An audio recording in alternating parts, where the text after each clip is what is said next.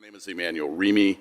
I happen to chair the Public Safety and Criminal Justice Committee, and I'd like to call this hearing to order. I want to begin by thanking my colleagues who are here today, including my Vice Chair, Tiara Ross. Thank you for joining us. I see we have Councilmember Nick Bankston, we have Councilmember Brosa de Padilla, De Akauer, Weich, Green, and then the rest of us. So I also want to thank Director Pashotti, Chief Bryant, the Department of Public Safety itself, the Division of Police, representatives from Flock Safety, and the ACLU of Ohio, and most importantly, the residents that are here today and those who have taken the time to submit testimony. I also want to recognize several faith leaders in the who have joined us today. Bishop John Coates, the president of the IMA, Reverend King, president of the Baptist Ministerial Alliance, Dr. John Little, president of the Baptist Pastors Conference of Columbus. So thank you all for being here today. We appreciate you taking the time out of your schedule to learn more about our discussion today. Regarding public testimony, if you have signed up to speak and would like to double check your place on the speakers list, council staff are available right outside the chamber doors to assist you. So if this is your first time here to council chambers, welcome. This is the people's house. And we often say that council chambers is the people's living room. This is the place where residents should feel welcome to come, participate, speak, listen, and engage with their government. Because this is a public forum, we simply ask that everyone maintain decorum and respectful behavior throughout today's hearing. That gives everyone in the room the opportunity to listen, to participate, and to be heard. We know there are strong opinions on this issue, and that is exactly why we are here. I welcome that discussion. I appreciate everyone helping us have it in a way that respects one another and the importance of this process. Over the last several weeks and months, I've heard from a tremendous number of people about this technology. I've heard from residents who believe that these cameras are helping make their neighborhoods safer. I've also heard from residents who have serious concerns about privacy, immigration, enforcement, government surveillance, data sharing, and the potential for misuse. That level of public interest tells me something very clearly. This is exactly the kind of issue that deserves a public hearing. Because this conversation is about more than cameras, it is about the safety of our families and our neighborhoods. It is about civil liberties. It is about accountability. And ultimately, it is about the trust residents place in their government. I've said publicly that I believe this technology has demonstrated real value as a public safety tool. I've also been equally clear that when government uses powerful technology, we have an obligation to make certain that it is used responsibly, transparently, and in a way that protects the rights and civil liberties of the people we serve. Those two principles are not mutually exclusive. Public safety and civil liberties should not be treated as competing values. Our responsibility is to pursue both. That is why I requested the audit that brings us here today, and it is why I believe the findings needed to be discussed openly. The audit provided important information, but it also raised significant questions. It identified more than 15,000 searches across the broader Flock network with a possible immigration-related search reason.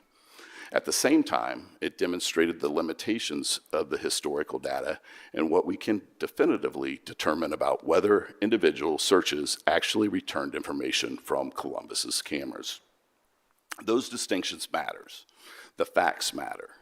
And understanding exactly what happened, what could happen, and what safeguards are in place is essential before council makes decisions about the future of this technology. My role as chair of Public Safety and Criminal Justice today is not to tell my colleagues what conclusion they should reach. My responsibility is to make sure we ask the difficult questions, that those questions receive clear and honest answers, and that the public has an opportunity to hear directly from the city, from the Division of Police, from Flock Safety, from civil liberties advocates, and from one another. There will be decisions before this council in the months ahead about the future use of this technology. Before those decisions are made, my colleagues and I need complete information to make the best decisions we can. and our residents deserve to understand exactly what their government is considering and what protections will accompany it. So today, I want us to have a candid conversation about what has worked and what has not. I want to understand how the technology is being used, what it costs, who can access the information it collects, who that information can be shared with, what oversight exists, and what happens when policies are violated. We also need to ask what protections exist today, whether those protections are sufficient, and what additional safeguards may be necessary moving forward. At the end of the day, the question before us is not simply whether this technology can help solve crimes. The question is whether we can use it in a way that makes Columbus safer while maintaining the accountability, transparency, and protection of civil liberties that our residents have every right to expect from us. That is what responsible government requires. That is what transparency looks like. And that is the purpose of today's hearing. So I thank you for being here. I'm going to turn it over to my colleague, Councilmember Barosa de Padilla, for a couple of comments. First of all, thank you, Chair and Vice Chair, for having this public hearing. It is long overdue. I think I know that when we have a certain number of flock cameras, I do not have prepared remarks, so this is off the cuff, so it is probably not going to be as buttoned up and as pretty, but these are all my thoughts.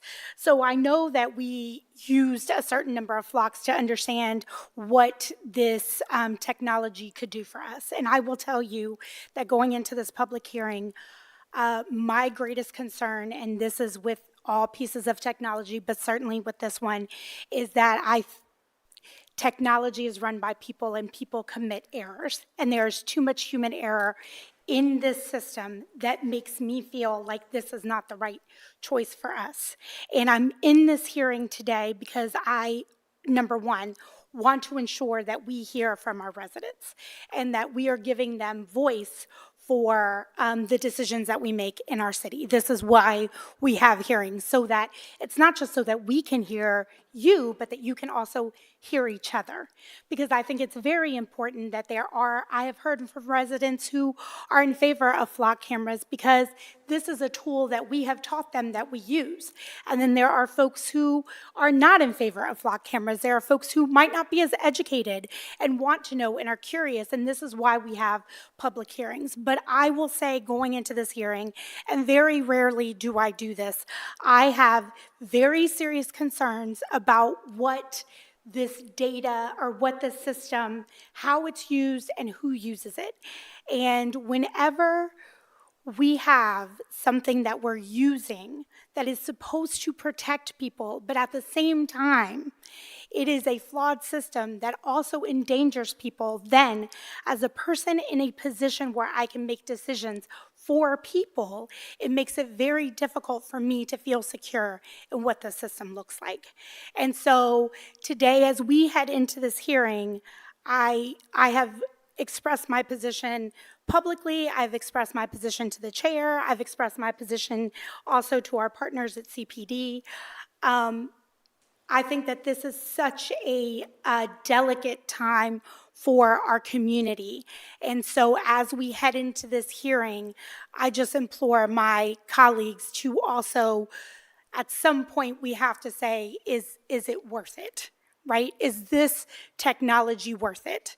And I'm not sure anyone's going to hear these words after we have 55 here, public speakers, but I wanted to ensure that I said that as we head into the hearing, because I know that as folks come up, I know that there are some of my colleagues that their minds might not be made up, that they want to go into this.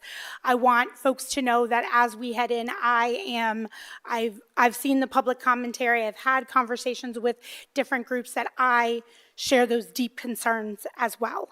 So I want folks to know that, because many times as we head into these hearings, it doesn't always feel like maybe a decision has been made or we're moving in a particular direction, and I certainly don't think that that is true today.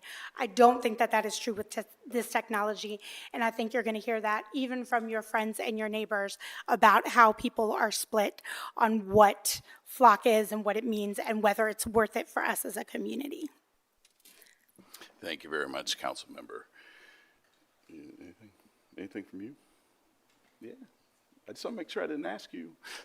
So with that, I appreciate the opening, and with that, I'm going to turn it over to Director Kate Bashotti.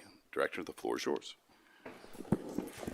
Good afternoon, Chairperson Remy, members of council, members of the public. Thank you for the opportunity to speak today regarding the Columbus Division of Police use of Flock Safety's automated license plate reader technology. It's important to begin with why the city acquired this technology. Flock is an investigative tool. It doesn't replace police work or make investigative decisions. It provides objective leads that help investigators solve serious crimes, recover stolen vehicles, identify suspects, and locate missing or endangered persons. In Columbus, Flock has helped identify vehicles used in homicides, solve multiple non-fatal shootings, recover firearms, locate seniors suffering from dementia, and safely recover a 4-year-old child abducted across state lines. These are not just simply statistics. These represent victims receiving justice, families being reunited, and lives being protected. Audit data shows that Flock is overwhelmingly used for traditional public safety purposes, including investigations involving stolen vehicles, wanted persons, narcotics, thefts, missing persons, robberies, and homicide. But effectiveness alone is not enough. Powerful investigative tools must be governed by clear rules, meaningful oversight, and the community's values. One of those values is clear. Columbus law enforcement does not participate in civil immigration enforcement. That has been the city policy for years and remains our policy today. The mission of the Columbus Division of Police is to protect public safety, investigate crime, and build community trust, not to enforce civil immigration laws. We also understand the legitimate concerns residents have about privacy, accountability, and transparency. Public trust must be earned. That is why, when concerns were raised about access to Columbus Flock data, we examined them thoroughly. The division conducted a comprehensive internal audit covering nearly 3 years from November 1st, 2023 through June 30th, 2026, and more than 19.6 million searches across the Flock network. The review was intentionally broad, using multiple search methods and immigration-related terms to identify any activity that might be connected to immigration enforcement. The audit found no direct searches by U.S. Immigration and Customs Enforcement on the Columbus network. It did identify a limited number of possible immigration-related searches involving Border Patrol, Homeland Security investigations, and agencies participating in the federal 287G program. Although these represented a very small fraction of overall activity, any access inconsistent with the city's expectations required action, and we acted. We suspended national data sharing during the review and removed known 287G agencies from access to Columbus data. We subsequently identified one agency that had inadvertently remained connected and 3 additional agencies that entered into new 287G agreements after our initial review. Those agencies were promptly removed as well. We also strengthened safeguards going forward. At the division's request, Flock implemented additional system filters preventing Columbus sensors from generating results for immigration-related inquiries, both internally and externally. We established an ongoing process to identify newly designated 287G agencies and promptly remove their access. Accountability also applies to our own employees. Every Flock search must serve a legitimate law enforcement purpose. The system may not be used for personal curiosity, monitoring lawful activity, or any unauthorized purpose. Intentional misuse will result in appropriate disciplinary action up to and including termination, consistent with city policy and applicable collective bargaining agreements. Finally, accountability requires transparency. The division has launched a public Flock transparency portal providing information about camera and search activity, data sharing, retention, and safeguards so residents can evaluate the program for themselves. Ultimately, this is not a choice between public safety and civil liberties. The people of Columbus deserve both. They deserve effective tools to solve violent crime, recover missing children, protect vulnerable seniors, and bring dangerous offenders to justice. They also deserve clear rules, meaningful oversight, accountability, and transparency governing those tools. We listened to the concerns raised. We conducted a comprehensive audit, corrected deficiencies, strengthened safeguards, and increased transparency. And we will continue reviewing the program because maintaining the public's trust requires ongoing responsibility. We will continue to use lawful tools to protect the people of Columbus while ensuring those tools are used responsibly and consistently with our community's values.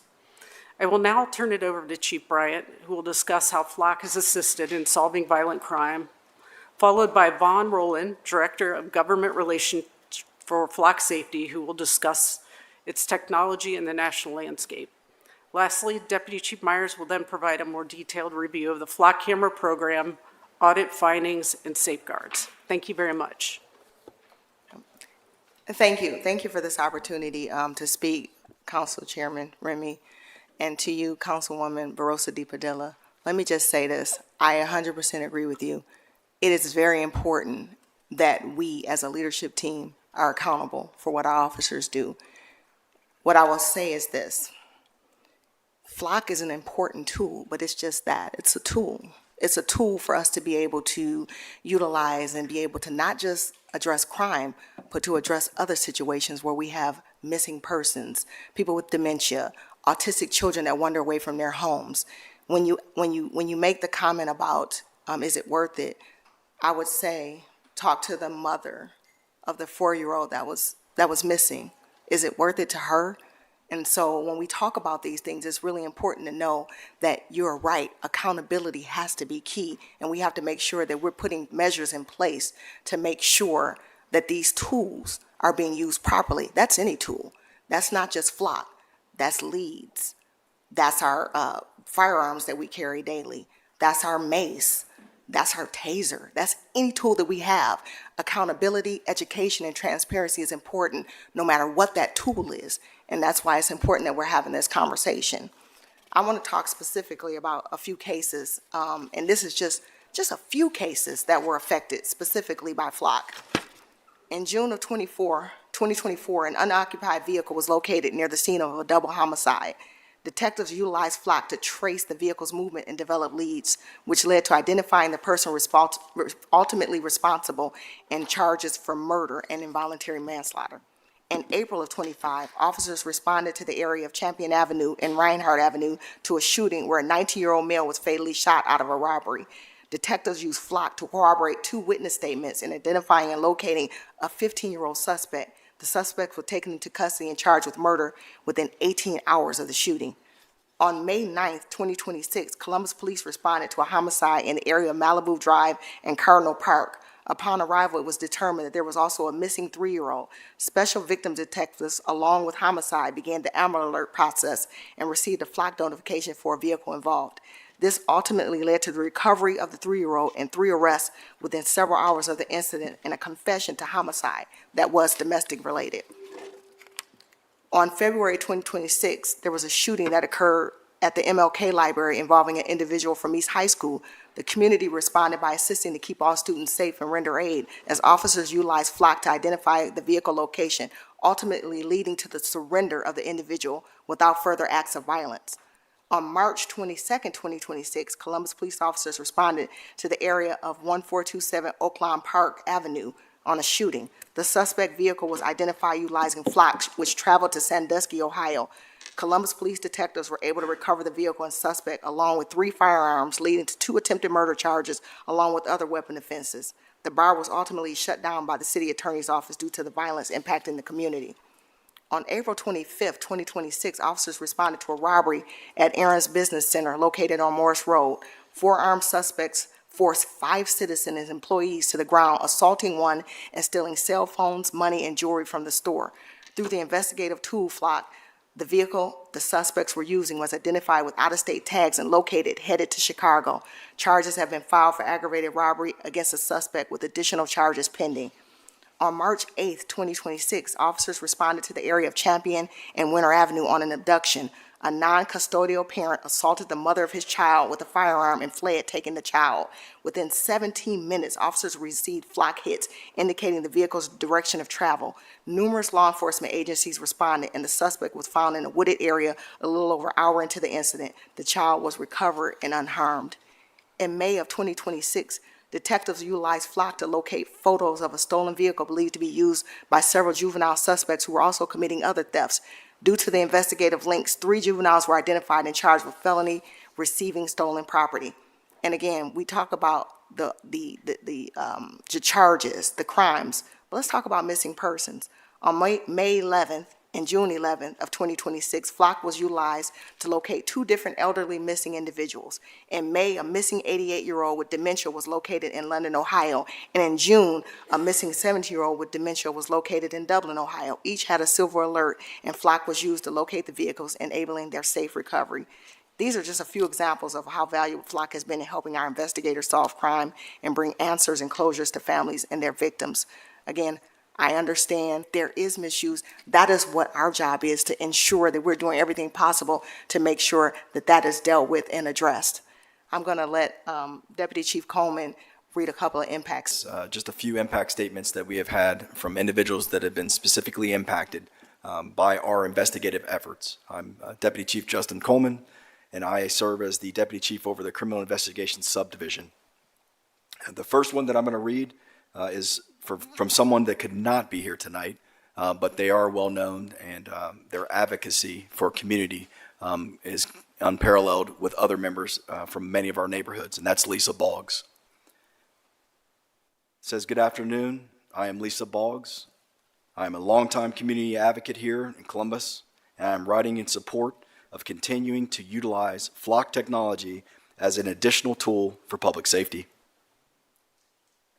I believe there should be policies, oversight, accountability to make sure technology is used properly, but I also believe we have to look at what this technology can actually do for our community.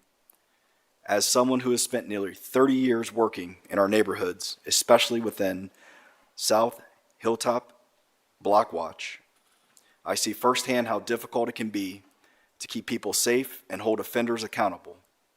Flock gives our police another tool to help identify vehicles connected to violent crimes, stolen vehicles, missing people, and other serious offenses.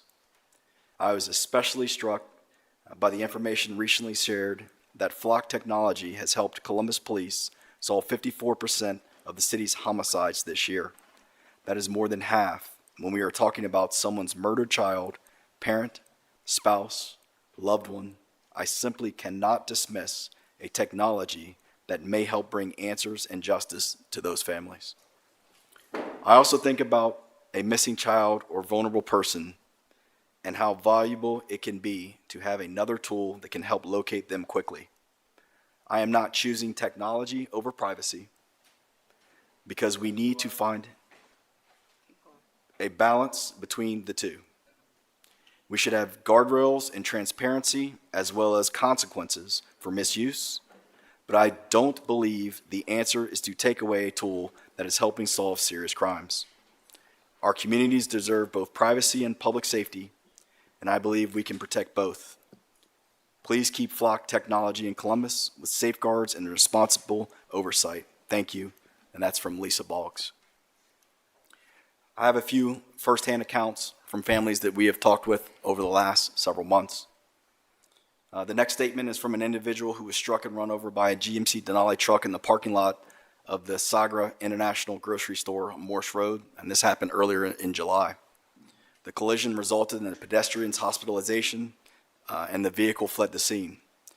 Upon the initial investigation, surveillance video from the store and surrounding businesses was not clear. With the help of the crime analysts and Flock, accident investigation detectives were able to identify the license plate and locate the suspect vehicle and owner, which would not have been achieved without its use. When detectives updated the victim, she stated that she was very happy and appreciative of the efforts and Flock, which gave her closure in her case. In February, a 71-year-old male went missing around 7:50 p.m. from his home on the city's north side. This was one of several instances where the male was lost, and the following is the response from his wife. Hello all. This email that I am writing is in reference to the flock cameras. My husband has dementia, and he was lost twice. I reached out to the Columbus Police Department. They were very, very attentive, supportive, kind, and detail-oriented. They informed me step by step what they were doing to locate my husband, and he was all over the place trying to find his way back home. However, one of the sergeants informed me that they were utilizing flock cameras to locate him.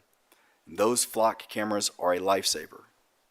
The flock camera located my husband, thank God, and he was brought home with one of the officers. So, I am asking all to please keep the flock cameras because they are a lifesaver. I thank God for flock cameras in the Columbus Department for the safe arrival of my sweet husband, and God bless. That comes from Monica Ebert Davis. Just recently, we have had an increase in our homicides throughout the city of Columbus. If you're familiar with the east side of Columbus and Brandy Drive, we have had 2 homicides there just recently in that apartment complex. The next statement that I'm going to read is from a homicide that just happened a week ago on July 28th. The statement is from the sister of the murder victim, DeMonte Carter, who was killed there on Brandy Drive. The apartment complex has 2 flock cameras, one at each entry and exit, and the Real-Time Crime Center was able to identify the vehicle that immediately left with the description that was given by witnesses at the scene. Homicide detectives had the plate before the team even was dispatched. The vehicle was identified in Linden before the detectives left the crime scene. Flock played an invaluable tool and allowed a suspect and potential location identified before the scene was even complete. The family of DeMonte Carter appreciates and supports the use of flock cameras.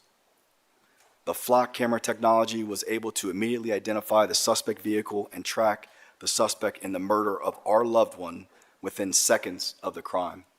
That's from Oceana Carter.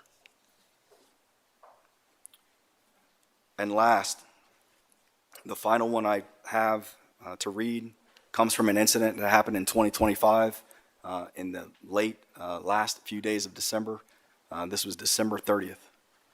And this is directed towards Chief Bryant. Dear Chief Bryant, I am the father of Spencer Tepe and the father-in-law to Monica Tepe, both murdered, shot over and over again in the middle of the night in their Columbus home in late December 2025. I am writing to you to show my families the strong support for the continued use of flock cameras and to investigate crimes, and I strongly suspect to prevent crimes. I hope this email can be used in support of the efforts to maintain flock cameras for criminal investigations. The story of the murders of Spencer and Monique have been covered locally, nationally, and internationally. The murders were shocking. It seemed clear early on that this was not a robbery turned to murder. The only purpose of the crime was to kill Spencer and Monique. There were no human witnesses to the crime. However, Monique had a short previous marriage which terminated years ago, and her ex-husband had been abusive and threatening. The police were informed that Michael McKee, a surgeon, was a possible suspect. McKee lived in the Chicago area. While I am not privy to the precise details of the investigation, since the case is ongoing, I understand that the Columbus police used flock cameras to see if any vehicles drove from the McKee's Chicago area address to my son's house or nearby. Through the use of flock cameras, the detectives assigned to the case successfully put McKee in the Columbus area and around my son's home on 2 occasions. A few weeks before the murders and on the night of the murder. The ability to put the suspect at the scene of the crime will be significant evidence in the murder trials. Further, I believe the flock cameras evidence was part of the evidence used to secure a search warrant of the McKee's home. Upon executing the warrant, police discovered McKee had guns, including a gun of the type used for the murders. I understand that there are privacy concerns about the use of flock cameras. The question for me is whether a perceived invasion of privacy outweighs home invasions and murders going unsolved. Without flock cameras, McKee would still be roaming about in society, ready to murder the next person he perceives to have crossed him in some way. Spencer and Monique are just two examples where flock cameras served their best purpose, capturing a murderer. I am sure there are numerous cases in the Columbus area, other murders, rapes, robberies, and other serious crimes where flock cameras have been used to support prosecutions of the perpetrators. When I weigh capturing dangerous criminals against privacy concerns, which amount to recording the very public activity of driving through the city of Columbus, I come down strongly in favor of maintaining the flock camera system. The people of Columbus are more safe with flock cameras as a means to capture criminals. I am sure that the extent that there are any abuses of flock camera information, that the city council or the appropriate authority can fashion a solution other than terminating usage of the flock cameras. I want to emphasize that my wife strongly supports what I have written here. Also, I want to thank you and your team for the very professional investigation into the murders of Spencer and Monique. And that's written by Tim Tepe. Like I said, those are just a few examples of individuals that we have talked to over the last several months that have had direct impact based off of increased use of technology to help with solvability of cases. And like Chief Bryant said, there are many more examples, but we wanted to provide those here as part of the discussion as well. And then Chief Myers, I believe you will be speaking next.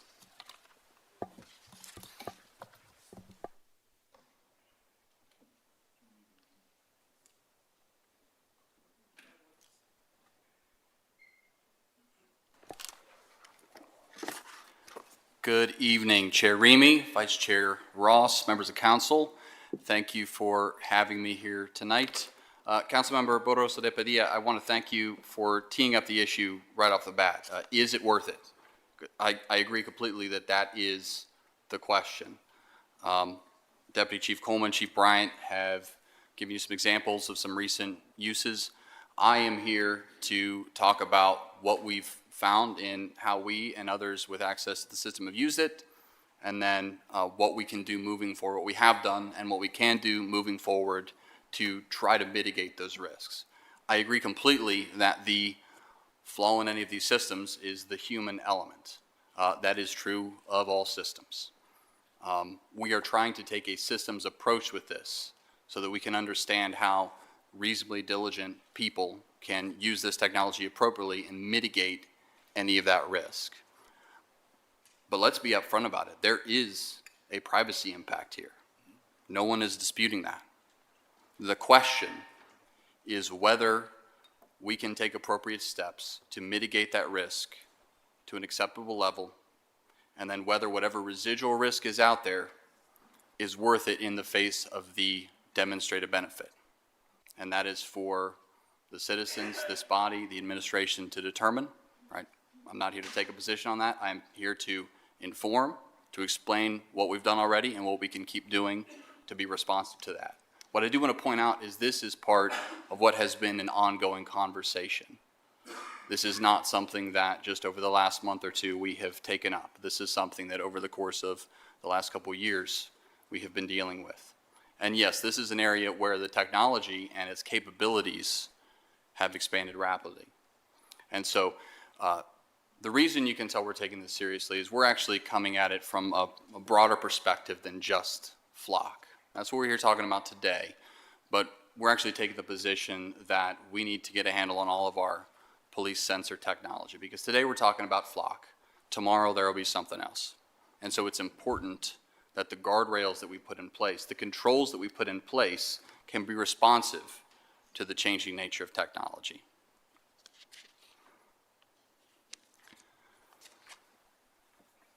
So Briefly, I'm going to orient everyone to how we got to where we are, what we use, why we use it, and then controls that we currently have in place, controls that we are looking to put in place in the very near future. So this is what we use, the Flock Falcon ALPR. It's important to note that this is the only Flock technology we use, the automated license plate reader. It's important to note that because Flock as a business has numerous other offerings. We do not have those at the present time. So when we're talking about, Flock cameras, Flock ALPRs, these are designed to do one thing, and that is to read the license plates on vehicles traveling in public places. They collect still photos of vehicles, not video, still photos of vehicles, and then it uses what I understand to be image segmentation and optical character recognition to read the license plate. And then it stores that for a period of 30 days on a rolling basis, and during that time period, we can query the system for particular plate reads.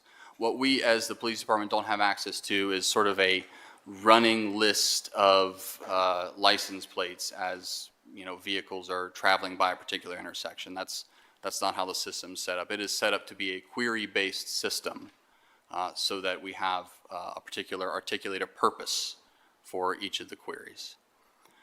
I'll explain in terms of how we funded it and how we got here in a minute, but for the present time, it's enough to understand that we have 66 ALPRs deployed as part of the grants that got us here, with 10 pending installation.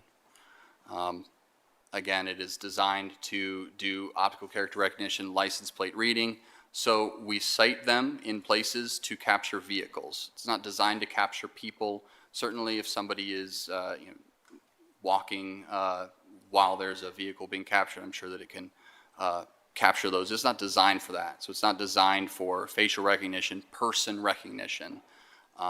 There are some features that I'm sure you hear from the Flock representatives about called their vehicle fingerprint. That is the ability to search for features on a vehicle. So for example, an SUV versus a truck with a tow hitch or something like that. What it doesn't do, again, it's just the license plate information. It doesn't return any data about the registered owner or occupants of the vehicle or anything like that. We have other much more highly constrained systems that we have to go to for that information. So it's not a one-step process. How we got here, this was the product of 2 grants. So at this time, there's no City of Columbus general funds being used for this. The first tranche of money was from a 2022 American Recovery Act grant through the Ohio Department of Criminal Justice Services. That was for $620,000, which gave us our first 32 fixed Flock ALPRs, and it also funded the 1-year salaries of some criminal intelligence analysts and crime analysts. Those are non-sworn members of the Division of Police, part of our professional staff that we included in our homicide and felony assault sections. And I can tell you just from, I have no direct responsibility for those folks, but from the outside looking in, I can tell you they are incredible. They have solved so many cases for us. They're a true multiplier of our abilities, and we're lucky to have them. The grant also provided for some training for those analysts. The second grant was the 2024 State Violent Crime Reduction Grant, $228,000, and that served to increase our number of ALPRs to the projected 76 total. What that also allowed us to do was expand the areas where those ALPRs are deployed. As part of the grant, again, this was a violent crime reduction grant. And so as part of the grant, the division had to justify where and why these were going to be cited. And so the focus was violent crime. So homicides, felonious assaults, shootings, and things of that nature. So that is what drove the deployment of those. With the second grant, we were able to expand The initial deployment was in Linden, the west side and the south side. With the second grant, we're able to deploy some further east on the east side of town. The objectives of the grant were, one, to see a 10% decrease in homicides compared to 2019 for the areas with ALPR deployments. We exceeded that objective. Homicides within the deployment area have decreased by 22%. The second grant objective was to have a quarter of our homicide and felonious assault arrests for the suspects to have been either identified or apprehended with the assistance of ALPR technology. We have far exceeded that objective. In 2025, 59% of homicide arrests and 27% of felonious assault arrests used ALPR technology. And then for the first half of 2026, 49% of homicide arrests and 21% of felony assault arrests used ALPR technology. I want to take a second to talk about the other component of how we use this. We've talked a lot already this evening about the investigative aspects because we derive real value from that, and that means real closure for real victims and their families. The other component is we use this technology to support patrol officer response. Whether this tool is available to us or not, the thing that will not change is that we will continue to respond when people call us for help. The goal is to equip the officers that respond in our neighborhoods with the best information they can have to make the best decisions in real time. We know from experience that eyewitness accounts, while incredibly valuable to our efforts, can be sometimes unreliable or vague, particularly in the moment. And so having technologies that allow for an objective source of information allows the officers in our neighborhoods to respond more appropriately, more precisely, and to make the best decision they can in situations that are rapidly evolving and often with limited information. We're going to shift now to talk about just generally what the system is set up to do and how we're using it. So this slide here just gives you a sense of the reach of it. This is for our network. What it is showing, and I realize now that my prescription is not as high as it should be, this is the last month of unique license plate reads. What it's telling us is that somewhere between 150 and 180,000 unique license plate reads on any given day. The number, and that's unique vehicles, just to give a sense. Again, we do not, as the Division of Police, have access to sort of a running list of all of those. That is retained within the Flock system and available for search for a rolling 30-day period. If we're going to retain any of that information beyond the 30 days, we have to pull it out of the Flock system and retain it just as we would any other digital evidence in our system of record. So in other words, if we don't get to it within that time period, it's gone, and we don't have access to it. Just to give everyone a sense of what we tend to use it for, these are our top 10 search reasons. Pretty consistently, we see that stolen vehicles is at or near the top of our list quite often, followed by searches for wanted people and weapons offenses.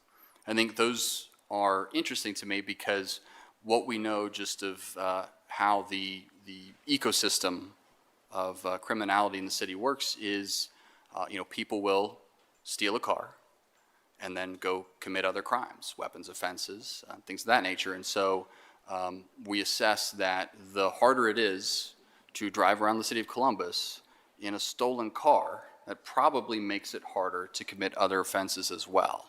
Now, I'm not comfortable having not set up a randomized controlled trial or something like that to state that unequivocally, but that would be consistent with what we've seen over the last couple of years in terms of our violent crime reduction. It is not that long ago that we were talking about record levels of violent crime in the city, concentrated in a lot of the areas where these ALPRs are deployed.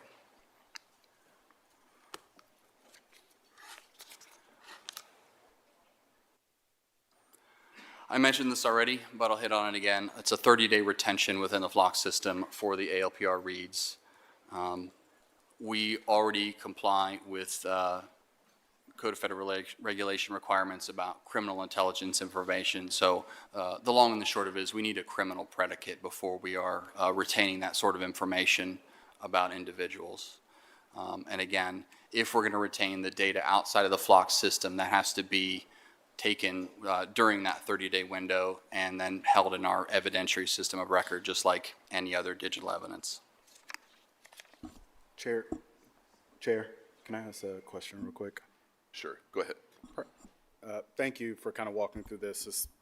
You've been through this presentation a couple times, and the retention has been always my biggest pet peeve, right? It is somewhat of a dragnet of surveillance. I drive around my neighborhood, there are cameras everywhere. I go in and out of jurisdictions where those roads, where they know people are coming in and out of their communities, they have set up cameras. Does it have to be this way, is really my question. Do we need to retain the data at all?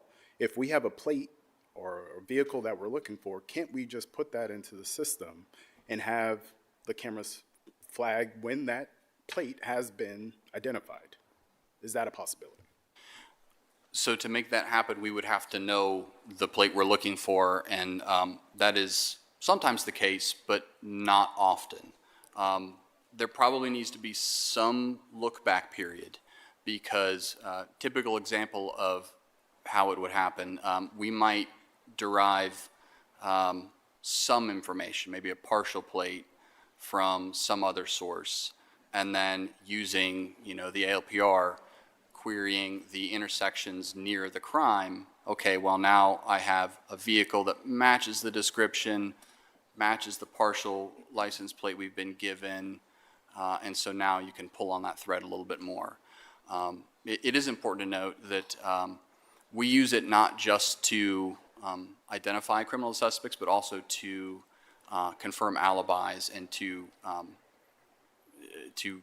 take suspicion away in some cases. We've had cases recently, can't really talk about them because they're still ongoing, where it's been instrumental in actually, hey, other evidence was pointing us in a particular direction.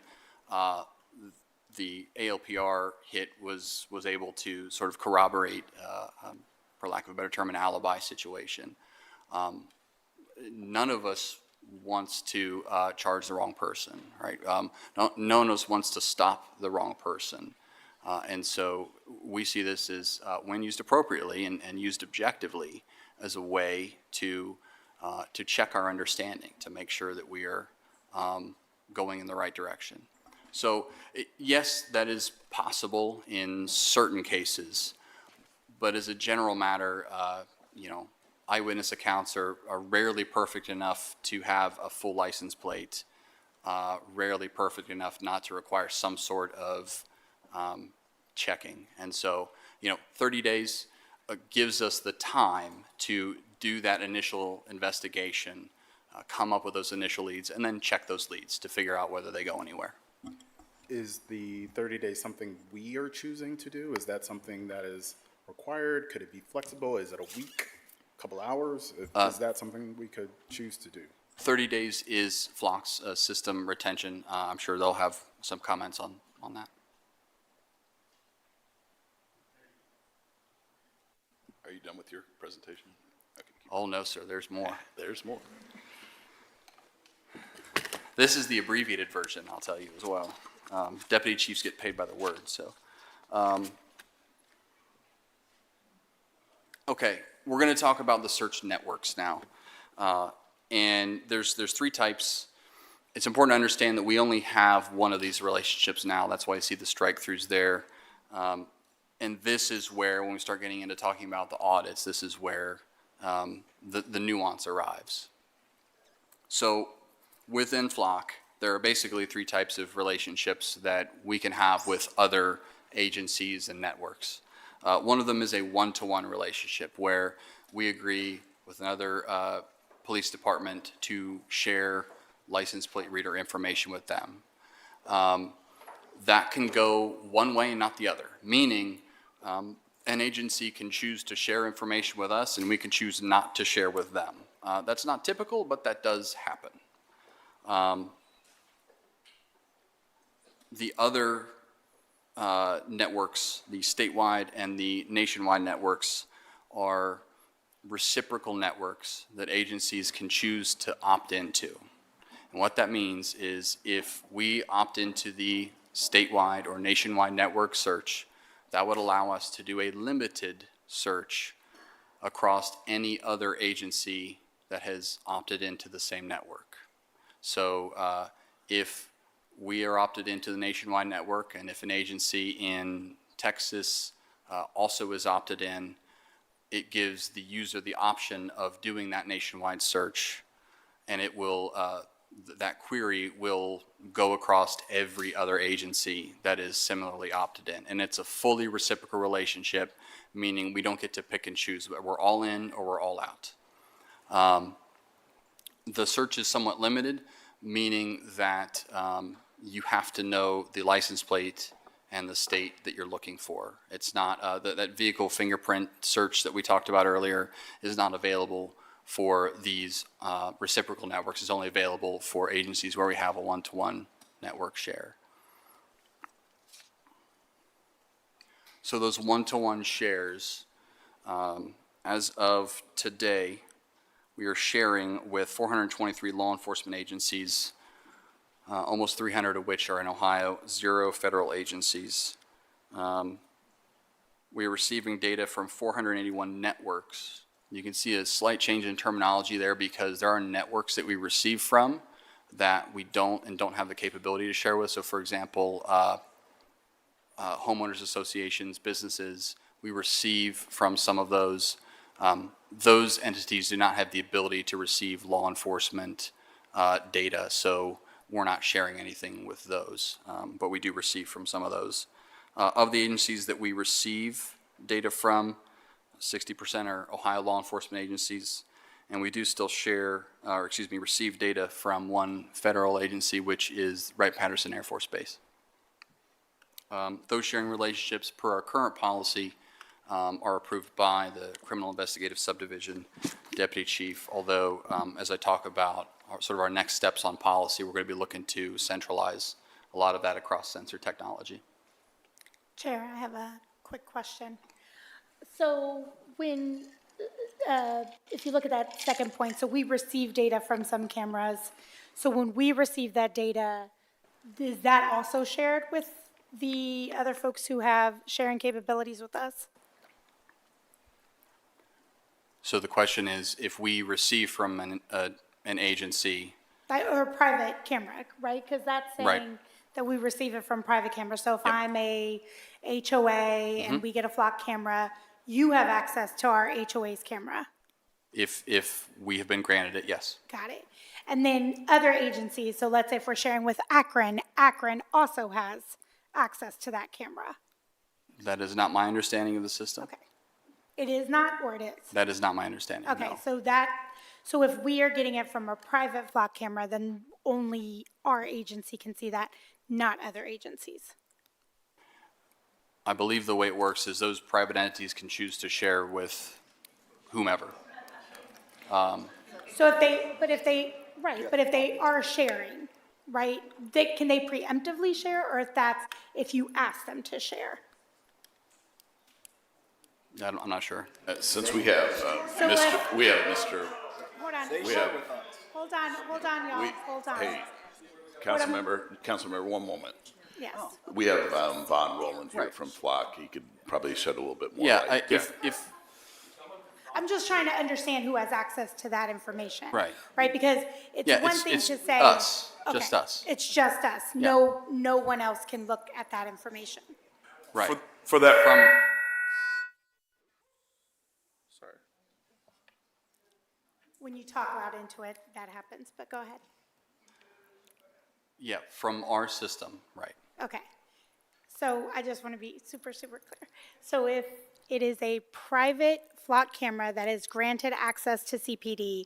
No one else can see that private flock camera's data. Only CPD can. So no one else who we are sharing systems with can see that data. Councilmember, I think unless that private entity chooses to share with the other agencies, they can get access. That is correct. That's the question. Vaughn Rowland from Flock here.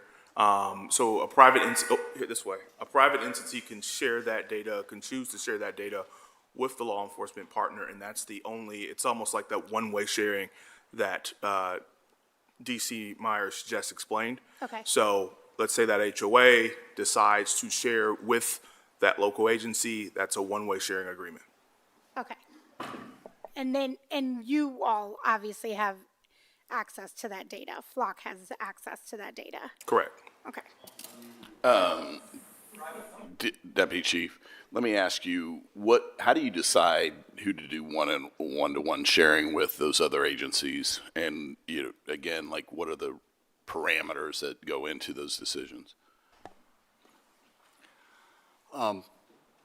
So we don't generally proactively reach out to other agencies. I'm sure that in the past, at some point, it's come up.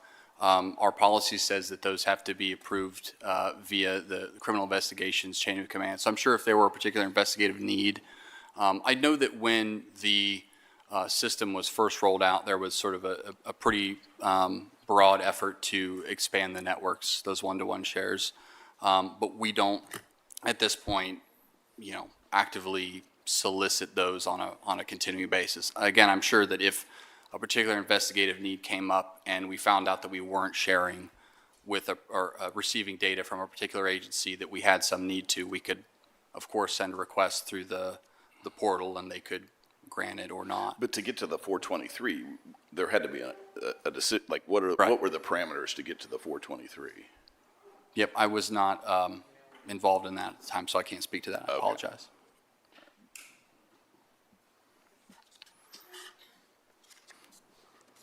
So, let's stay on that point for just a second. We decided to get out of the network, the sharing network nationally, and then we got down to this one-to-one. Who was the one-to-one created then at that point in time? No, we've had one-to-one relationships from the get-go. I wasn't read into that at the time, but that was sort of part of the initial implementation. And it was driven from an investigative perspective of, hey, what do we need for those purposes? So in other words, in 2022, that decision was made initially. Would that be accurate? Well, 2022 was when the grant was solicited for. We were awarded the first grant in December of 22. But I'm not sure beyond that when we didn't install our first flock actually live in Columbus until March of 2024. And then of those 423, none of them are 287G participants? Currently, yeah. Before we revoked those agreements, there were about 200 that were. Okay, thank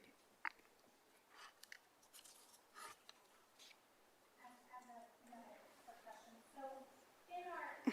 Sorry, this is not working for me.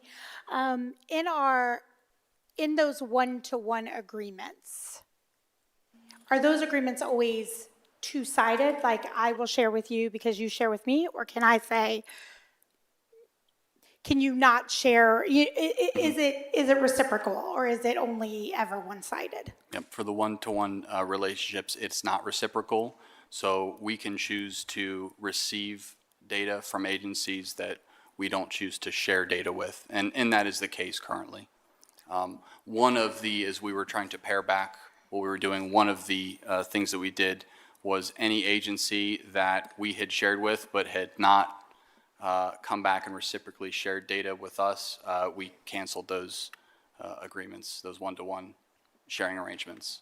So now there are some agencies that we reciprocally receive information from, non-reciprocally, but that we don't share with.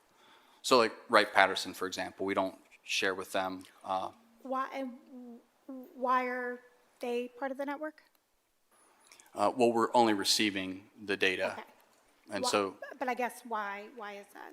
right. It's just as interesting because it's a different entity than some of the other ones we listed, so that's why I'm just interested in understanding why.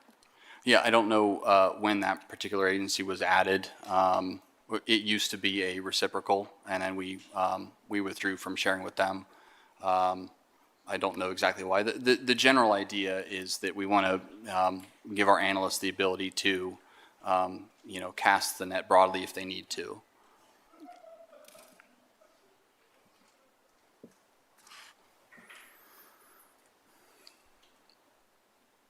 Okay, so the next slide kind of talks about what we've been discussing, those reciprocal state and national searches. We no longer participate in either of those. We only have the one-to-one shares. But it's important to note that a lot of the search records that show up in our audit log are likely from our participation in the state and the nationwide networks. So in other words, if an agency in Texas, if their user selects a nationwide search and they search for a particular license plate, that will show up on our audit log. What we don't really have a good idea of is how many of those searches actually involved a return from a Columbus ALPR.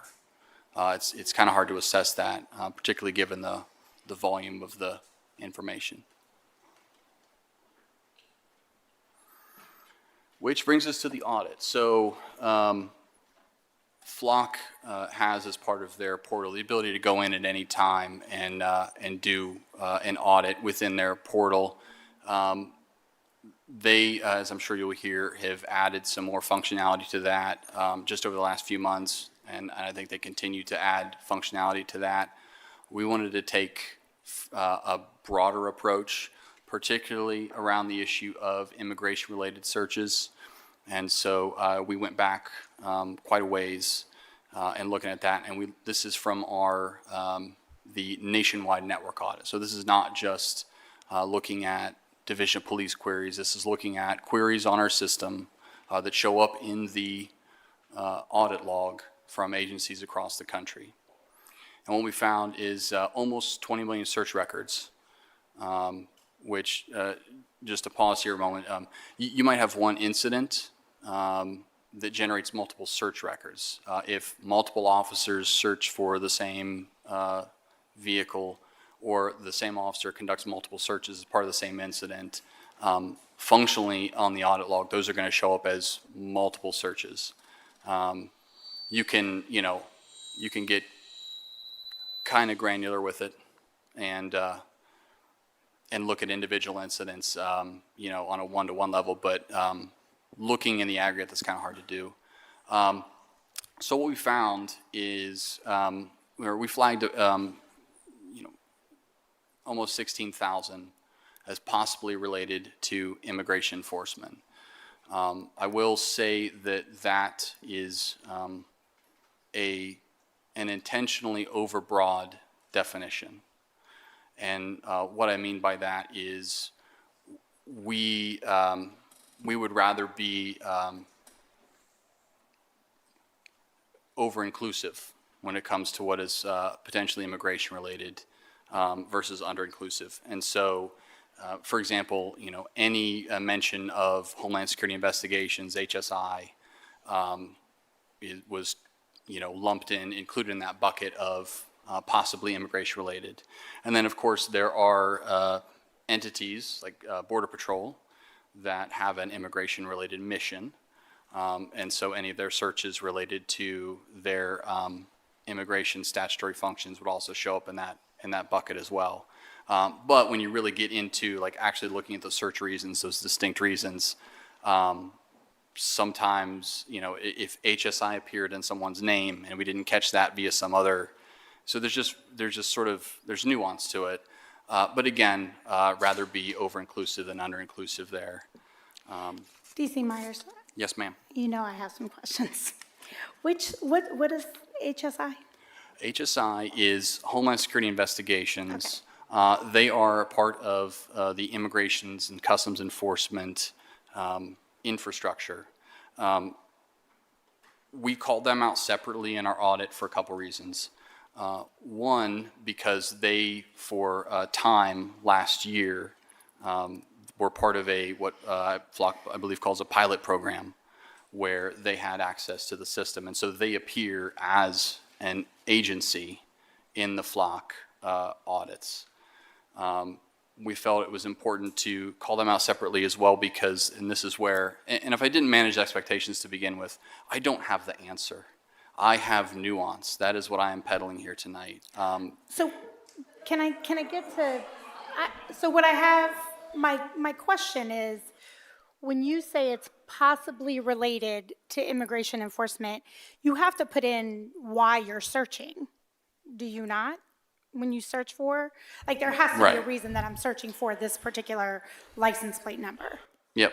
So for some of it, it's easy, right? If somebody puts the immigration, right, that would obviously be included in that 15,000. Where we wanted to be more nuanced and probably broader was if the search reason is HSI.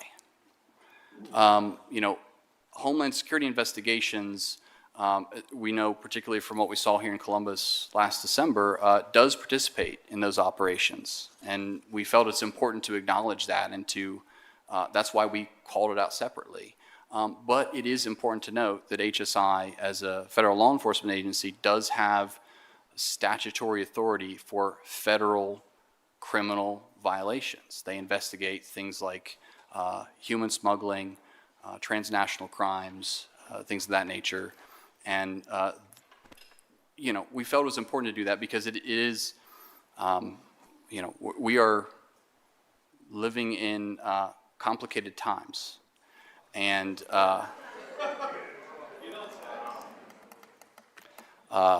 somebody lie about why they searched? I'll get to that one, yeah. Now's a good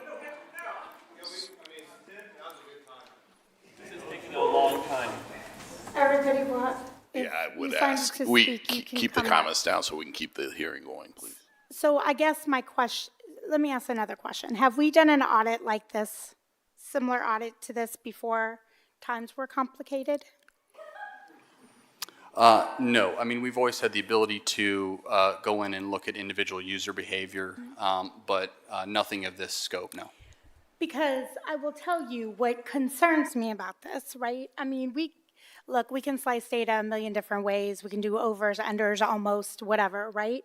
So I think it, to me, feels disingenuous like the last one, like, oh, it only drops to about 300. That's so like 300 people's lives. That's like 16,000 people.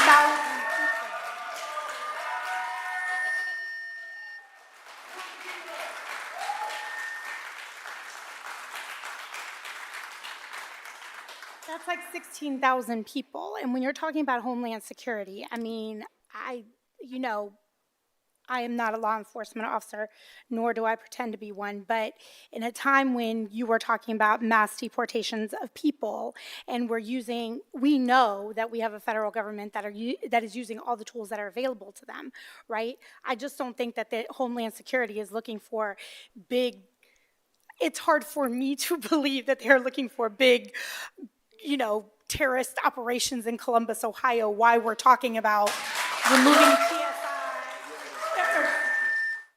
protected status from people.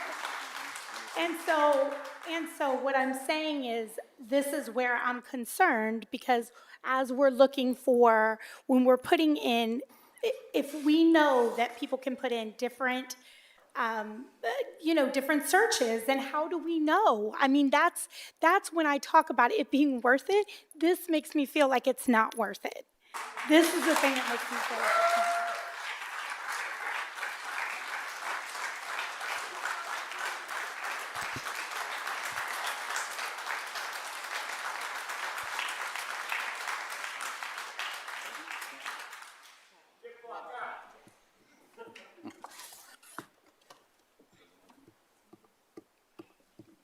One moment. All right, there we go. Councilwoman, that's a valid question.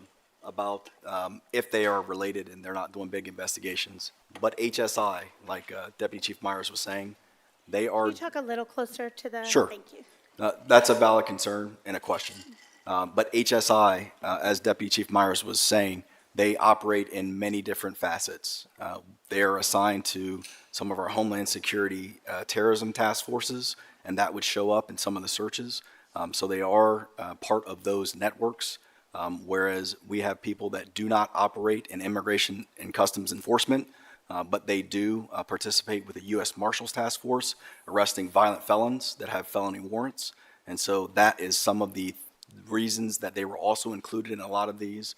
DEA and FBI groups have individuals that are assigned as HSI individuals at times on their groups. But that is something that is in our local area, but we do see for some of those reasons of searches. Some of them were for wanted felons and some were for drug investigations. Right, and I guess that I'm just saying two things. Number one, I mean, that number is, and I know we did a broad search, but if we don't have any concrete data to tell us what it was, nor do we have something else to compare it to say in our other searches before maybe there was an increase in, activity, this is what's concerning to me, right? And I don't know what, the flock folks are here to tell us. I don't, this is what is concerning, because if at any time, if you're saying it's possible immigration related, then that means we're unsure. That means you could put in anything to search for somebody, which that's the human error that we're talking about, right? Because if you're doing something to go in to covertly search for someone, then that is a misuse of the system. And so that's, I think, where people are concerned with how we're using it and where, and this is, I'm not saying that this is squarely on CPD's shoulders. I'm not saying that. I'm saying,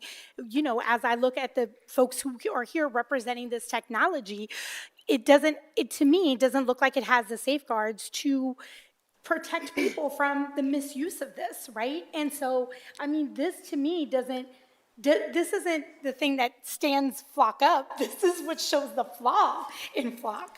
And so I think, when you can't say possibly it could have been this or it could have been this, that's a lot of searches that people are possibly searching anything. And so that's the thing that is just concerning to me, because we also don't have anything else to compare it to, right? And if we have, it's great that we've had these stories of the success rates of Flock, but I'm not seeing it on the other side if we can do this amount of searches and not know directly what it might be related to. Through the chair, Mayor. So I think it's important to note as well that you're right. And this audit was conducted prior to us putting a lot of our safeguards in place. I think that's really important to talk about. When we started looking into this and when we started digging into it and getting the information ourselves, like, wait a minute, what's going on? Let's go to one-on-one on sharing. Let's cut out these federal agencies. Let's make sure that we're doing everything that we can to ensure that they're not violating the policies that this city put in place, that council agreed to, that the mayor agreed to. That's kind of the point of why we're sitting here. When we talk about that, you're right, we can't control necessarily what other people do, but we can control our access to our information as we have it, which is what we've done, which is why we put some of the real safeguards in place. We don't share. Out of 5,000 agencies that have access, we share with 400, what is it, 423? 423. That's less than 4,500 that no longer have access to our information. We are cognizant and aware of the fact that this is something that could be or is a problem, which is why we stopped sharing. It wasn't something that somebody came to us and asked us to do. We sat down as a team and said, why? Why are we sharing? Let's stop sharing with them.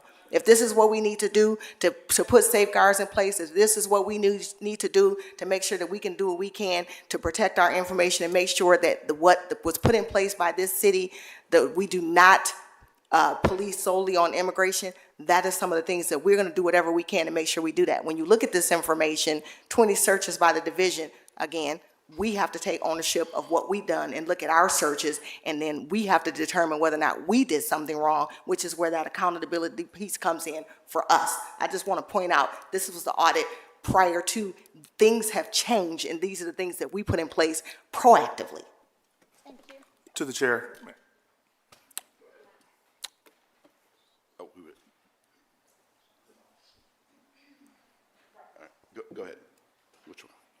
sorry. Before we move on from talking about audits, and apologize, DC Myers, because I asked you this question 5 seconds before the meeting started, but I am going to put you on the spot because it is a question that I have, and I know it's a question that other people have. We audited and paid special attention for instances of, potential misuse by people for immigration purposes. What we are seeing now across the United States, and we talked about it at the last hearing that we had, or the last time we had one of these discussions.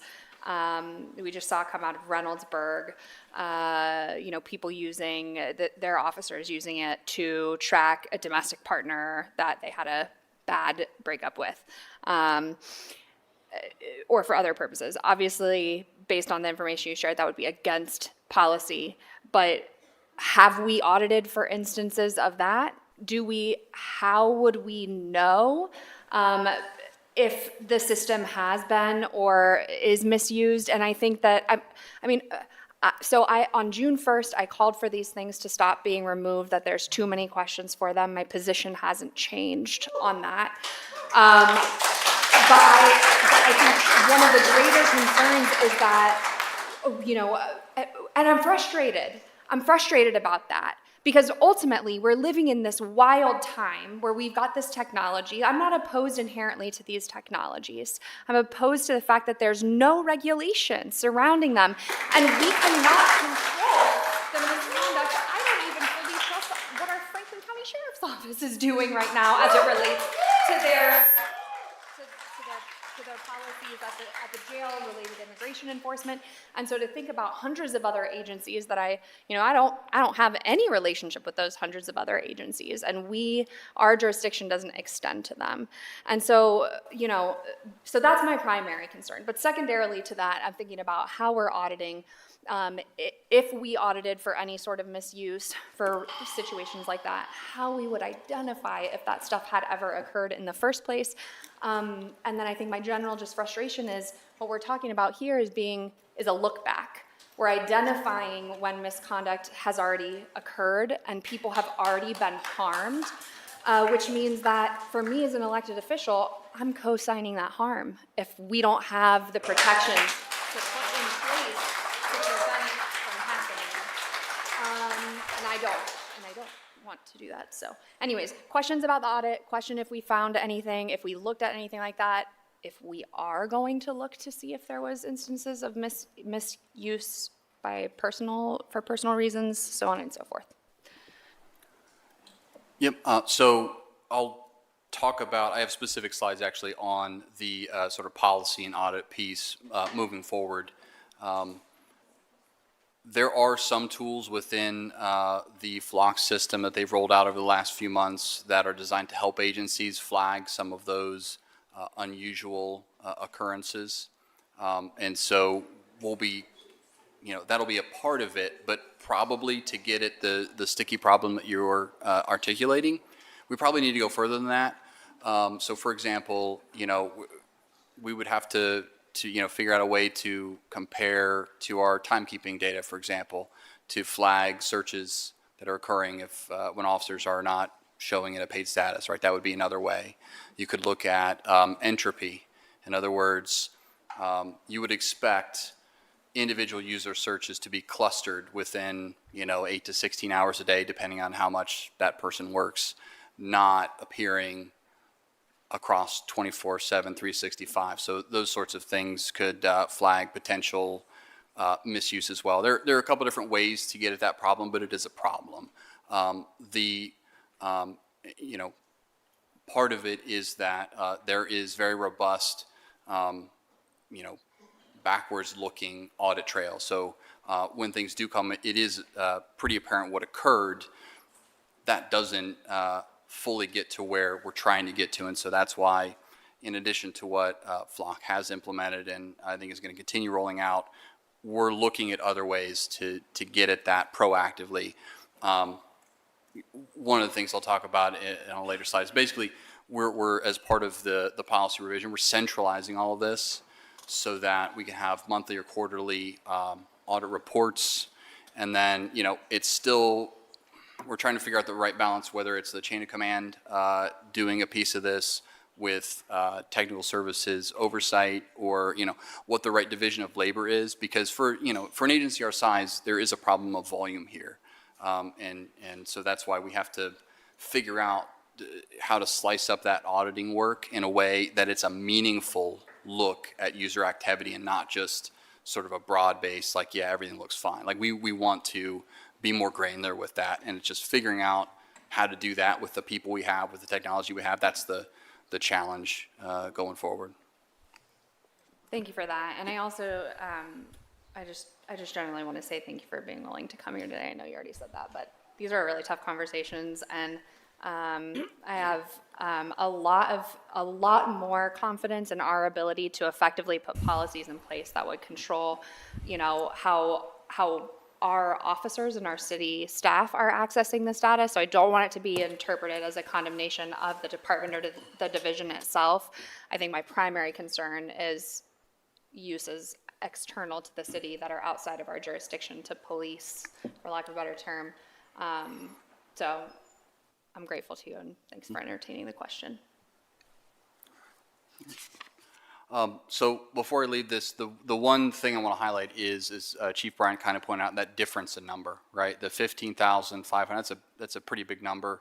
The point of the number there at the bottom, the 300, is it's more to assess, have the changes that we've made to the system, if we could have implemented all those from the beginning, hypothetically, what would that have looked like? To give us a barometer on, are we getting closer to where we need to be? Because to your point, Councilmember, people can lie, right? So that's why we removed relationship with 287G organizations. That's why we asked Flock to implement something on their level for the same, because that doesn't get rid of all the risk, but we feel that mitigates a lot of it, because those are the agencies where there is statutory authority, where they have affirmatively partnered with the Department of Homeland Security. So if you get rid of those, is it possible that other users and other agencies could be using it for immigration-related purposes?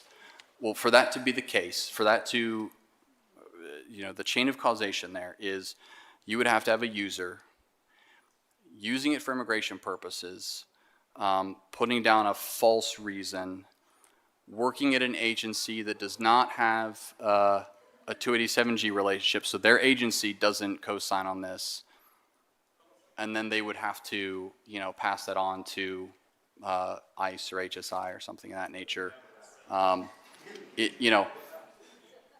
Again, humans in the system, we can't reduce that risk to zero, but we're basically, with that number, trying to assess, are we getting closer to where we need to be, and then where it is, have we struck the right balance? Deputy Chief, I think also, again, I know we're focusing a lot on immigration enforcement purposes, which is most certainly the most urgent thing we should be talking about right now. But I think another one of our concerns is when we're talking about how we would expect this technology to be used in our community, or what our expectations are of it. For example, we just have seen recent reports of the person that was tracked from, I think it was Wisconsin, driving into Michigan to pick up marijuana and driving back, and then they used that as justification to perform a search and seizure of his home, obviously got him on drug charges. That's also not a way that we would want our data to be used. I would constitute that a misuse and a violation of someone's right to privacy, and I think that, but also those law enforcement entities, based on their laws, are using it for a lawful purpose. And so again, it's you get kind of stuck in these quagmires of the ethics of these things, which I just don't know that we have the answers to right now. I'll leave. I think you'll probably hear from Flock.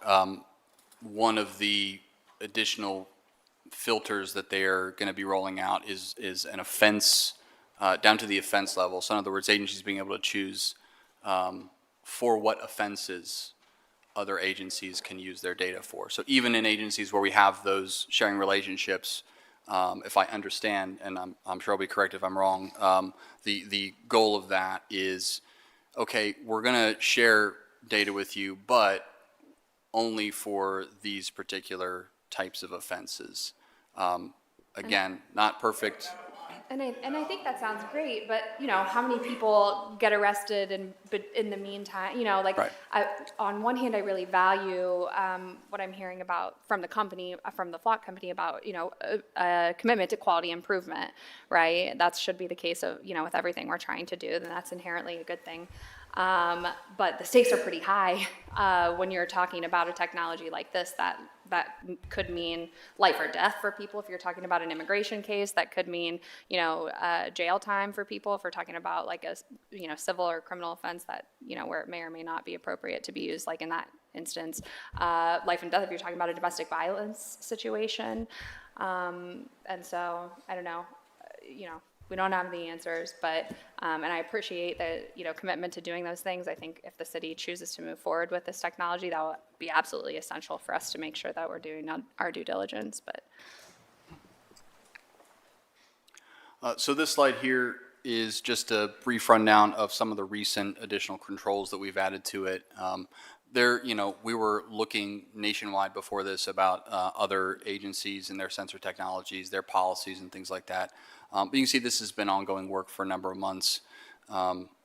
We started the policy work in December, and the goal of that, one of the very first pieces of direction we gave on the policy was that we were going to draft policy that would comply with the ACLU's model legislation on police surveillance technology. We wanted to be proactive in that regard to make sure that the policy that we put in place can be responsive to those controls. You can also see that as we gather more information, we opted out of various sharing relationships. We implemented some additional controls. And so to where we are today, we only have the one-to-one sharing relationships. We audit now a couple times a week the 287G list from DHS to keep on top of any agencies that might have been added. And if any of those show up, we would revoke them. We're again setting up an audit process to, you know, make this part of a regular structure. Already talked about this a little bit. This is another filter that is available on the Flock end. We enabled it in December of last year. It drops our devices from any searches where the reason appears to be related to immigration enforcement or reproductive care. And that applies to our searches on the network and then any other organizations that would be searching across our networks. Why would we give money to a company that allows that on their platform?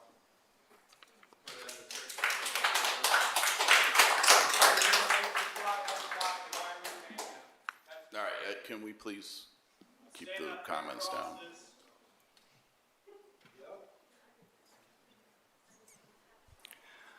So this slide's talking about policy that's currently in place, and then the next couple will be talking about where we're headed.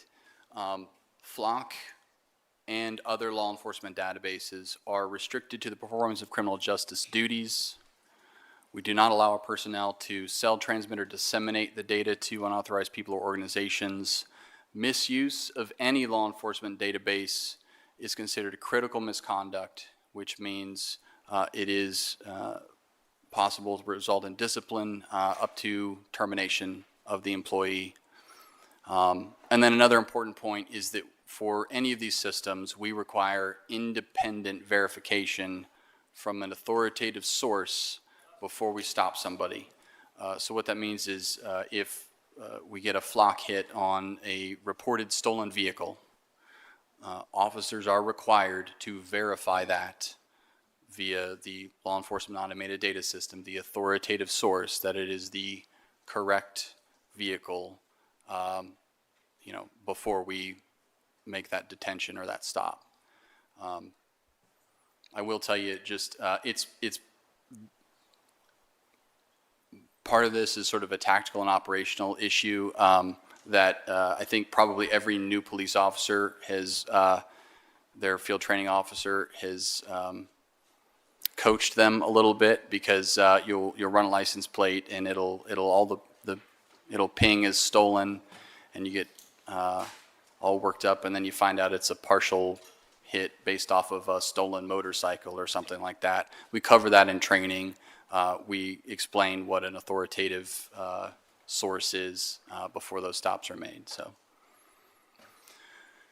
and then, like I said, we have some policy that is in our general concurrence process, which is where the commanders will make suggested changes. It's actually surprising, I think, for an organization like ours that there's a lot of passionate debate about policy stuff. And so I expect that there will be continued discussion on this, but the goal is to have a standalone policy. The things that I talked about before, they're already there. They're in a bunch of different policies. So we wanted to bring that all together in one place, specific to sensor technology, to govern all of those things. And again, we're modeling that to be in compliance with the ACLU's proposed legislation or model legislation from the start. That's been our goal. So that means that policy is going to include strict regulations on access to the data, collection, protection, retention, sharing. We're going to require those periodic user activity audits, which will again probably be a collaboration between the chains of command and technical services as having plenary oversight of that. And then we're going to require publicly available sensor technology impact reports for any of these new systems. The goal being to, instead of talking about it as we are here now, we would rather have these important discussions ahead of time. And so, it is incumbent upon us to provide the administration and council with the information that you need to make those assessments and have those conversations.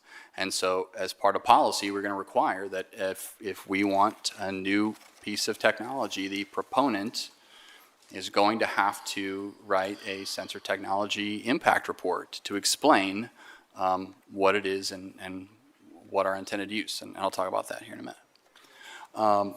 So the idea is we're going to make those publicly available. It would be available to the administration and council, and it's going to describe what is this technology that we want to implement, how does it work, what's the purpose of it, how we're going to deploy it, whether it's going to be uniformly deployed or if it's only going to be deployed in certain areas of the city, why, and what those criteria are. What the fiscal impact is, not just that initial fiscal impact, but also the total cost of ownership. And then again, any anticipated civil rights or civil liberty concerns. Want to be very upfront that they exist. We want to be upfront about that, and we want to figure out ways to mitigate those risks to the extent that we can. And then the policy, again, you'll find some of this stuff in other various policies. We're bringing it together under the sensor technology umbrella. And it's going to very explicitly prohibit use for a bunch of different reasons, but personal purpose, personal gain, gathering information solely for First Amendment protected activities, detecting or apprehending people solely on the basis of their immigration status, unless there's a criminal warrant for a criminal violation.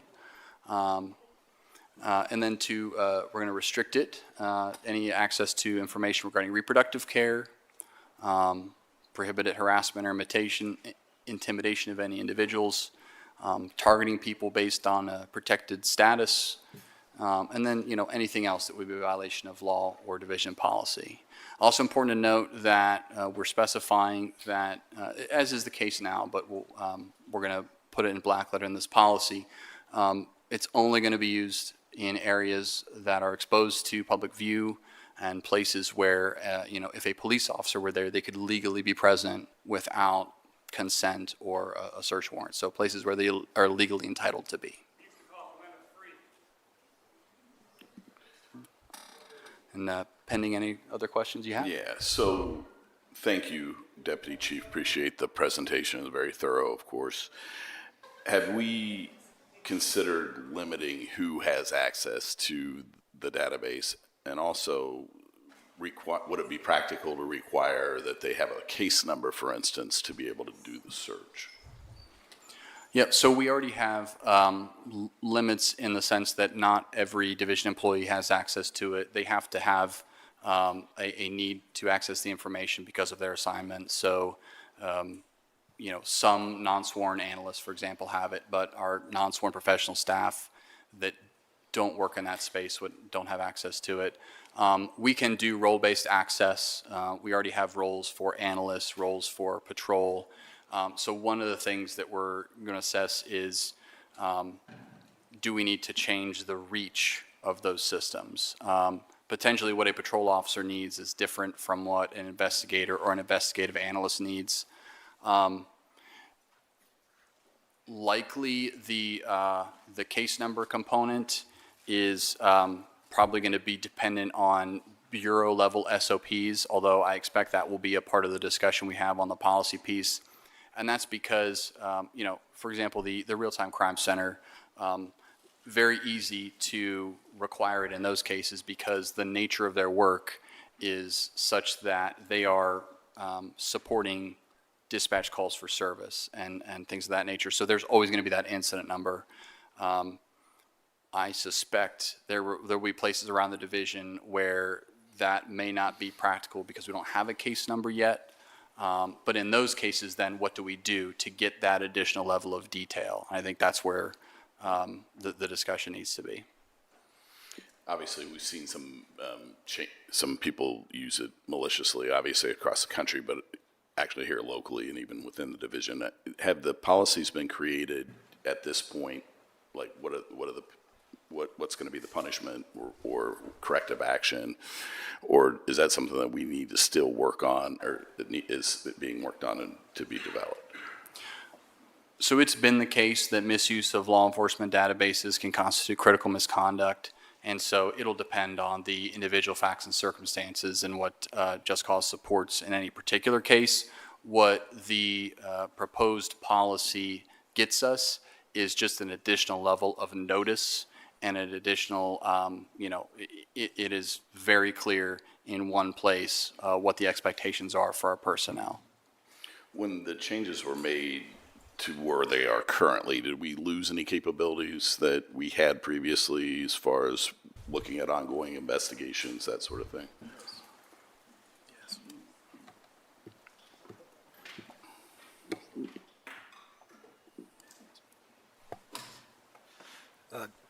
Councilman, yes, we did. When we removed the nationwide search and the ability to do that, we lost the ability to enter into our system to see if vehicles were leaving this area from there. That happened on June 9th. One of our missing individuals went missing. Missing persons was engaged with trying to enter in a nationwide search for a tag, and they received a response back, and all of the selection criteria there was gone. So they were unable to find out if this vehicle was still in state. They ended up going through alternative means and finding out that the vehicle was heading down to Florida out of an abduction. So they were not able to search immediately to see if it had left the state of Ohio. So we did lose some ability to get some information back immediately when for some investigations. So right now, the current flock contract expires in December, and there's still grant dollars available.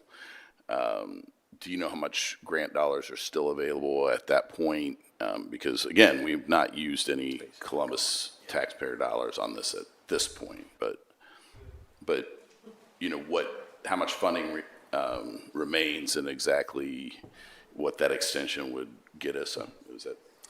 So the long and the short of it is that all of those grant funds are spoken for, and it will be spent soon. So we would have to find another source of funding for fiscal year 27. And if we did not approve the extension, what would happen operationally with the system? Our ability to access flock would go away.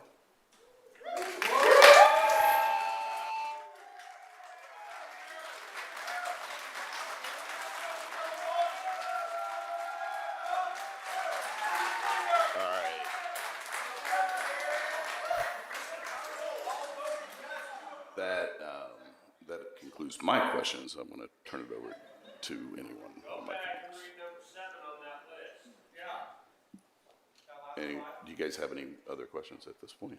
I just have one question. This may be for Director Speaks. For violations of technology like leads, there are criminal disciplinary measures. If you violate leads, it's a 5th-degree felony. If you violate this particular policy that's implemented whenever we finalize whatever the policy is going to be, is there currently a criminal mechanism for disciplinary action or not? So LEADS is a government state Right. database, and you are Correct. correct, it is a criminal violation for violating that. Right. This is a private entities database. We have internal policies which could result in discipline up into termination, but no criminal sanction. Okay.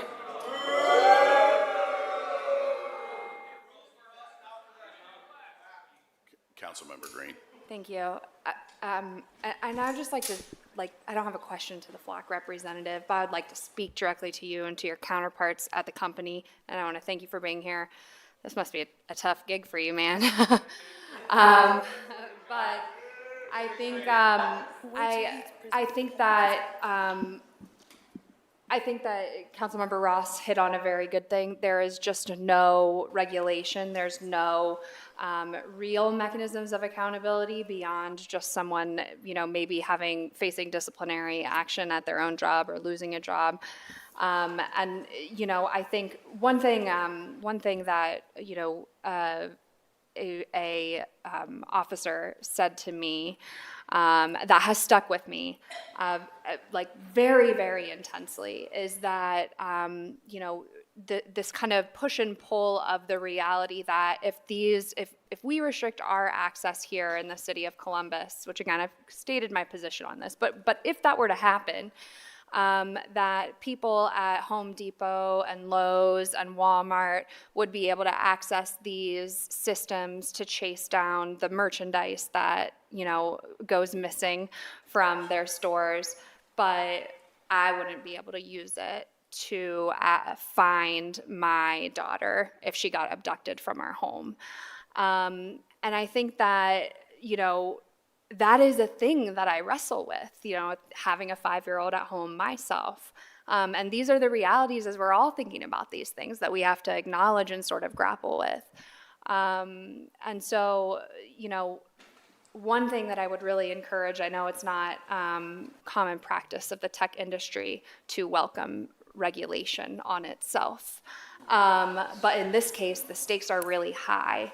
And at a minimum, people are demanding for regulation, and they're demanding not just for transparency and accountability from users, but from the company itself.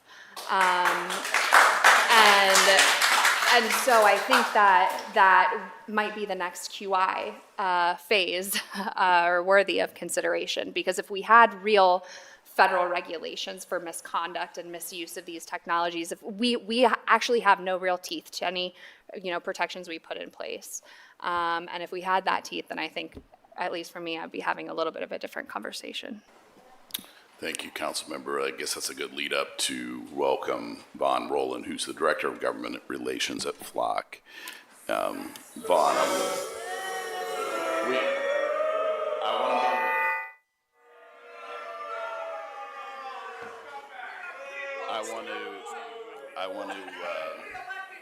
I want to get to all the speakers tonight, so the quicker that we can get through the presentations, the quicker we can get to the people that, all of you that came here to say your piece. So, Vaughn, the floor is yours. Thank you. Thank you, Chair. I think it's super important that we have these conversations about guardrails.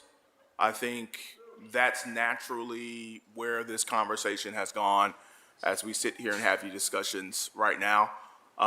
So I think the perfect place for us to start is to sort of talk through some of the changes that we've put in place, I would say over the past close to a year, and still trying to improve the system. I mean, it's an everyday thing, as I'm sure many of you are aware with in headlines, and you're reading all of this stuff on various topics of policy, but more specifically about our technology and how it could be regulated, to Councilwoman Green's point. We do welcome regulation, and I think it's become more of a conversation today than we've ever had. And I think it's important for us to have thoughtful conversations around that. So I don't see so I'll just start us off here. Let me go back one. So first and foremost, what we've put in place, some things CPD have already started to put in place. One of those things you heard about was that search term filter. That was something that we rolled out last year that blocked any sort of searches around immigrations or abortions. That was something that was created in the midst of us acknowledging, hey, this is a serious problem, and we see this as a serious problem, and we need to be able to create something on our platform to ensure that users are using this technology in the correct way. Continuing, and that's what you see here, the search guardrails. Continuing there, we even moved on to what you also heard CPD speak to, our transparency portal. This is something that CPD launched, I believe, about two or three weeks ago. And on this page, it allows for metrics. It allows for, and this is 100% customizable by CPD as well. But it allows for metrics. It allows for the policies in which the LPR data is being used for. It also allows for the audits to be downloaded directly from this page. So as we recommend, typically we would recommend either a monthly or quarterly audits ran by CPD to be able to ensure that that information is there. Of course, some of that information will be redacted, but I do think for the sense of transparency, it's important that that information is made available to the public so they can know. Within that is Audit Assist as well. So this is a new tool. I think Councilwoman Green sort of spoke to this in her comments around audits. And within all of this conversation around audits, we thought it was important to create a tool that would track how, in fact, users are using these audits, right? So within this, what it takes place is this will automatically alert an administrator if atypical searches or activity is taking place on the platform. So let's say a license plate is being searched over 10, 12 times. That's going to automatically alert the administrator, hey, this is strange, you should look into this. Or if, like we've heard, the concept of other is being used in situations where that should not be happening, that would also trigger an alert to that administrator. And we are continuing to develop this, right? So as we continue to develop this, you'll start to hear more and more guardrail tools that we're creating in-house to ensure that these products are being used in a way that aligns with the ideals. You guys, if we can't get through the presentations, we might have to clear people out of here. If you guys could just keep it down. This is going to last several more hours. I want to give them their presentation time, and then we'll get to the public testimony. Yeah. So that align with the ideals of the community. So that's what we see most important. How do we ensure that the policies, use policies, that the platform and how it's being used aligns with the ideals and morals of the community in which they serve? And we're a platform put here to assist PD in doing such. In addition to that, coming up here very, very soon, you'll see an additional offense type tool that you heard DC Myers speak to. So you'll be able to turn on a filter specific to an offense type for how that particular camera is being used. So if a community does not want LPR data being used for specific offense types, then PD can say, hey, we're not using LPR data for these specific offense types. That's a new tool that we'll be rolling out this week, actually. So I just wanted to ensure that we had a conversation around guardrails that we've started to put in place, I would say starting last year, which you saw in the audit from CPD as well. And these guardrails will continue.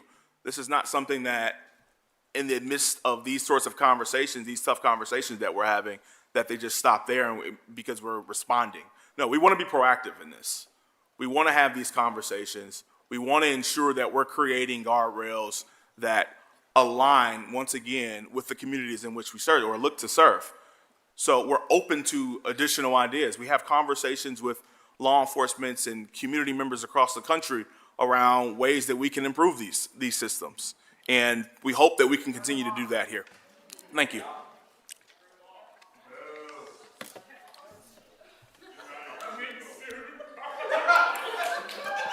Chair, can I ask a question? So thank you for being here. Thank Yep. you for the presentation.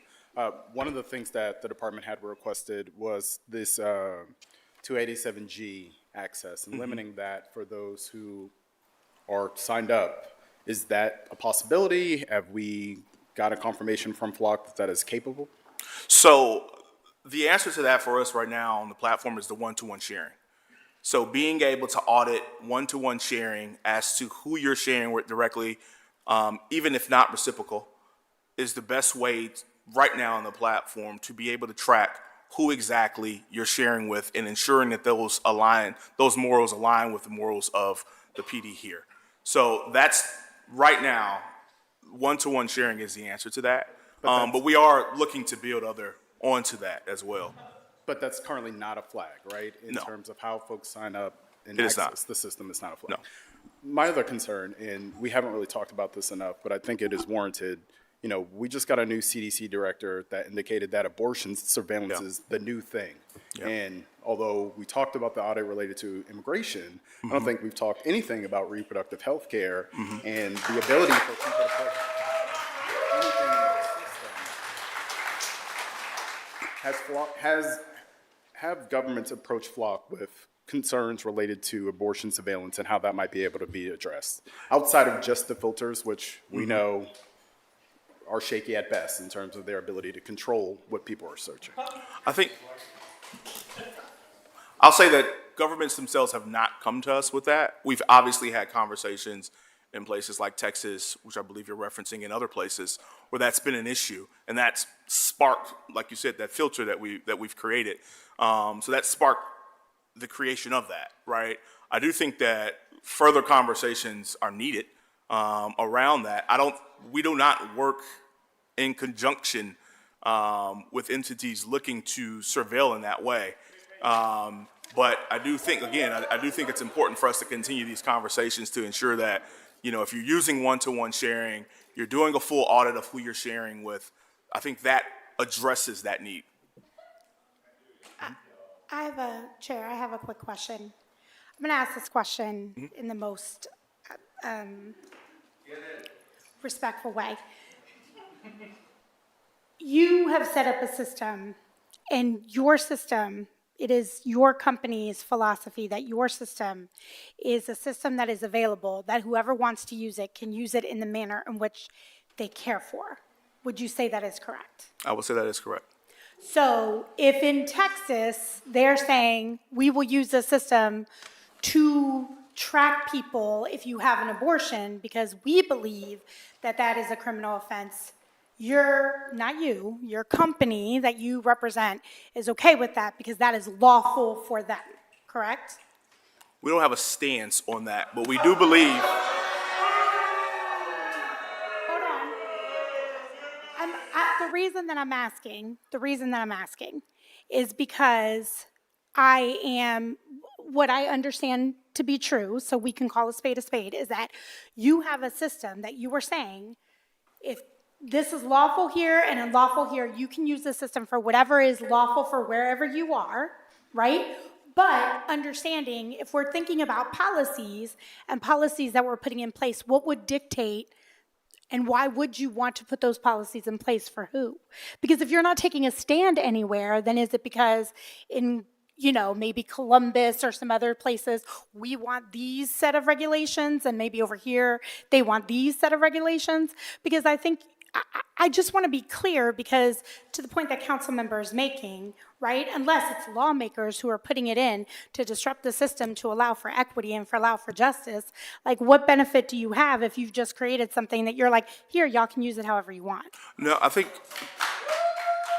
I mean, that's fair to say, right? yeah, you make a great point. But I do think the different levels of sharing is where that's addressed, right? When you look at the national lookup system, when you look at statewide sharing, and when you looked up one-to-one agreements, in addition to that, within that one-to-one agreement, we're in a process of creating an MOU process within the app that allows for an attestation. So let's say you don't want to share for outside of law enforcement purposes, or you want to be specific in the language to say reproductive health, immigration. That language would be in that MOU process, shared in that one-to-one sharing account for that MOU, right? So these are the ways that we're trying to create these guardrails and trying to create work streams to ensure that that's understood. People can use the system however it is they want to use it or allowing for some sort of guardrails. But Right. I think, again, it just brings me back to the point of if it's open for people to use it, how they can use it, even if we're putting in those guardrails, you're putting in those guardrails because other people are asking for it. And you're seeing a problem in how some people want to essentially adjust the data and information that people can get. I guess my other question is, where does the data go? Right? So if Flock has access to it, then is it like cell phone companies, right? Where cell phone companies need to get a warrant to get the data from my system. Are you as guarded with your data in that, or is it that regulated?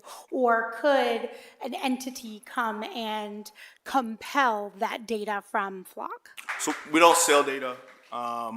We use AWS Cloud, very similar to Verizon and others. So that's where the data is housed. We don't own the data. The data is owned by the city. So, yes. Okay, thank you. One more question, Chair. Go ahead. Before we move on, when we were talking to Myers about the retention of data, the 30-day retention, he mentioned that's your policy. Where does that come from? Why do you keep the data for 30 days? Yeah, so the 30-day data retention period comes from, it's been almost our standard since 2017. I think the conversation has definitely changed and with regards to our approach. So very early on, we did at a national level have conversations with the ACLU, with community members, and with larger law enforcement agencies across the country and associations across the country. And it was thought that 30 days was a comfortable amount of time for law enforcement to be able to come back, if they get late tips, late leads, to come back and be able to download that information and use it for law enforcement purposes. I think in the environment that we're in now, I do think that conversation is changing and the feeling is shifting around the need for a 30-day data retention period. So that conversation is ongoing. But I would say that the root of that conversation started with community engagement. It started with law enforcement associations across the country. It started with the ACLU and also lawmakers at the national level. Okay. Are we as a division testing that 30-day retention policy to determine whether or not it's necessary?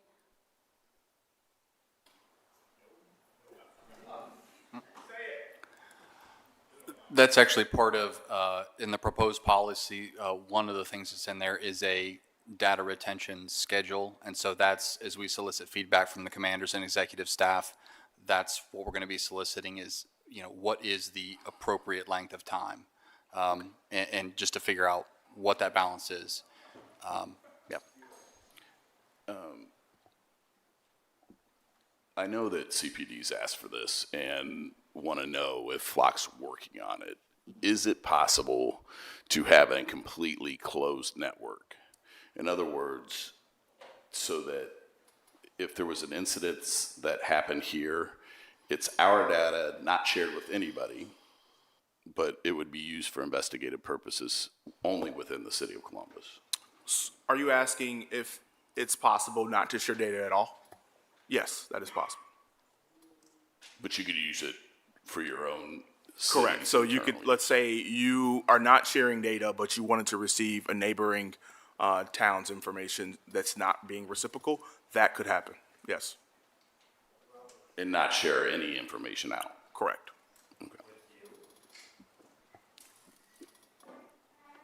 Follow up to Councilmember, that? yeah. Just from, and I'm asking CPD this, just like, there's like policies and then there's like a cultural, right, feel. Is it, if we don't want to share our data, is there a culture of if I'm sharing, we want you to share as well? Or does that not really exist? What I can tell you is, of course, people want us to share our data, but that is up to us to make that determination on whether or not we feel comfortable or we feel it's necessary to share our data. There are some people we've said absolutely not, we're not sharing our data with you, that are still willing to share their data with us. Okay, thank you. Are there any other questions for?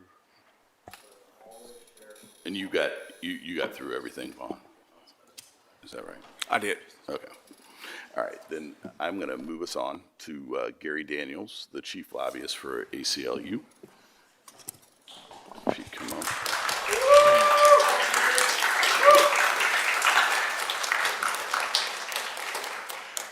Chair Ramey, members of the Public Safety and Criminal Justice Committee, thank you for holding this hearing on government surveillance and listening to an obviously frustrated public's concerns about automatic license plate readers, otherwise known as ALPRs.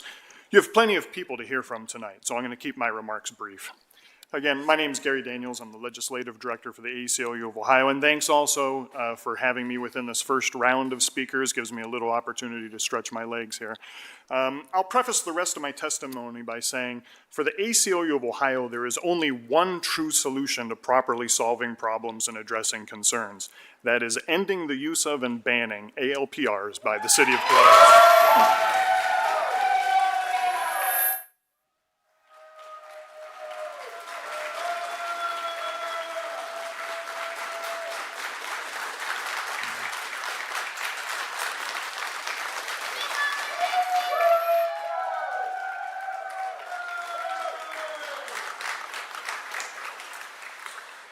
There is simply no amount of regulation or restrictions that will get us comfortable with their existence and use as a mass surveillance tool, whether in Columbus or anywhere else in Ohio. It is also important to note that this is not just a flock problem. Yes, there are entirely valid and necessary criticisms of flock, but there exists no benevolent, harmless corporation intent on selling to the rest of us the idea we must accept for our own safety, never-ending surveillance no matter where we go or gather. You can replace flock, but the problem is much larger than an individual corporation. On that note, automatic license plate readers are finally and deservedly getting much attention from the public, news media, and government officials.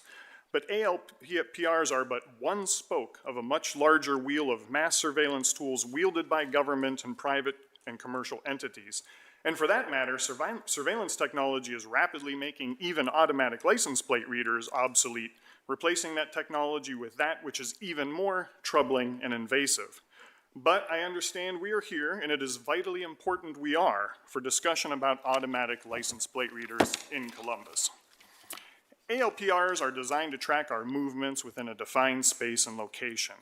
Multiple ALPRs can and are utilized to track us wherever we go throughout a city, revealing the political meetings and rallies we attend, where we worship, where we get, and the types of physical and mental health care we receive, if we are gun owners, and so much more about who we are in our daily private lives.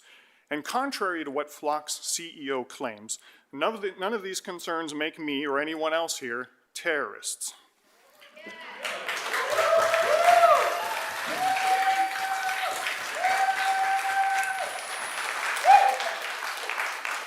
The adoption and use of automatic license plate readers in Ohio began at least 20 years ago. I often recall my first media interview on ALPRs. At the state level, Ohio was starting to use them at a handful of highway exits for the express purpose of tracking stolen cars. Our response to that inquiry about this new technology was essentially, it will not end there.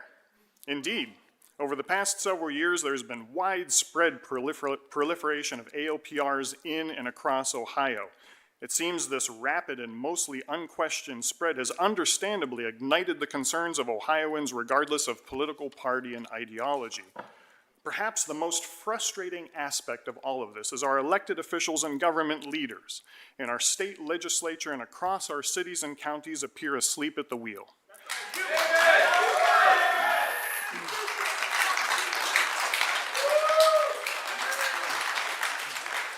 How is it a technology so invasive and so pervasive is used by government and law enforcement with almost zero laws governing its use at the local or state levels? Again, the gold standard is banishment of automatic license plate readers, but it is also important to uplift that in Ohio there are no laws regarding how long ALPR data is kept, for what purposes, who it is shared with, and for what purposes, or when they can specifically be used versus when they absolutely are not permitted, or warrant requirements before ALPRs are used. In 3 out of 3 cases before the United States Supreme Court over the past 15 years, all involving different surveillance technologies, not ALPRs, used by law enforcement, the court has ruled the surveillance in all those cases were considered searches for Fourth Amendment purposes, necessitating warrants in the future. It is likely ALPRs will be one of the next dominoes to fall. Yet right now, our cities, counties, and state are conducting huge amounts of surveillance across Ohio with 0 warrants. If governments are going to insist on using ALPRs for any purposes, how can there be no laws, no legal safeguards that give Ohioans at least some confidence they are not subject to never-ending surveillance with that data kept potentially forever and with no limits on how it is shared other than wise state law exempting data captured via ALPRs from disclosure under our public records law? Sure, internal law enforcement policies on at least some of these matters are better than nothing, but it is nowhere near adequate when the consequence is the erosion of our civil liberties and the right to privacy. The ACLU of Ohio's message to all elected and government officials with the power to change local or state laws is simple. If you're not going to get rid of ALPRs, but you do not intend for ALPRs to be used for the purposes of mass surveillance and related uses, then pass laws to prevent that. For now, I offer a single example to demonstrate what is possible. In New Hampshire, state law requires ALPR data to be deleted within 3 minutes. Not 30 days, not 60 days, not 90 days. Unless the data falls into some specific categories. Ohio, at its state and local levels, can do at least as good as New Hampshire in this regard, if not even better. Again, that is but one of many examples. But enough about regulation. The ACLU of Ohio believes Columbus should join the growing number of cities across the country that have outright rejected FLOC and ALPRs, or at least not renewed existing contracts.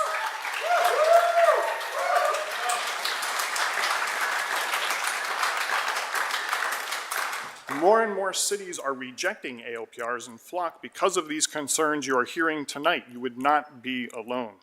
One last note.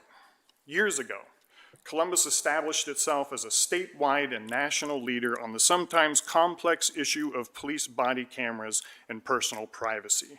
That important work led directly to Ohio's statewide law on this matter, now a positive model for the rest of the country. I have to say, Director Speaks, sitting next to me, is largely responsible for that and still has our thanks for that. There's much more to say, but I'll end by saying Ohio is desperately lacking leadership on mass surveillance issues. Columbus, by far our largest city in Ohio and now one of the biggest in the country, can and should change that. Thank you, members.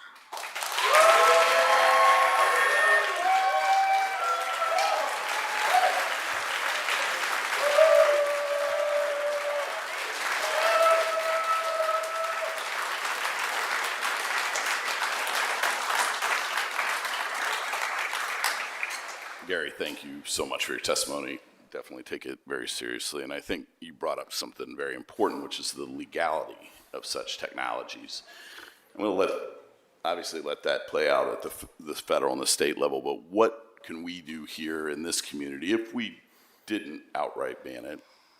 things such as, what should be codified versus left to policy, which should, anyway, what should be codified versus left to policy that could be changed in the thick of night? Thank you, Chair Remy.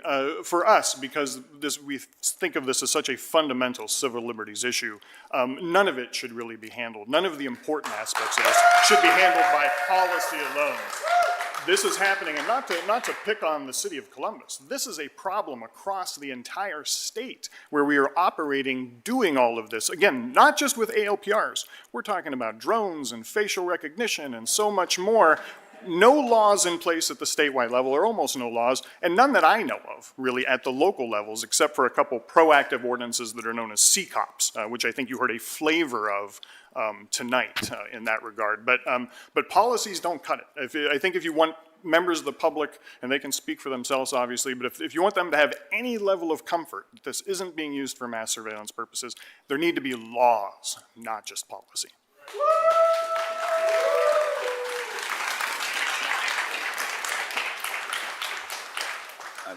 Obviously, we've got a lot before us this evening. Certainly, we haven't even got to the public testimony yet, but definitely feel like, there's been a lot thrown at us tonight, and certainly, we're all 9 of us have to make this decision. It's not just one of us. So appreciate that testimony. I'm going to throw it over to Councilmember Burst. I have a Gary. Should I just call you Gary? That's absolutely fine. Yeah. I do have a question out of curiosity. You gave New Hampshire as the one example. Would you say, and again, this is my sense of curiosity when we think about regulations or other things, is there anyone doing it well? Is there any state doing it well? Any other city that are doing, other regulations that, again, that we should continue to look at, that we should continue to monitor? I think, as we look at the advances in technology, I know we're talking about this with AI, we're talking about this with all of these other regulations. I'm just curious, is there anybody who's doing things well or kind of ahead of the curve that we can also look to for best practices? I'm used to the formal process at the State House where I direct my answers through the chair, so forgive me for that reflex in my brain. So through the chair to Council Member Barroso de Padilla. I think what you have is you have some states doing parts of this pretty good, but you have no comprehensive state law in any state that, at least in our estimation, gets stuff right. Again, we're for the banishment, but we realize on civil liberties issues, oftentimes the people we're talking to or trying to get in their ear are not there yet with us. Perhaps they never will be, and so you have to pivot over to harm reduction, and that's what we do with an awful lot of our work. And so, I want to say that we're not just here to complain about automatic license plate readers. Also feel free to call on us as part of the solution or these discussions or what have you. I fully realize, we're not going to get everything that the ACLU of Ohio wants in this regard, but I do think we can pass laws, and that 3-minute time limit. Okay, so maybe it's not 3 minutes, maybe it's a day or what have you, but you do have now at least one state doing that and showing what is possible or near possible. And so, if we can look at what some other states are doing and take what's going right, and again, Columbus shouldn't be shy about being a leader in this. We can do, I think, much better as individually, privately speaking. I'm an 18-year resident of the city of Columbus. I want my city to do the right thing and be a leader.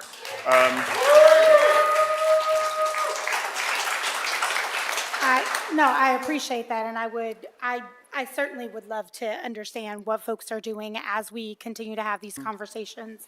I mean, I always see you all as a partner, and so just even out of curiosity, how they're thinking about, those regulations, I think would just be interesting for me to even understand. And I will add, Council Member, that this is still in play right now in state legislatures, city councils, county commissioner meetings, all those sorts of bodies in Ohio and elsewhere around the country. So, this idea of how much to regulate and what exactly to regulate, again, an ongoing conversation. And we see some laws getting passed and then worked on to be improved with bills that get introduced at the state level. But again, I'm not aware of anybody that, would sort of have that civil liberties stamp of approval as far as the ACLU is concerned. And to your knowledge, for some of the other places like in Ohio that have pulled their cameras, are they currently working on, or have you heard that they are working on regulations or other things? Just because, as you know, sometimes we might put in regulations as a city, and, you know, the state may not like everything that we do, so they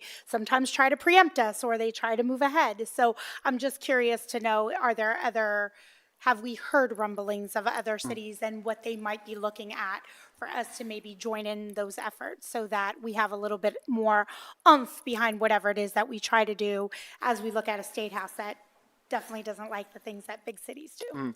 Yeah, and that's where, again, this is a very frustrating issue, not just with ALPRs, but other surveillance technologies, and that you don't have cities and counties passing, townships and villages, and all those other subdivisions passing laws, enacting laws in this regard. It's very hard to believe.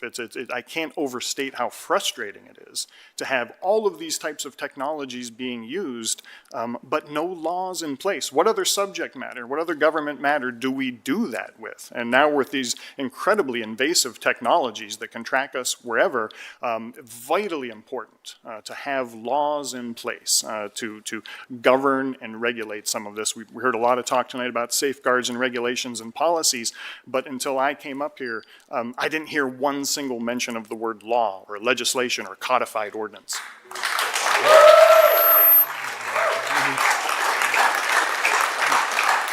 I might have been in the restroom. Councilmember Dayak. So, as a longtime card-carrying member of the ACLU, I hope that the department would actually reach out to them and collaborate on how we're trying to fix what's right now a hot mess, because we stepped into things before realizing how the technology could be misused.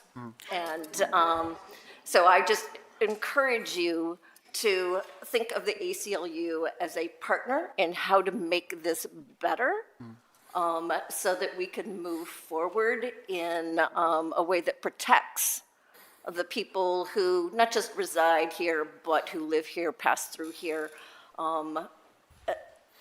Technology moves so fast, and even what we're working on right now is going to be outdated quickly.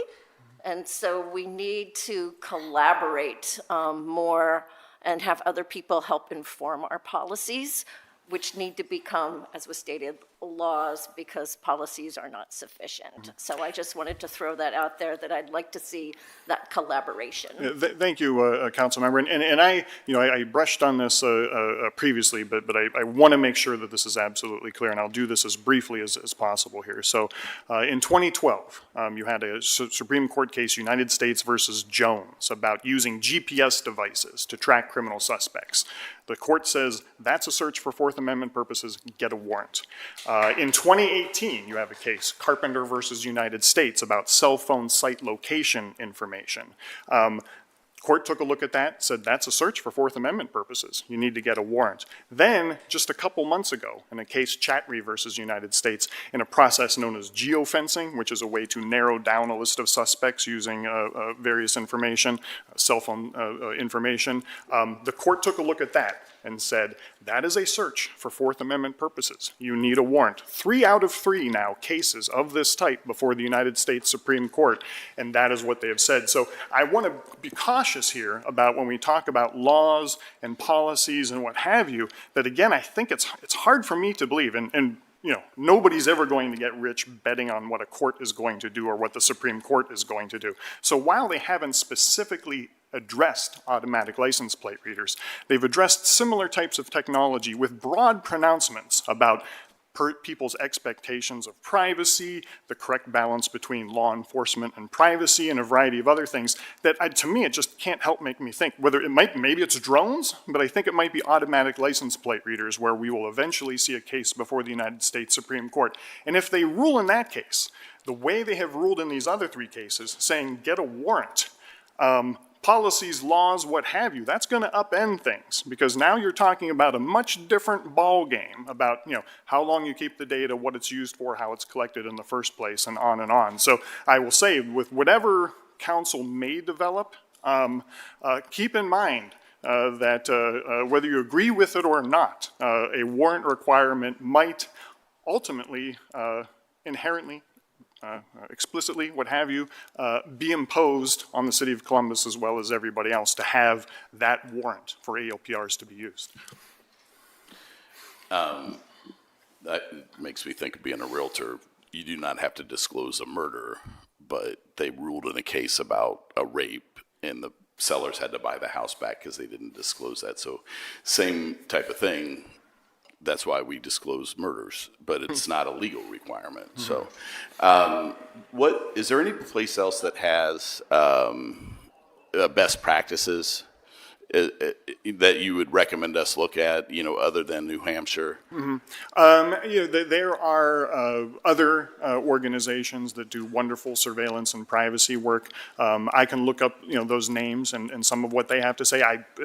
I say that knowing that the ACLU on the national level works with those organizations as well. Anything you probably hear or read from them is going to be extremely similar to what you are hearing tonight from me and the ACLU of Ohio. But, I'm a person who always appreciates when elected officials want more information rather than less.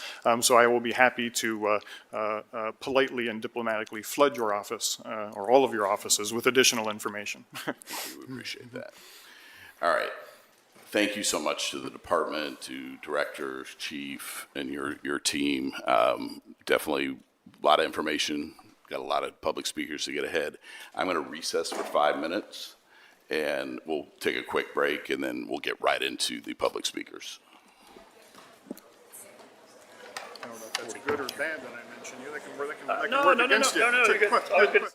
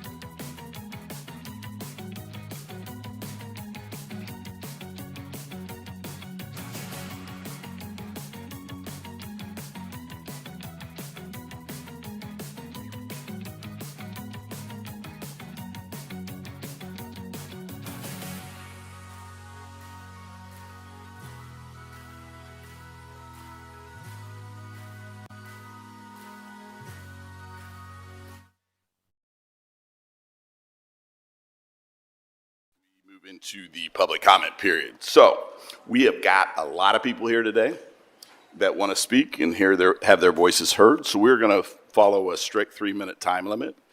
The average person speaks between 120 and 150 words per minute. Let's temper your comments to do that so that we can get through everybody and everybody has the opportunity to speak. I will be calling up the speaker, and then I'll be telling you who's on deck. I have to ask that you get up here close to the podium if you're up next so that you're ready to go. That way we can expeditiously get through the next 2.5 hours worth of comments. And so I appreciate the time. So if you'd like to know your spot with the speaker, you can go out and talk to the staff out in the hallway. And at this point, I'm going to call up Fernanda Diaz-Besteros, the Vice Chair of the Commission on Refugee and Immigrant Affairs. The next two speakers after that are Kaz Kamira and Ryan Hubble.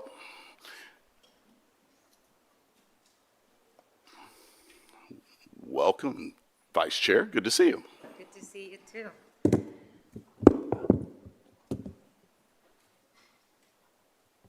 Good evening, everyone. Buenas tardes, everyone.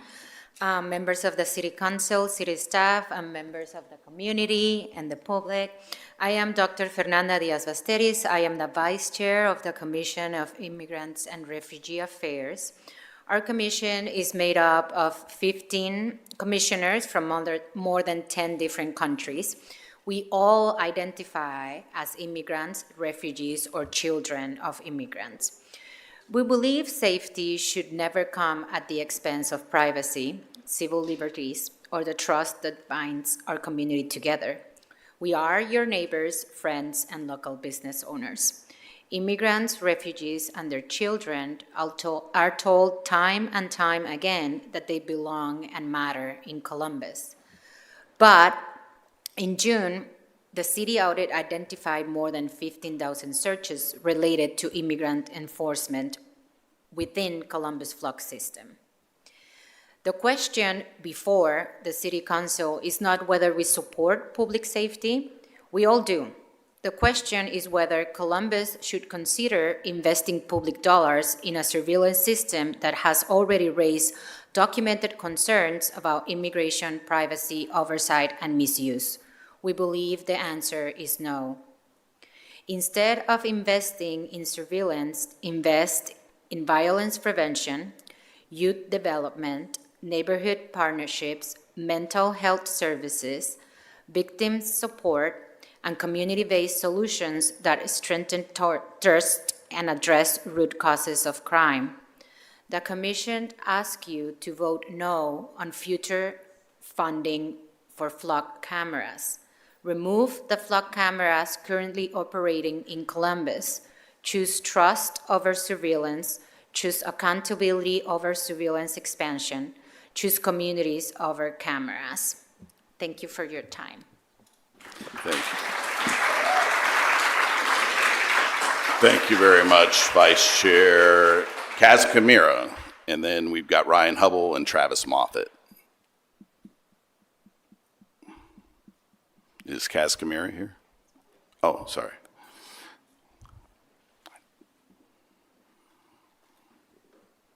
Ryan, if you want to make your way up, that would be great.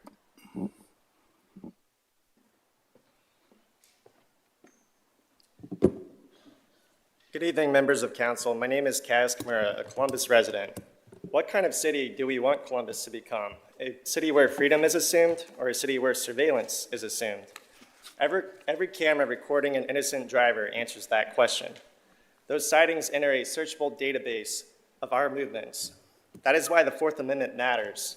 The Supreme Court has recognized that tracking a person's movements can reveal a detailed picture of their life. One plate sighting may seem insignificant. Thousands collected and searched together are something different. In 2024, this council unanimously authorized $228,000 for flock cameras. Flock's playbook tells police to own the narrative. Its internal materials say, jump from license plate reader to person. The plate is the entry point into the person. Flock is now an $8.4 billion startup. I believe Flock is engaged in regulatory entrepreneurship. Move fast, deploy broadly, become too embedded for local governments to ignore before proper regulations are in place. I trust council to set the limits. I do not trust Flock to set the limits of its own power. Flock answers to investors, not voters. One of Flock's major investors is Andreessen Horowitz, co-founded by Mark Andreessen, who has spent nearly 2 decades on Facebook and Meta's board, a company built around monetizing information about its users. We should understand the financial incentives behind building another enormous network of data about people's lives. Today, the deputy chief said Columbus cannot search people by clothing or tattoos. I accept that as a description of what Columbus uses today. But Flock already markets video search using visible characteristics, such as clothing. The question is not only what this system does today, but what this infrastructure can become tomorrow. The chiefs make a compelling case that these cameras help solve serious crimes. I do not dismiss that, but the Fourth Amendment exists because useful government power still needs limits. Parents, nurses, churchgoers, and political participants are people government exists to serve, not to catalog. Benjamin Franklin warned those who would give up essential liberty to purchase a little temporary safety deserve neither liberty nor safety. He was not rejecting safety. Safety cannot excuse unlimited government power. Council members, when your grandchildren ask what you did when technology could track everyone, will your answer be, we built more cameras, or we defended liberty? Once surveillance becomes normal, freedom becomes the exception. Remove these cameras, end this contract. History will remember whether you chose liberty. Thank you.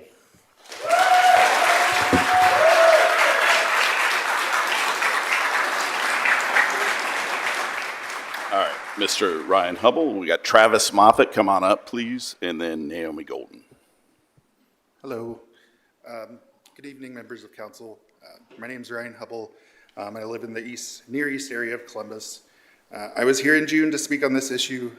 For those who don't remember or don't know my story, in April of this year, my home was targeted in a random drive-by shooting while I was sitting in my living room right in the trajectory of the gunfire. I received injuries from shrapnel, but miraculously I was not struck directly by a bullet. Had I been sitting a few inches to the right or left, I likely wouldn't be standing here today. I still struggle with the events of that night, and I was diagnosed with PTSD. I had to take time off work, and during the darkest moments of dealing with my trauma, I thought about taking my own life because I couldn't handle the fear, stress, and just the overall feeling that my life didn't matter after the shooting. I know it may seem difficult to understand how someone can survive a shooting and later struggle to want to keep living, but that's what trauma can do. That night will forever leave a scar on my life and has robbed me of the sense of safety everyone should be entitled to in their homes. It's for this reason I'm here again to express my support for the regulated, limited, and transparent use of flock cameras in Columbus. Traditional investigative methods have so far failed to lead to any arrest. Now, part of my recovery means coming to terms with the fact that I'll likely never get closure on what was objectively the worst night of my life. The neighborhood moved on, the police moved on, the world moved on, but I cannot. Trauma, unfortunately, doesn't work like that. I have to live with the knowledge that my attackers are likely still out there on the streets. I have to keep sitting in my living room wondering if bullets will suddenly start coming through the walls again like they did on that night. Imagine going through that and so desperately just wanting to be certain that the danger has passed, wanting to know why it happened at all, and then getting a call from a detective only to be told, sorry, we don't have any leads and have no idea why this happened to you. So you continue living alone in your house with the threat of another shooting, always being a possibility because you don't know if your house still remains a target. You question whether what happened to you even mattered at all, or if you're just another statistic, a case number to be filed under unsolved. When you're that traumatized, isolated, and left with only questions and no answers, your brain starts looking for any kind of escape hatch, even a permanent one. I can't overstate the psychological toll all of that takes on a person. There are many voices expressing their opposition to this technology, and their concerns are valid. I agree with a lot of them. I agree that many more laws and regulations are needed to protect our civil liberties from this technology. But victims of crime deserve to be heard in this conversation as well. We deserve justice and accountability. We deserve to feel safe in our homes from random acts of violence. I deserve to sit comfortably in my living room with my cats, free of fear that a bullet may suddenly penetrate the wall and end my life in an instant. I deserve to see the face of the person who tried to murder me. and our leaders have a responsibility to adopt tools that can perhaps provide that for us. Thank you for your time. Thank you, Mr. Hubble. Travis Moffitt, Naomi Golden, then Kat Finneran. Good afternoon. My name is Travis Moffitt. On my drive to City Hall tonight, I passed 12 ALPR cameras in 15 minutes. Despite being a law-abiding citizen and having done absolutely nothing to warrant government scrutiny, apparently here in Columbus, simply traveling throughout our city is enough to justify surveillance. You all spoke at length today about trusting the safeguards surrounding this technology while willfully ignoring the growing list of examples showing exactly why we shouldn't. That includes the confusion during your own testimony today over who can even access these cameras. Dayton suspended its ALPR program after its safeguards failed. Reynoldsburg just lost multiple officers because they ignored safeguards. Do a quick Google search to find repeated violations of these safeguards all around the state and the rest of our country. So don't pretend our concerns are hypothetical or overblown. My own experience has given me even less confidence. Well ahead of this meeting, I submitted a public records request seeking information associated with my own license plate. A month has passed now, and I still don't know whether the city will even provide me with those records, let alone when that may happen. Hell, for as evil as Meta and Twitter are, even they can provide users with access to their data within a reasonable time frame. Think about that imbalance for a second. Your system can collect and catalog my movements. Law enforcement, outside agencies, and Lord knows who else can search it in seconds. But apparently, when I ask that system whether that system has been used to search me, the city can't or will not give me an answer to that question. That should terrify every person in this room. City police and flock officials may argue that our rights don't prevent us from being recorded in public, but being seen driving down the road is not the same as cameras across an entire city recording our vehicles, linking them together, and making them searchable. Connect enough dots and you don't just have our license plates. You have patterns of our lives, where we worship, where we receive our medical care, who we visit, whether we attend certain political functions. History has shown us what happens when governments start maintaining lists about where people go and who they associate and what communities they belong to. And somehow, this went even a step worse. The city doesn't even control their own surveillance infrastructure. It's operated through a private company with its own corporate interests. If anyone in this council genuinely believes that this kind of level of surveillance is harmless, I will stay after this meeting with you tonight and exchange my contact information because I will personally see to it that I pay out of pocket for an ALPR camera outside of your own residence for your own safety. For your own safety. We all should not have to come down here to prove that we deserve privacy from our government. If the fear of solving crime justifies surveilling innocent people, then repeated proven abuses of that system should matter too. Every person who touched this flock grant should be required to answer for every improper search, data leak, and unauthorized disclosure of our information. They should disclose all communications involving this contract because I frankly have a hard time believing that any sensible person without ulterior motive looked at this level of private surveillance and thought it was a healthy government balance and not a constitutional violation. The problem is not flock. The problem is giving the government the ability to systematically track innocent systems in the first place. Remove flock from the city and keep mass ALPR out of our city because eventually law-abiding citizens may stop asking politely and take care of it themselves. Councilmember Green. Travis. Well, it's okay. Councilmember Green has a question for you. Well, so I'm sorry, it's not a question for you, but it is in relation to your testimony that I wanted to ask the department. I don't know, Director Pashadi, or is there, do we have like maybe a city attorney's person? I don't know, this might be for them. But you talked about, public records, access of your own personal data. We have had conversations here tonight and other times about police using the database, but obviously we're a government entity. All of our information is public record. What if somebody were to public information request somebody's logs, like a citizen were to request another private citizen's information? We've talked about the instance where a police officer who had committed domestic violence was tracking their spouse. What would the lines be, the barriers be, if another citizen in that instance requested an ex-spouse's logs, or is that allowable for them? Is that a public informationable request? Or maybe the ACLU has a... Yeah, I can say it's a great question. and I can say that Ohio has a variety of exemptions under its Ohio Public Records Law, its state public records law. Wisely, the one statewide law that I know that governs automatic license plate readers is to say that personal identifiable information that's gained via automatic license plate readers is exempt from public records. Now, it does bring up the interesting scenario of what happens when somebody requests their own data. And that gets a little bit more nuanced there, but that is an exemption in Ohio public records law that says that a person can't come and gain that specific, that personally identifiable information. Okay, so maybe that's why you haven't received it, but can we make sure to get him also, if that is the case, maybe just make sure to clarify to that. And again, I think that kind of like hits to another point of like when we're talking about the regulations and the policies of this stuff, people need to know those parameters as well. It sounds like it's not something that we've really even thought about, like we're kind of learning on the job here. Thank you, Councilmember. We have Naomi Golden, Kat Finneran, and Sharon Kim.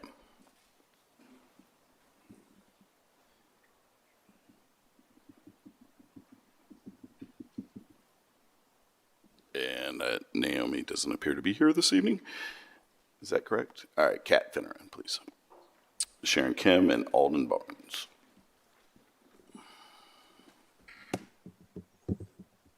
All right.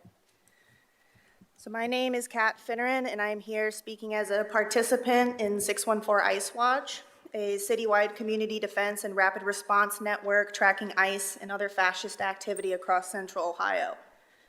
And first, I'd like to just acknowledge that some of our immigrant neighbors who expressed interest in providing testimony here today, but were too scared to leave their homes, let alone drive by 90 flock cameras to be here in person. I recently attended Mayor Ginther's community conversation with Haitian organizers and faith leaders. After expressing concern about flock there, I was asked by someone on his team to send the Department of Public Safety an email with a list of law enforcement agencies I think are using side doors. Instead of an email returned with promises someone will look into, I'm here to explain to you, Council, who you are sharing our data with. Well, only those I can fit into 3 minutes. And I appreciate that y'all stopped sharing with law enforcement agencies with 287G agreements, but it is not enough. No amount of guardrails or search filters will be effective. Security professionals have an industry phase. You are only as secure as your weakest link. Well, let me show you some of your weakest links, just when it comes to immigration, for the sake of what the Deputy Chief Tim Myers just referred to as broad over-inclusivity. I want to show that there isn't some clean binary between local agencies that use 287Gs and those that don't. The following don't and currently still have access. 5 days ago, a mother in Pataskala was pulled over by a Licking County Sheriff's deputy for allegedly going 5 miles over the speeding limit. The deputy waited on the side of the road for ICE to pick her up. She's a mother of 2 daughters under the age of 4 and is currently sitting in Butler County Jail, about to be deported. We won't get to hear her testimony. That officer that pulled her over has access to our flock cameras. There's an officer with the New Albany Police Department, Jason Steinbrook. His pay is supplemented by the Homeland Security Task Force and Homeland Security Investigations, that's HIS, or HSI, and we clocked him joining ICE for street abductions of our immigrant neighbors 4 months ago. That officer has access to our flock cameras. The Franklin County Sheriff's Department, who you all know has one of the most ICE-friendly booking policies in the state of Ohio, which you, Councilmember Remy, thought was so abhorrent that you justifiably tried to protest that policy through non-payment just a few months ago. That whole agency has access to our cameras. In November of 2024, a Columbus police officer, Chandler Gent, quit his job at CPD shortly after Trump won his second term to join ICE. He is now one of the most active ICE agents in the city of Columbus. I often wonder if he still has friends in the Columbus Police Department running plates for him through our flock system, maybe under the guise of missing vehicles. Ohio's main ICE field office is in Westerville, and we often see Westerville patrol vehicles parked in their front lot or pulled over on the side of the road with ICE to talk to each other. Their officers currently have access to our flock cameras. The Ohio State Highway Patrol has been doing ride-alongs with ICE Border Patrol for a decade. Mike DeWine has sent them to the U.S.-Mexico border twice. Ohio State Highway Patrol has access to our flock cameras. I'm sorry, a little bit more. The phrase goes, you're only as secure as your weakest link. When a Columbus police officer kills a young black man for carrying a sandwich into his home for his family, community advocates will say the whole damn system is guilty. The police unions and public safety departments will push back and say There's maybe a few bad apples, but the system is good. But those bad apples have access to our flock cameras. These examples are just the tip of the iceberg. There are back doors, side doors, fraternal order of police meetings, shared training opportunities, conferences, and more. The federal and state Republican elected leadership are working to fuse ACE interagency collaboration in every state, township, city, and village. You cannot keep ICE out of a system fundamentally built on ecosystem sharing. You just can't. So the cameras must come down, and how surveillance and infrastructure is procured in this city must be completely audited and reevaluated, and this time with the people at the table.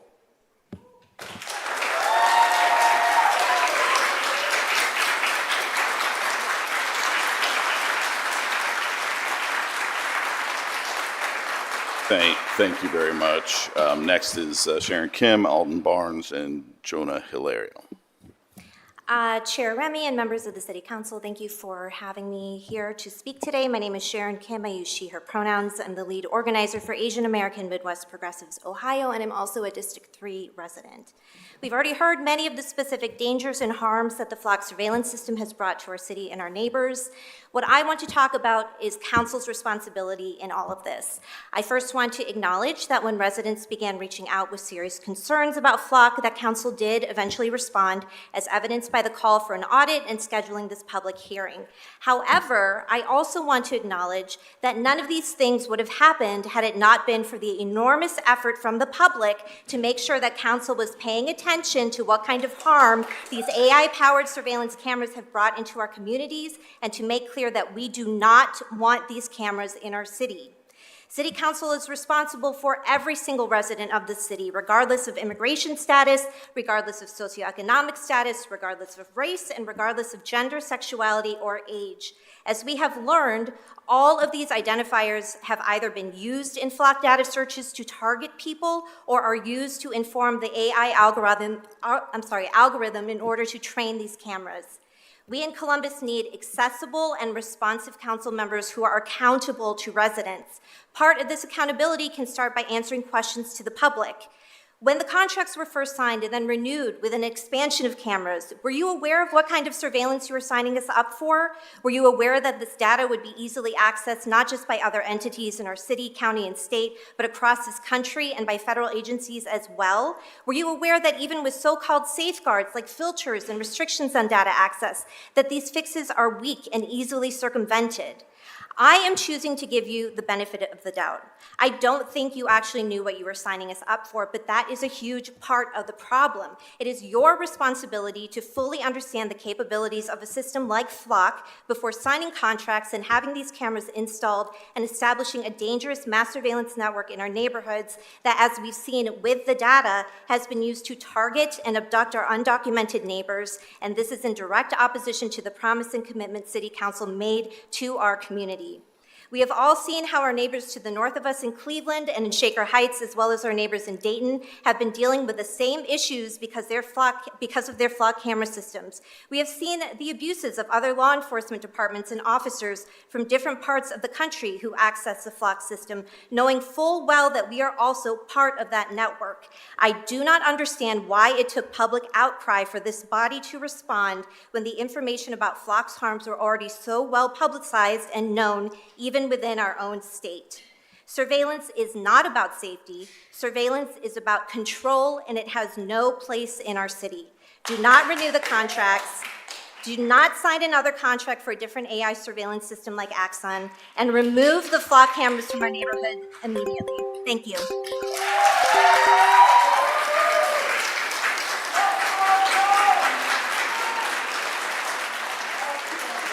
Thank you very much. Our next speaker is Alden Barnes, Jonah Hilario, and Stephen Goldmeyer. Hi, my name's Alden. I use they, them pronouns, and I live in Woodland Park. I'm a concerned community member, and I'm here to ask City Council to end all contracts with flock safety and to take down the flock cameras. Flock's aggressive model of data collection makes their primary product not surveillance equipment, but our data, sensitive data. As a trans person, I can speak to the fact that my community is living in an incredibly uncertain time. We're being threatened to be put on national registries. The White House counterterrorism report listed pro-transgender beliefs as a threat to national security, topping off the statement with, we will find you and we will kill you. I'm just 24. I work at a parking garage, and I'm trying to live my life like any other young adult in Columbus. Columbus has been a refuge for me and so many other trans people. With Flock and other video surveillance tech companies constant data collection invading our privacy every day, it's no longer feeling like the haven it was. I stopped driving my car a year ago when I learned about Flock cameras because I didn't feel safe with this company collecting so much of my personal information. I'm asking City Council to end all the contracts with Flock, take down the cameras, and ban automatic license plate readers for the safety of the trans community and other at-risk and marginalized groups. ALPRs are always-on surveillance systems that collect and store information on everyone who drives, yet fewer than 1% of scanned cars are connected to any sort of wrongdoing. But the cameras still store everyone's detailed travel history. Did you know there are Flock cameras surrounding major LGBT healthcare infrastructure in Columbus? It feels like a borderline HIPAA violation. And if not HIPAA, it definitely infringes on our Fourth Amendment rights to privacy and breaks other laws that are supposed to protect us from police overreach. This mass surveillance can be used to map our routine, the places we go, and then predict where we're most likely to be at a given time. We're seeing Columbus Flock cameras being used to track women seeking abortions because the Columbus cameras were accessed in the case about Texas that's come up a couple times. And they've also been proven to be used in immigration enforcement purposes. And we're learning that Flock cameras can and have been used by police officers to stalk women and for other personal reasons in Reynoldsburg and beyond. It feels like a waiting game of when is it my turn with the target on my back? Where is this data being saved to? Who is going to access it? What day is a transphobic police officer going to look up my information? What are the consequences? Am I safe? The proposed guardrails I've heard tonight are far too little and far too late. In my eyes, as long as these cameras are up, the trans community in Central Ohio, and all of Ohio for that fact, is not safe. I believe that public safety efforts that come at the expense of the safety of a marginalized group in our community is completely unacceptable. We demand safety, not surveillance. We demand dignity, not invasion of privacy. And I once again respectfully urge City Council to consider my testimony and to end all contracts with Flock and to take the cameras down. Thank you.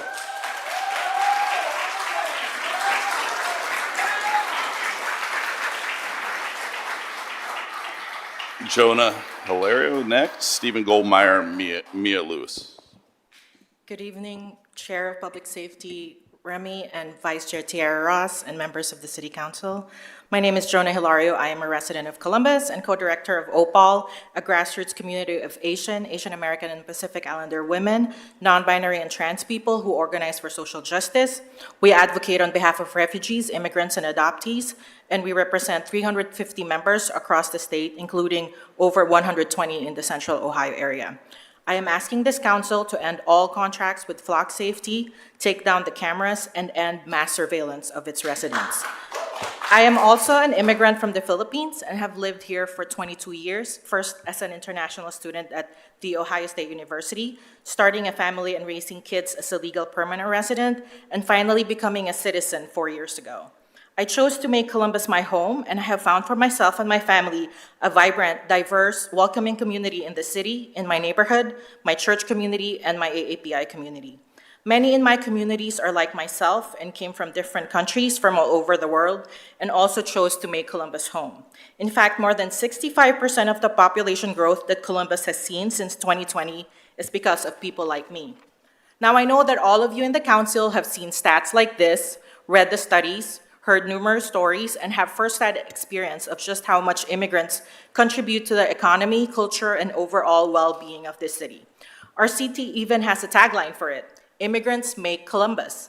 In 2017, when the immigrant community was first threatened by the current resident of the White House, city leadership rightfully passed resolutions and made investments in initiatives that aimed to protect our undocumented neighbors from the threats from the first Trump administration.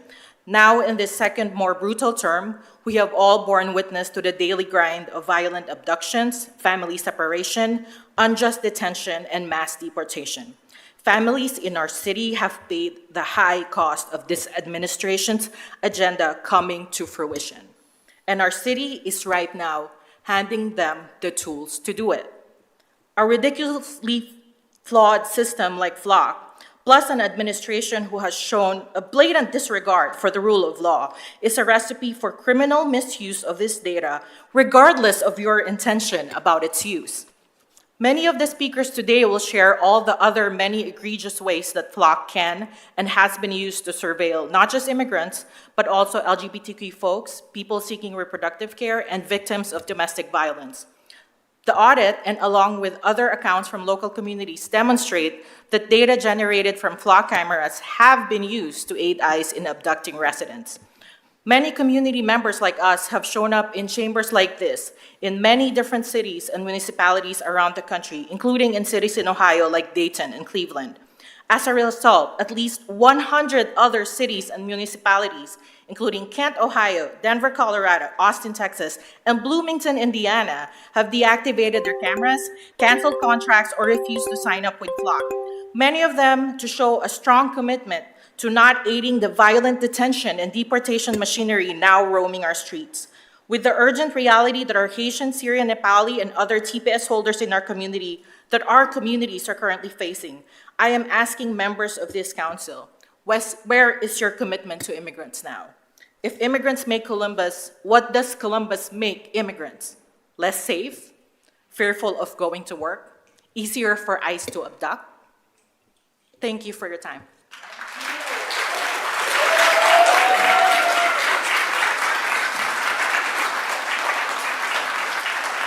Thank you very much. Stephen Goldmeyer, Mia Lewis, Teresa Heiss, Fromio.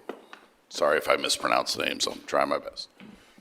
Thank you very much, Council, for holding this hearing and for having everybody here to speak tonight. I'm Stephen Goldmeyer, and I'm a member of the Columbus chapter of the Democratic Socialists of America and our local City Council non-cooperation campaign, working to get city councils to commit to not cooperating with ICE and sticking to those commitments when they make them, as this council has done.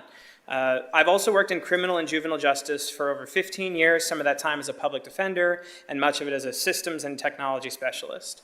I've lived in Columbus for over 30 years, I've testified here multiple times, and I have learned more and more about how the city operates, especially, unfortunately, its police force, who settled a lawsuit last year for almost $1 million for brutalizing protesters, my friends, in 2020.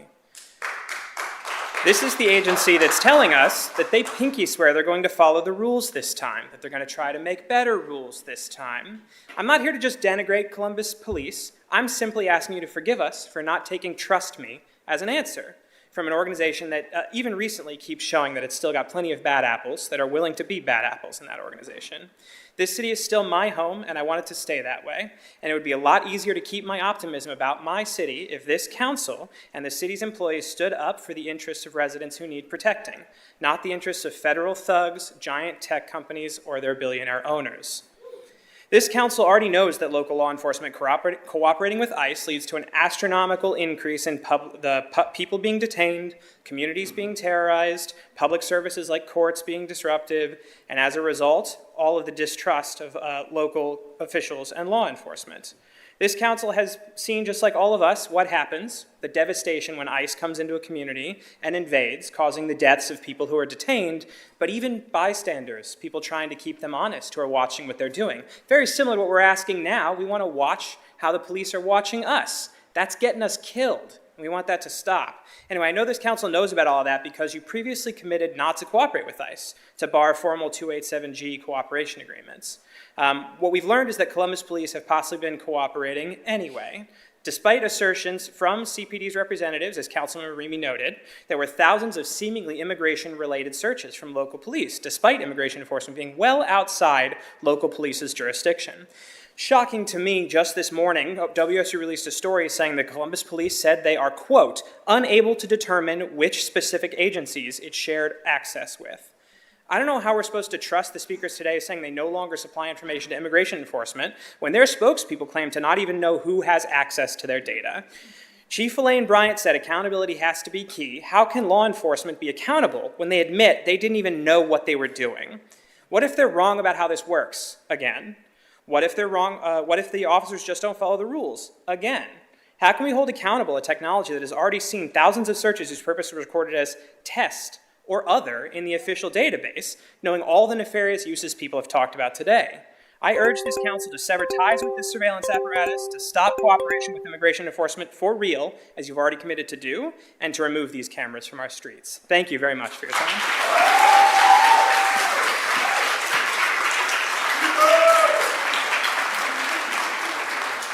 Thank you, Mia Lewis, Teresa Heiss-Fromil, Paul Shannon.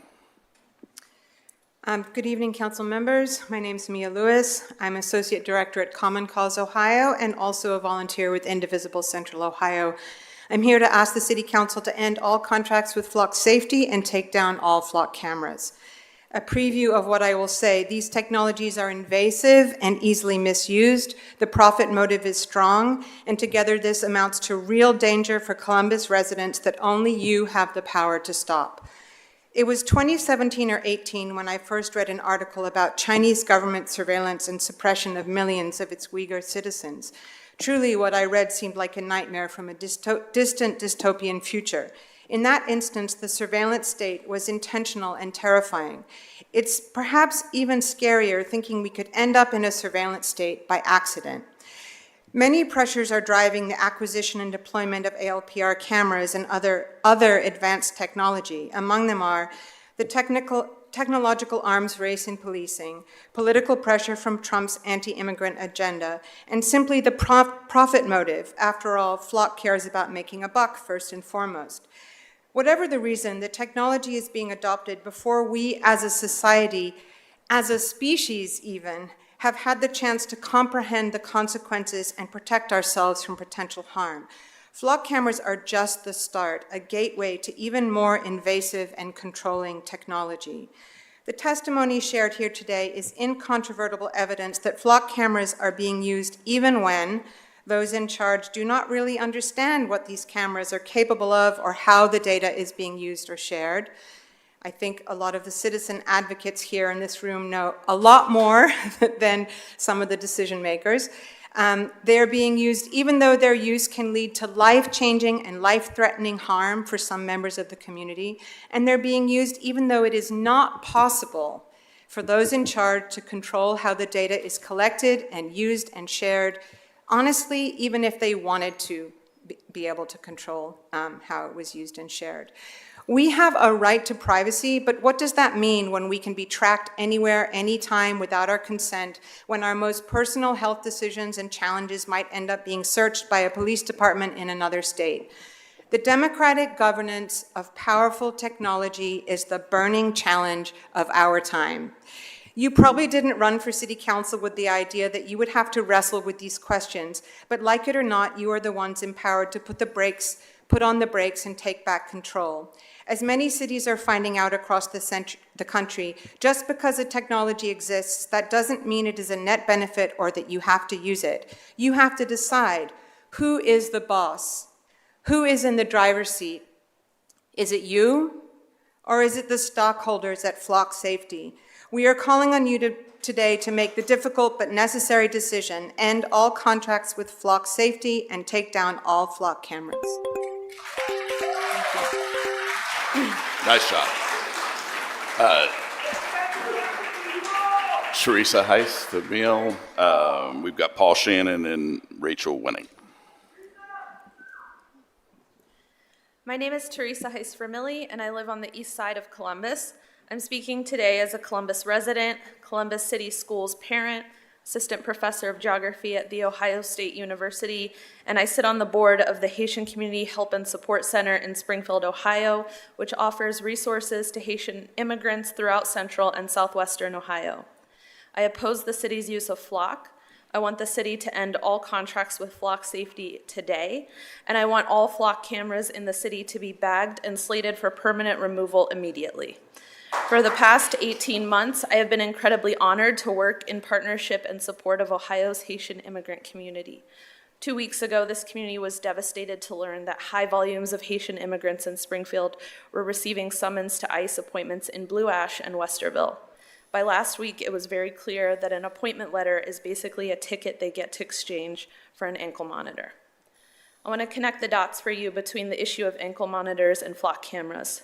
The police chief said that flock cameras are a tool. This argument gets dragged out a lot when it comes to tech. If we're going to talk about tools, then we also need to consider the scale at which a tool is used. An ankle monitor is not just tracking the person it is attached to, it is tracking the areas that a person visits. It can record frequency of places visited. Cross-check with other monitors, it can provide comprehensive data about where people of a certain group spend time. Now think about the scale of flock, and think about the ways that these technologies, ankle monitors and cameras, can enhance one another. I'm frustrated, angered, and frankly disgusted by the talking points of an amoral surveillance company that has acquired a dubious reputation in the short time that it has been active. And I do mean amoral because, as the rep today stated, Flock itself is open to any user. It's the user's morals that guide the use of the tech. Morals and concern for civil rights were not inherently built into the design. We need to ensure that the tech we choose to use as a city is designed with the rights and care of our community's most vulnerable in mind. We as a city, and you as our representatives, don't get to claim we care about immigrant residents when we also affirm and expand the use of technologies of state surveillance that have been, are, and will be used to track, capture, and disappear them. I don't know how we're going to stop ICE from tagging people like cattle, and I am well aware that the issue with the ankle monitors is beyond the control of this council. But you have control over how our immigrant neighbors get to live in this city. We know that these ankle monitors are making our Haitian families anxious, afraid, and isolated. Studies show that the fear of immigration enforcement, sometimes as much as the act of enforcement itself, has an incredibly damaging effect on mental and physical health. Blood pressure, anxiety, depression, problems with eating and sleeping. Flock cameras aren't just signals of this enforcement. They have been actively used by ICE to conduct their rogue enforcement operations and terrorize our community. If flock cameras continue to be operational, they will contribute to a less safe, less diverse, and less cohesive city. They and all tools of state surveillance are a threat to democratic society. Bag the cameras.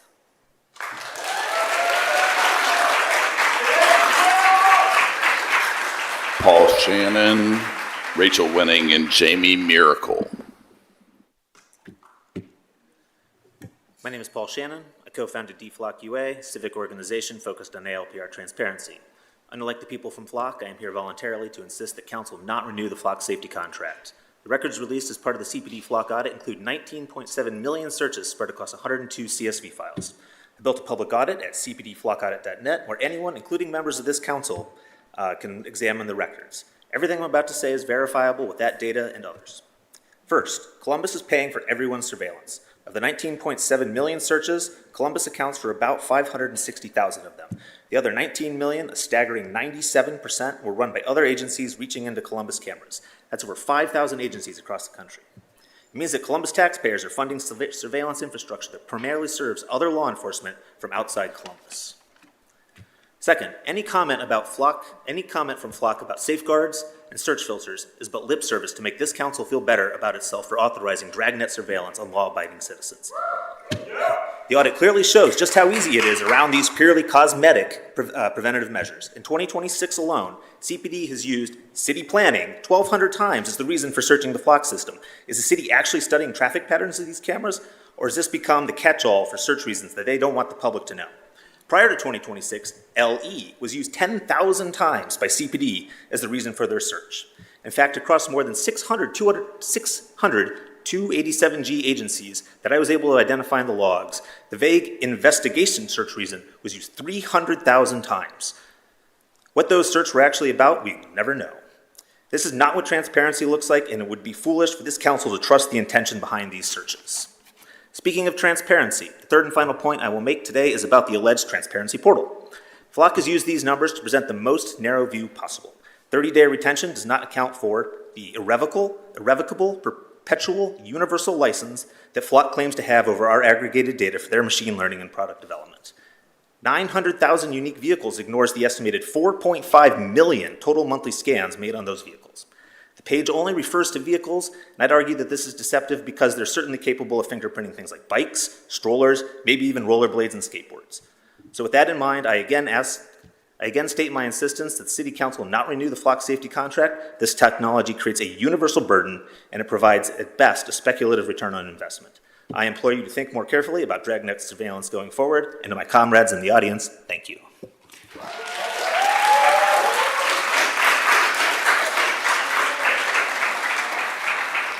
Rachel Winning, Jamie Miracle, and Zach Cathage. Good evening, Council. My name is Rachel Wenning. I'm a resident of the Hilltop. I am asking you tonight to not make policy decisions based on lies. And a couple of those lies that I have heard tonight and have heard repeatedly in journalism about flock cameras and reports about what flock cameras are used for. One is that we, the City of Columbus, have any control over this data or own this data. When you have an image, a photograph of a license plate on a car, or as in many cases, it's not even a car, they capture images of lots of things, people on bikes, people walking by. Once that image is shared once, it is shared forever. Just because we delete our records after 30 days, if someone else, another agency, searched that information, they could save it to their own device. They could save that information and they could use it again later. So I know there's a lot of proposals here about what kind of guidelines can be put into place, but the fact is, once that data is created and shared out once it's searched by anyone, it's there forever. And I think something that we haven't talked about a lot is that we have federal agencies also accessing the data, right? We have a federal government that is run by fascists, and we are sharing data with these agencies that can do whatever they want with the data once they capture it. The other lie that I want to ask you to ignore is that penalties or termination will stop misuse by police. We have penalties now, we have the threat of termination now, and it is not stopping officers from using this data for stalking exes, looking into car crashes that they were in to try to prove that the other person lied. The only thing, if our data is only as secure as the cop who will take a bribe for the least amount of money, or the cop who has a reason to search against policy, then our data is not secure. The other lie that I would like you to ignore is that we can rely on anything that these flock representatives have said. Their only goal is making money, and it is ignorant to believe that they are telling us the truth. Worse, it is dangerous. This issue deserved public hearings in 2023 and 2024 when you approved these cameras, 3 days after putting them on the agenda. One on the consent agenda, and the other only read once, with no public comment, no questions from council members. If you have, Councilmember Ramey, you said, you have always been clear that police technology should always be questioned carefully, but you asked zero question when you approved these cameras initially. So I would like you to consider that trust has been lost.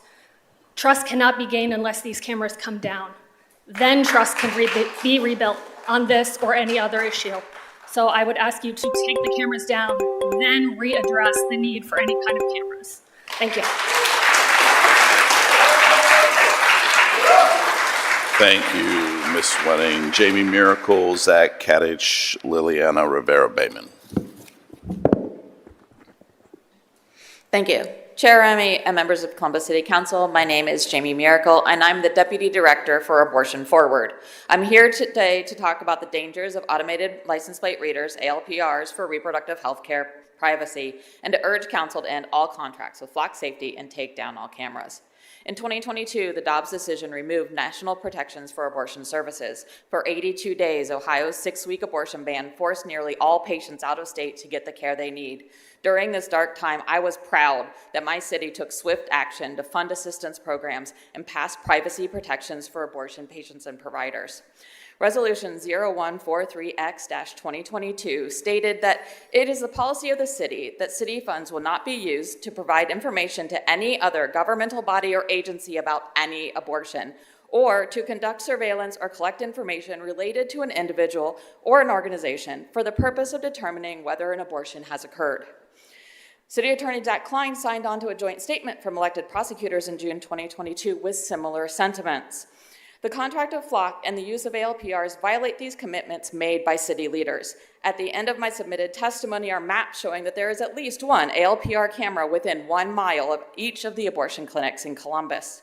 Since the Dobbs decision, 13 states have fully outlawed abortion and an additional 6 states have severely restricted abortion access. This includes our neighbors of Indiana, Kentucky, and West Virginia.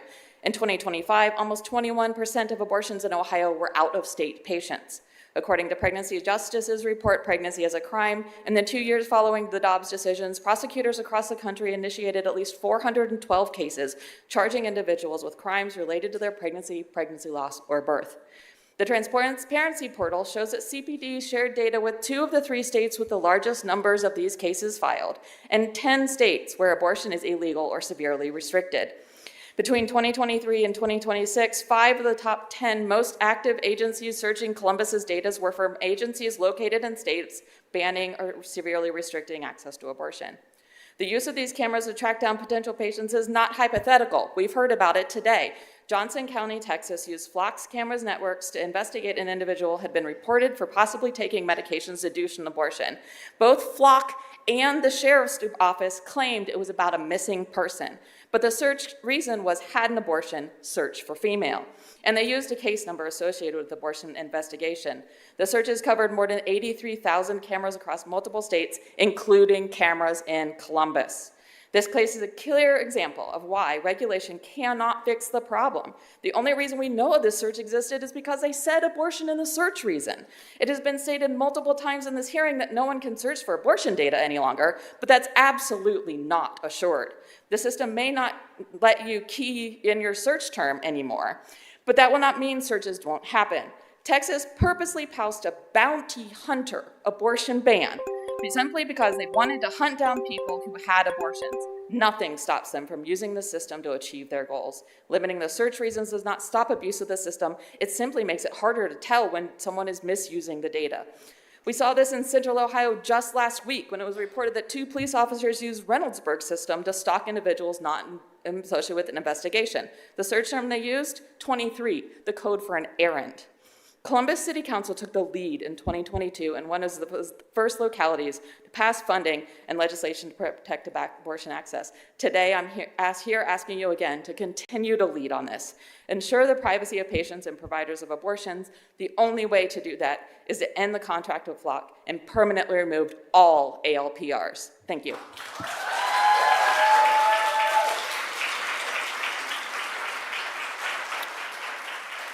Zach Kadich, Liliana Rivera-Bayman, Joey McQueen. Hello. According to Business Insider, in one California town, Flock's machine learning software misread the license plates for 71% of all police alerts. 71% of the time. If any normal person failed to do their job at that rate, they would be ruthlessly fired. The Flock system is not accurate nor trustworthy, and no ALPR system ever would be. On top of the lack of accuracy, as has already been discussed, there are constant abuses of the system that put innocent people in danger, like what happened in Reynoldsburg, and will continue to happen so long as the ALPRs exist. As has already been mentioned, police have shared data with ICE and Border Patrol, even when it was illegal to do so, like in California. Despite regulations, no amount of safeguards would ever be enough. Flock is a private mass surveillance company with funding from Andreessen Horowitz and Founders Fund, which is Peter Thiel money. How could we ever possibly trust this private corporation? For that matter, why should any private company be allowed to mass surveil Americans on public roads in the first place? So much of what the DC and the Flock representatives said relies on Flock to protect us from Flock. Do we really trust this company to police itself? There are no amount of policies or regulations to control this, other than canceling the contract and kicking Flock out of our city. Councilmember Remy, you said you wanted to have an open dialogue with the community. Well, this is your answer. The community has undeniably spoken here today and will continue to do so. If city council is actually an exercise in democracy, you all as elected officials will listen to your constituents. Otherwise, it is a good thing that we will soon finally have direct elections in our city, because the citizens of Columbus will remember if you continue to support Flock, even if it's under the guise of regulations, and you will be voted out as a result.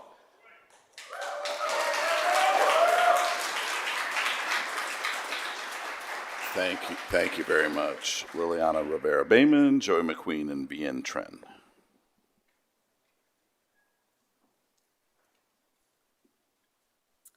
Hello, I'm not Lily. I'm a friend of Lily's. I'm going to be reading her words tonight. She actually had to step out to lead an Ice Watch training, so apt. Hello, my name is Lily Bayman, a Southside resident, and here as a participant of the 614 Ice Watch in the national group Schools Drop Ice. I'm a concerned mother and immigrant asking you to do your job now.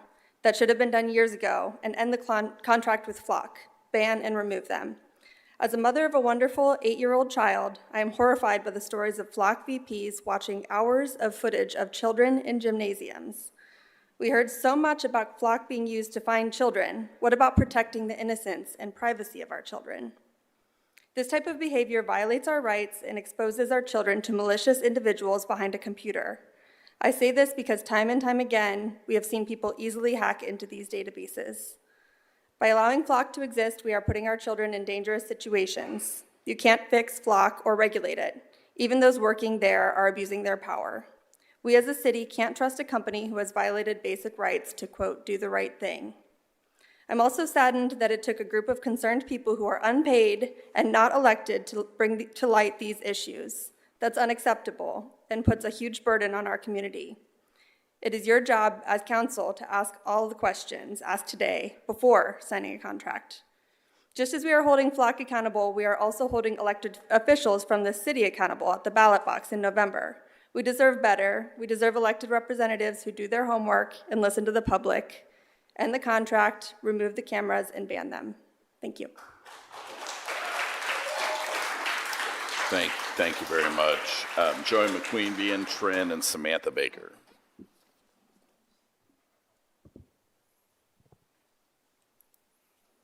Good evening. My name is Joey. I'm here representing the People's Justice Project and the coalition that we've built. The People's Justice Project has collected over 600 signatures for our campaign, Safety, Not Surveillance. It is abundantly clear the community does not feel safer under surveillance for good reasons. The city has a long history of dismissing the real-world impact of their oversights, which continues to bring harm without meaningful consequence or accountability. From the administrative red tape around fair access to body camera footage, the Failed Citizens Review Board, and so much more. These proposed safeguards are inadequate because the harm has already occurred. Our lives are more than your KPIs or your data points. What is the solution for the 15,000 plus people impacted by the data released from this technology? What is the answer for the families who will be impacted by crime and Flock cannot help them? Or even worse, the innocent people who will inevitably be caught in the wake of this overreach of power? Flock is not the answer to a systemic problem, the same problem we've been organizing to solve since the civil rights era to present day. Stand with us on these demands. End the contract immediately, dismantle the cameras, and destroy the data collected from them because surveillance is not safety. Thank you. Thank you very much. Bien Tren, Samantha Baker, and Sebastian Baum. Howdy, y'all. My name is Dr. Viet Trin. I'm a professor at Ohio State University. At the Ohio State University, my areas of expertise include crime, surveillance, and policing. I've been doing this research for 14 years now, first at the University of California, and then at Yale, and now in Columbus. It is my professional opinion that Flock is a dystopian violation of our rights. And what I mean by that is that it inverts the very nature of how police are supposed to function. So in traditional investigations, a crime is supposed to happen first, and then detectives are supposed to identify a list of plausible suspects, and then those suspects are placed under investigation. But under Flock, we are all, everybody in this room, every day, every time we get into our cars, we are all under investigation at all times for all crimes. Then, when a crime actually does occur, the police have a list of pre-investigated suspects. That's you, that's me, that's everybody in this room who gets in a car, that's everybody in this city. So today in Columbus, our constitutional rights, especially our Fourth Amendment rights, are flagrantly violated every single day as a matter of regular government policy. Let me phrase this another way. Today I've heard a lot in these chambers about investigating crimes. I've heard that a lot. FLOC lets us investigate crimes, FLOC lets us prevent crimes. But it's my position that this is actually a misnomer. Despite what others have said here, FLOC does not investigate crimes at all. It is not a tool for investigating crimes. And that misnomer has apparently bamboozled several people in this room. FLOC is, at its very foundation, a tool for investigating pre-crimes. Not crimes, but pre-crimes. So others in this room have implied that we can reform FLOC, we can have FLOC and preserve our civil liberties. We can make this technology work for us. We just need to install more safeguards, we just need to install more protections, we just need guardrails that will prevent abusers from stalking their ex-girlfriends. Yet the very nature of this technology, that is, the technology as a tool for investigating pre-crime, categorically precludes that. This is not a technology that can be reformed or regulated or managed. It is not a technology that can be made righteous. On this matter, we cannot and we can never have our cake and eat it too. To believe otherwise is hubris, and to be frank, I have seen a baffling amount of hubris in these chambers today.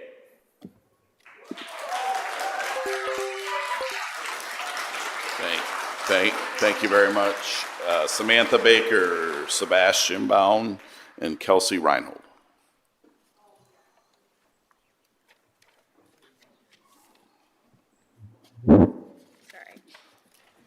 Good evening, Council. My name is Samantha Baker. I live here in Milo Grogan in Columbus.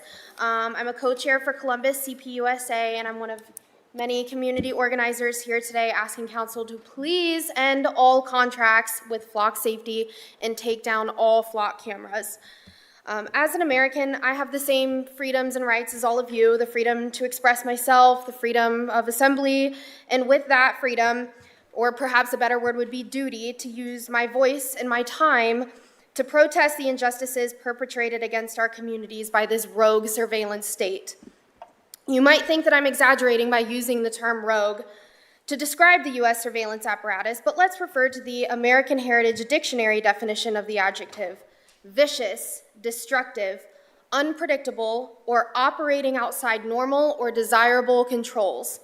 I'd say that's pretty damn accurate. For decades, technology has been developing faster than our lawmakers can pass legislation to keep up. Laws to provide guardrails to ensure total transparency and privacy protections for the American public. When it comes to these weapons of mass surveillance, such as Axon or FLOC, our Columbus City Council members have been just as directionless as all other elected officials in passing laws that actually reflect the will of the people of Columbus. We never got to vote on whether we even wanted these surveillance systems in our neighborhoods, hence the use of the word rogue. How very anti-democratic, being that these systems operate without any input or oversight by the taxpayers footing the bill for our own cages. We have seen the use of FLOC cameras to target and harm people of color, community activists, immigrants, queer folks, and journalists. According to a November 2025 article published by the Electronic Frontier Foundation, cops are using FLOC Safety's ALPR network to surveil protesters and activists. And another article by the EFF exposes how, as we've talked about tonight, deputies at the Johnson County Sheriff's Department in Texas accessed FLOC data under the guise of searching for a missing person, while in reality they were seeking to build a criminal case against a woman who left the state to seek her own medical care. Another article in August 2024 by Local 12 News Kansas with the headline, "Police Chief Gets Caught Using License Plate Cameras to Track His Ex-Girlfriend 228 Times." Maybe that's not close enough to home yet, but we've talked about some instances here in Central Ohio. Just last week, there was the NBC4i article with the headline, 2 Reynoldsburg police officers resign over alleged flock camera misuse. One of those officers searched for the same license plate number 53 times between January and June, and that officer resigned the day before her administrative review was to take place. Or right here in Columbus, we're talking about the August 5th article in the Columbus Dispatch with the headline, "Columbus officer used flock to investigate personal vehicle crash, records show." That's a great use of taxpayer dollars right there. Or how about the direct victims of the flock cameras themselves? As a flock representative has acknowledged, their scanners misread license plates 1 out of 10 times. But on August 1st, an article published by TechSpot stated that police in Roseville, California found that flock cameras misread the plate in 71% of cases. Think about that. These faulty systems are forcing people into dangerous interactions with police and sometimes lead to false arrests that can forever impact the course of someone's life. That's not to mention the backdoor and side door access for ICE and CBP, aiding in their terror raids against our immigrant neighbors. As you'll continue to hear from other concerned citizens this evening, I want you to keep in mind the definition from earlier. Rogue. Vicious, destructive, unpredictable. All these words can be used to describe the inevitable outcome of the continued proliferation of mass surveillance technology. The Fourth Amendment to the Constitution protects us from unreasonable searches and seizures by the government, and 24/7 mass surveillance of the American public by artificial intelligence programs is, by all accounts, unreasonable. Allowing Flock and Axon to continue operating here in Columbus, you would be directly complicit in violating the Fourth Amendment rights of every single person in this city. I implore this council, heed our words. Now is the time to step up and safeguard our communities and protect our constitutional rights, since you didn't do it when these systems were brought here 3 years ago. End the contracts and take down the cameras. Thank you. Thank you very much. Sebastian, Kelsey Reinhold, and Jessica Cox.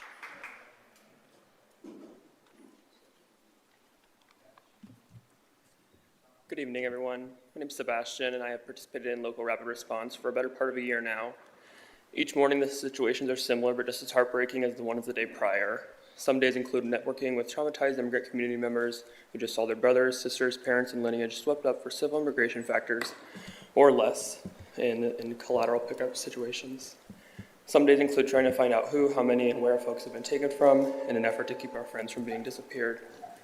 During these events and the hours that follow, I find myself dancing with many emotions. Typically, the sheer horror and sadness from the day subsides, and I'm left with feelings of shame and disappointment.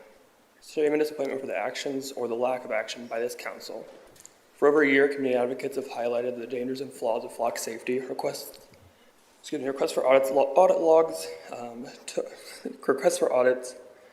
took months to prove what these advocates were already telling you. Deputy Chief Tim Myers said that the 54 immigration-related searches he completed were to monitor immigration enforcement occurring within the city, not assist with it. This is troubling for many reasons, but only will bother you with a few of them. First off, many of you may remember on December 21st of 2025, a mother and 3 children stationary in their car had tactical mace sprayed into their vehicle by an ICE agent in a moving white Dodge Durango, striking all 4 occupants and requiring medical attention from CPD and CFD at a nearby firehouse. Attorney Zach Klein declined to prosecute due to lack of information, though there was a description of the vehicle, license plate number, and the photo of the agent, not just in the vehicle, but also from another witness during a previous altercation in the Easton area Dollar Tree. So it begs the question, how can Tim Myers have searched 54 times for immigration for safety and still managed to keep not one person safe? Or was he not keeping anyone safe, but rather assisting his boys in blue? We are told over and over that the firewall exists between CPT and federal immigration agents, but no such firewall exists when individuals or friends are a part of the same thin blue line gang. Another flaw in the idea of the firewall is that the local municipalities that you still share with have Homeland Security Task Force officers who are employed by the same departments, just like Officer Jacob Stein broke with the New Albany Police Department. What stops Jacob from searching the database for his ERO buddies who work in the same building? Morals, ethics, the same ethics that those Reynoldsburg police officers had when using the database for nefarious things. Something cooler than using Flock to almost solve, something even cooler than almost solving a crime with Flock, preventing crimes that Flock allows by letting police stalk past and current partners. While on the record, I want to add that Julie Yarman from ICE in Columbus hit a minor with her ICE car 2 months ago, and she left the scene of the accident stating, "We do this all the time." And I just want to know if these are the agents you guys want here, working in your city. Scott Yarman, her husband, constantly has used dangerous intimidation tactics to prevent folks from engaging in constitutionally protected rights to film and document law enforcement. I beg of this council to take the mass surveillance down, help stand in solidarity with our immigrant communities by doing what you have had the power to do for a long time. Take the cameras down. Thank you. Thank you, Sebastian. Appreciate it. Kelsey Reinhold, Jessica Cox, and Jared Nolan. Good evening, and thank you for letting me speak today.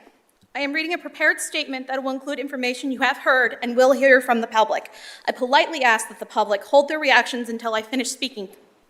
We must confront 7 undeniable dangers. First, cameras do not prevent crime.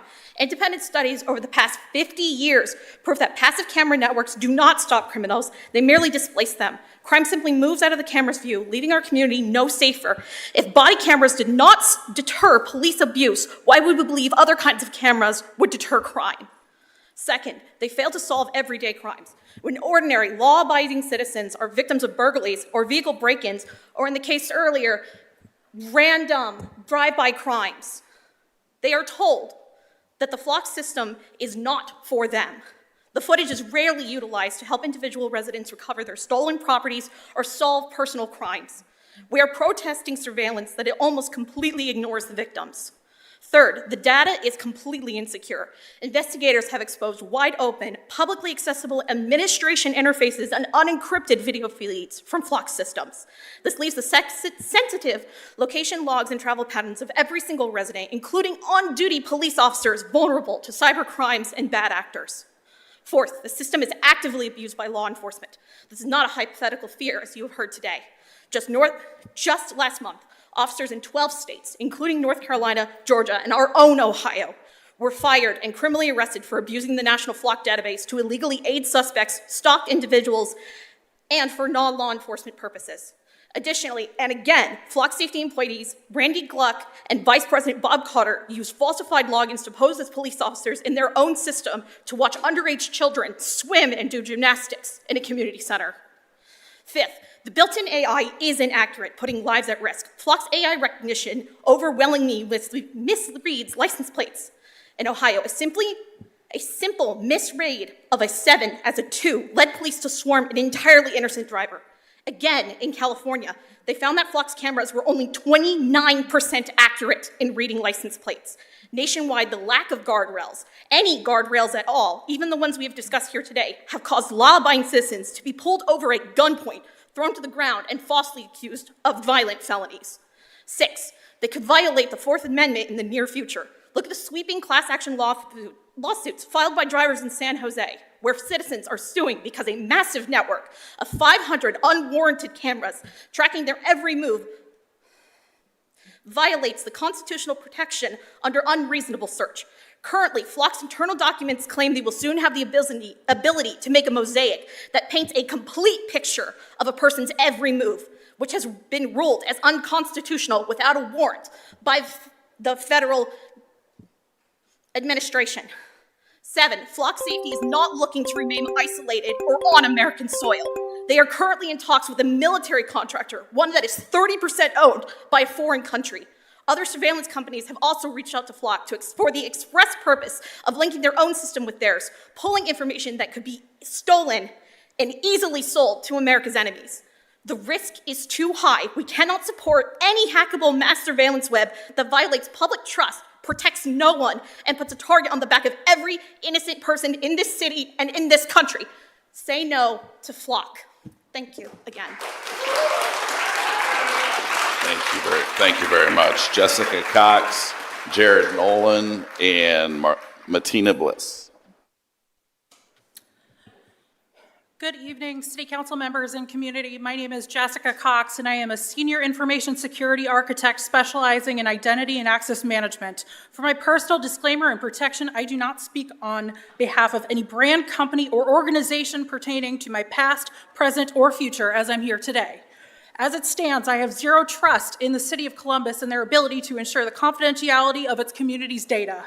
While many instances of unauthorized access are of Unauthorized access of protected information are the result of human error, oversight, and ineptitude. You are just one misconfiguration away on your technical implementation and policy, opening opportunity for abuse of privilege, as already shown amongst our neighboring communities and across the nation.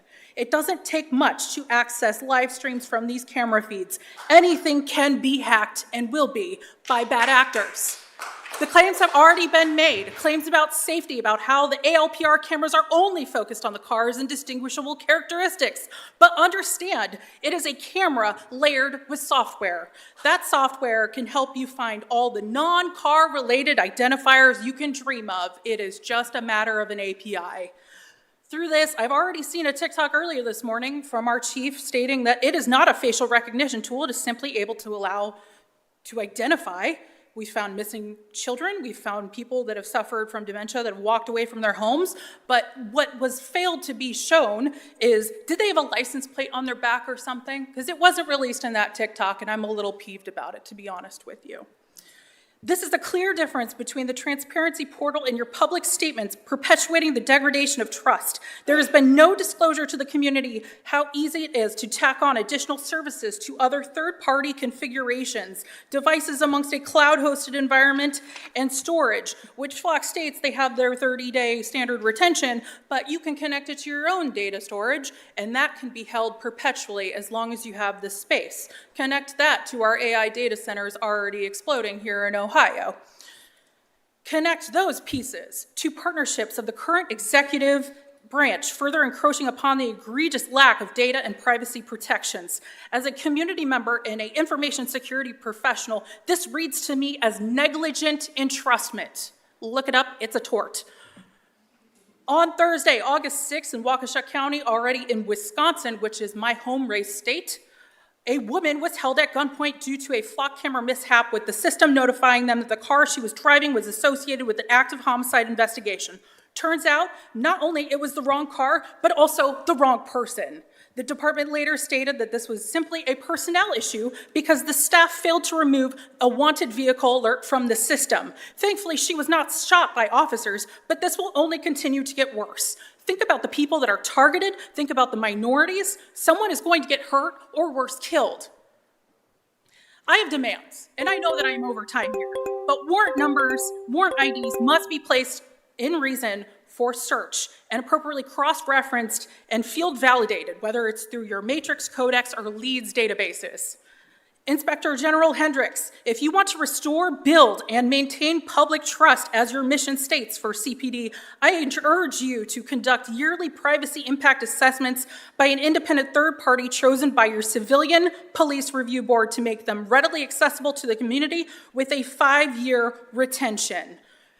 Lastly, because I know I'm over time here, I would like to also urge you to bar police officers from joining any other jurisdiction after voluntary or involuntary resignation or suspension in regards to misuse of access. We can no longer allow them to just hop over to other jurisdictions to continue their role if it's already been breached. Thank you very much. Jared Nolan, Matina Bliss, Charles Abernathy Jr.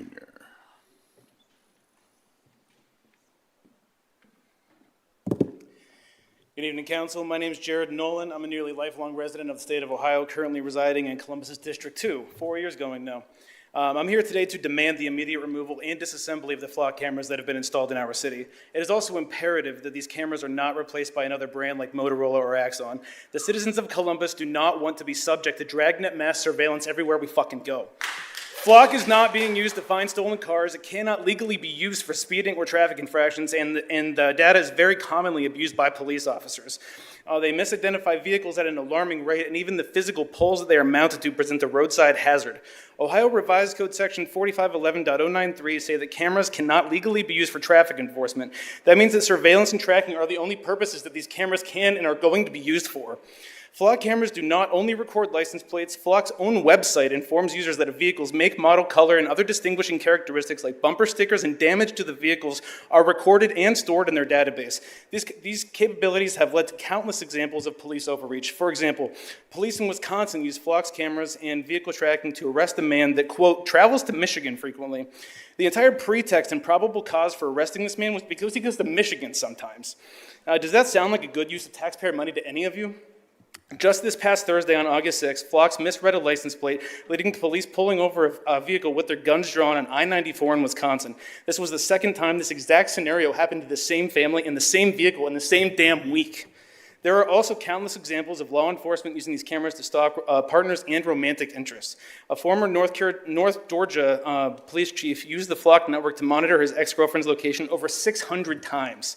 An Orange County officer was arrested for checking the location history of his current girlfriend and her family more than 100 times. And in Texas, to answer one of your questions you've asked earlier, Ms. Barroso de Padilla, in Texas, law enforcement officers used a network of over 83,000 cameras to track down a woman who traveled across state lines to legally access abortion care.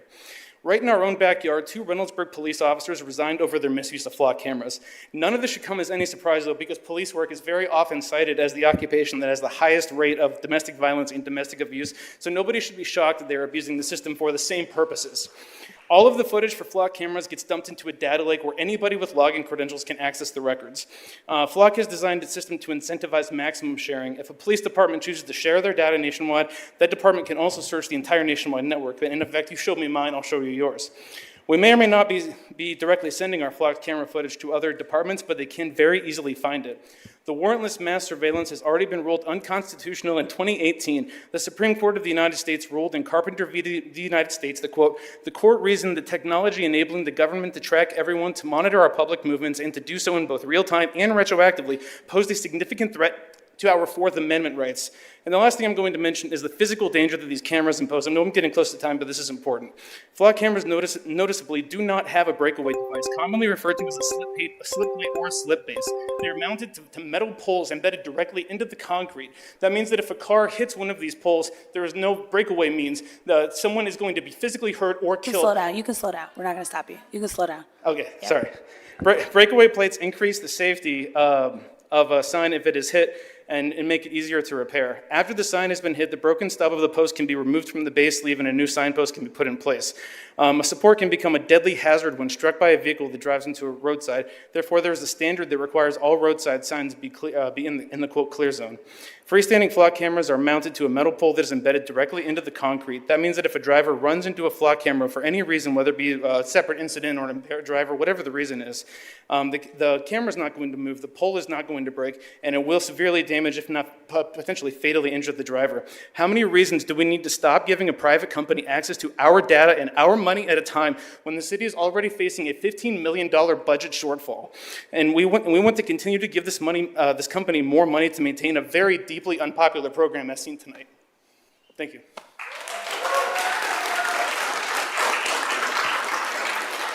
Thank you very much. Bettina Bliss, Charles Abernathy Jr., and Thomas Murphy.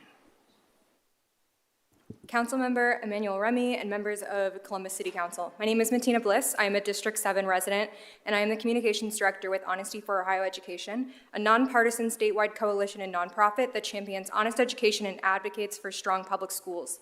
As a public education advocate, community organizer, and concerned citizen, I am here to ask City Council to end all contracts with Flock safety and take down all Flock cameras. As many here have said tonight, Flock cameras pose a massive threat to our immigrant communities. We know ICE is using Flock data to track and terrorize immigrants in our city and our state. I want to highlight how the violence imposed by ICE has resulted in severe impacts on our school-aged immigrant families and school communities as a whole. Parents are scared to send their children to school. They're scared they will be abducted at bus stops, waiting in line for school pickup, or that their kids will be taken while they're in school buildings. Children fear they will be separated from their parents while at school and return home without them. Our public schools have a constitutional responsibility to serve all students, regardless of where they are from or their immigration status. Flock cameras are aiding and abetting ICE raids in our own communities. This directly causes chronic absenteeism and severe stress and mental health issues among students, educators, parents, and school staff. Kids can't learn in this environment and honestly shouldn't be expected to when their lives are at stake. Our schools must be restored as safe spaces where kids of all backgrounds can learn and grow. The elimination of flock surveillance in our city will help us get there. We're also seeing a rise in ALPR cameras added onto school buses. Earlier this year, the Ohio Department of Education and Workforce announced a $10 million grant for school bus safety. That will cover external bus cameras. Companies cashing in on this opportunity like Bus Patrol scan the license plates of all vehicles the bus drives past and then let law enforcement search that data, turning our buses into roaming surveillance vehicles. This doesn't make the kids on those buses any safer, but rather serves as a tool for AI companies to generate more revenue at the expense of our right to privacy. I would also argue this is a misuse of public dollars. Our schools are facing extreme budget deficits, and pouring money into surveillance sets a dangerous precedent. While this is not a school board meeting, and we are not here to discuss ALPR cameras on school buses, it is imperative that you all, our city, sets an example of governance that protects our rights to privacy and rejects technology that drives us towards a surveillance state. Our children should not grow up in a surveillance state, especially when the school-to-prison pipeline is alive and well. Surveillance doesn't make us safer. Flock and ALPR cameras put our vulnerable communities at significantly greater risk. I'd also like to note, like many here have, that more and more cases of flock data of abuse have surfaced by police officers. There are a lot of talks tonight about policy and regulation, but this abuse is a prime example that safeguards do not make the technology better or keep people safe. The only answer is banning these cameras. I respectfully urge the City Council to consider my testimony and do the right thing, end all contracts with Flock, and take down all Flock cameras. Consider spending that funding to support our schools and our communities. Thank you for your time and opportunity to testify on this issue. Thank you very much. Charles Abernathy, Thomas Murphy, and Danielle Bibick. Greetings. I'm a resident of Driving Park. Back in March of 2026, when City Council voted to pass our operating budget, I was here urging leaders to use our tax dollars to help our community. Your efforts resulted in breadcrumb funding and allowing Flock to stay on the budget line. Thanks, I guess. At the time, Hardin was interviewed, echoing the sentiment that the final budget was one that reflects the council's core values.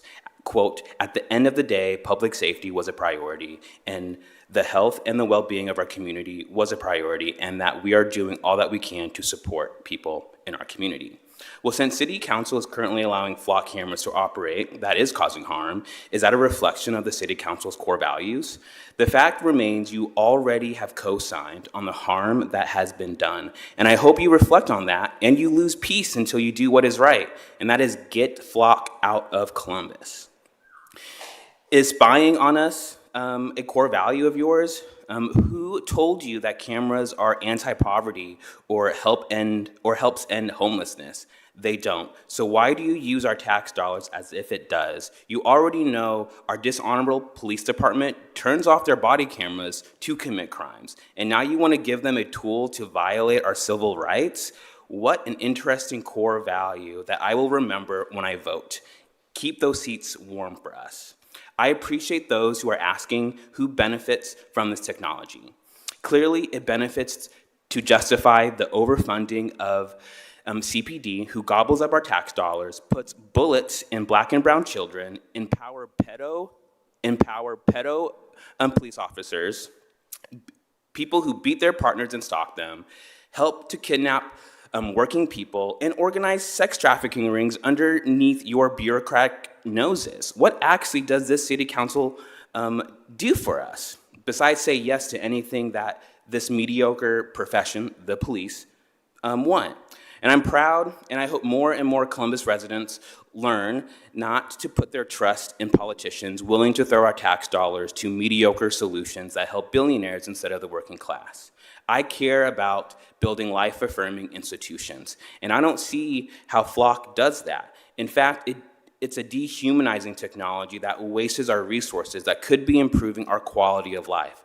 Spying on us is not the community engagement that you think it is. Thank you.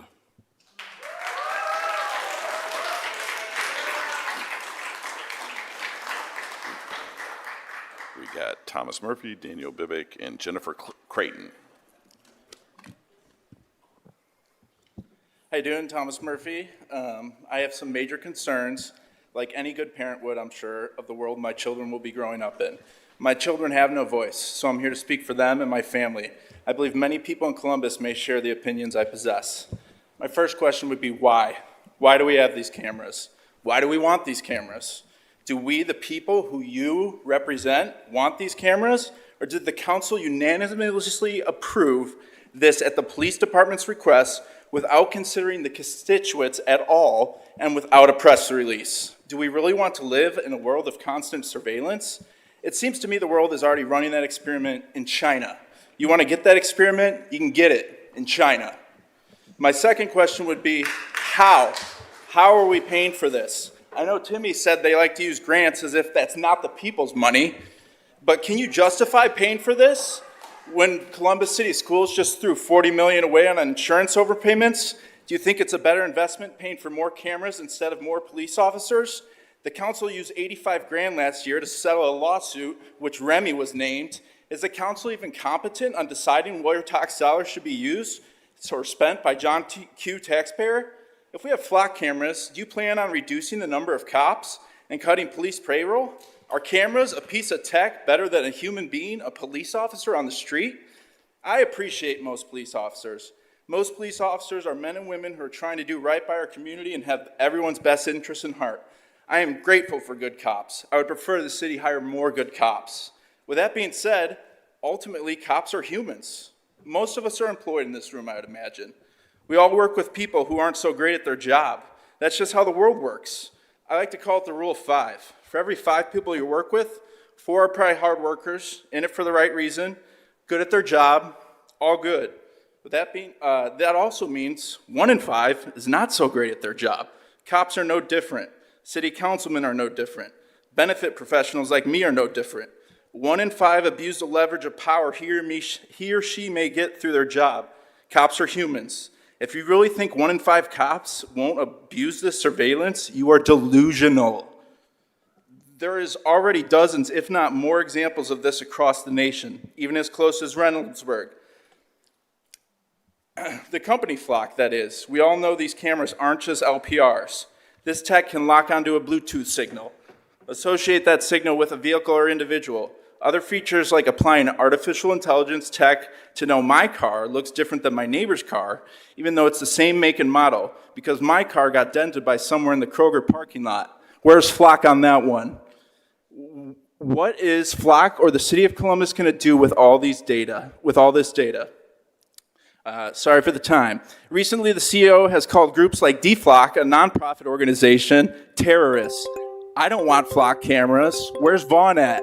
Ask your boss if I'm a terrorist. Ask your boss if we're terrorists. We've had about 27 testimonies so far, and I think one individual has asked for this as far as the public goes. And, I have sympathy for that individual. The rest of us don't want them. Get rid of Flock. Thank you. Thank you, Mr. Murphy.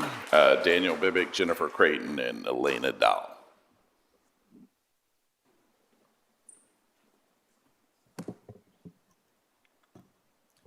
Hello, my name is Daniel. I'm a Columbus native, a former search and rescue volunteer, and a current security consultant. All my views that I share here today are my own and not representative of any other entity. I would like to talk about my concerns with the security, the lack of AI guardrails, and the civil rights encroachments that automated AI-enabled surveillance poses. Many of my peers in cybersecurity are not able to make it. Many of them are at one of the largest conferences, DEF CON. One of those speakers, John Gaines, posted a white paper documenting several security vulnerabilities in Flock systems, including their automated license plate readers. While Flock has responded to these, many of these are still persistent and present on the federal government's vulnerability database, NIST. While Flock has responded and shown mitigations, failure to address these ever-present vulnerabilities poses a risk by lateral movement towards cities' infrastructure. I would argue it poses a risk to the very reliability of that evidence. I would argue that also poses a risk to the operational security of law enforcement officers. No system and no vulnerability exists in a silo. This issue isn't just about Flock, though. Axon has better PR at the very least. and better security for now because no major documented vulnerabilities have been shown with our ALPRs yet. Emphasis on yet. However, they all use a heavy amount of AI.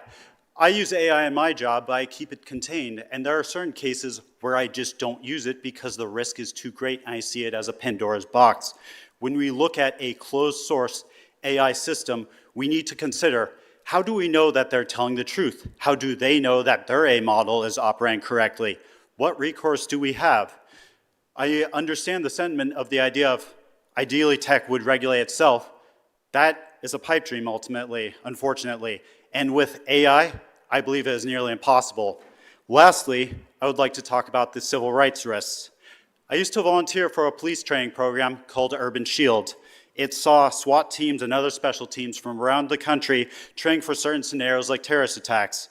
I was reluctant of criticisms of the time about it leading into an authoritarian police state. However, seeing the rise of authoritarianism in the world, and fortunately in the United States today, I now no longer doubt those concerns. One warning was, when you have a hammer, everything looks like a nail. That's how I believe that we need to look at surveillance. That is a hammer, and we all look like nails. Now, law enforcement is a hard job. However, I believe that technology treats the symptom and not the problem. Treating the problem means healing our community, addressing wealth inequality, and other issues. I have several documents here that I'd like to share. I'm going to share them with your aide, Councilmember Remy, and thank you for your time. Thank you, Mr. Bivick. Jennifer Creighton, Elena Dow, and then Alana Roberts.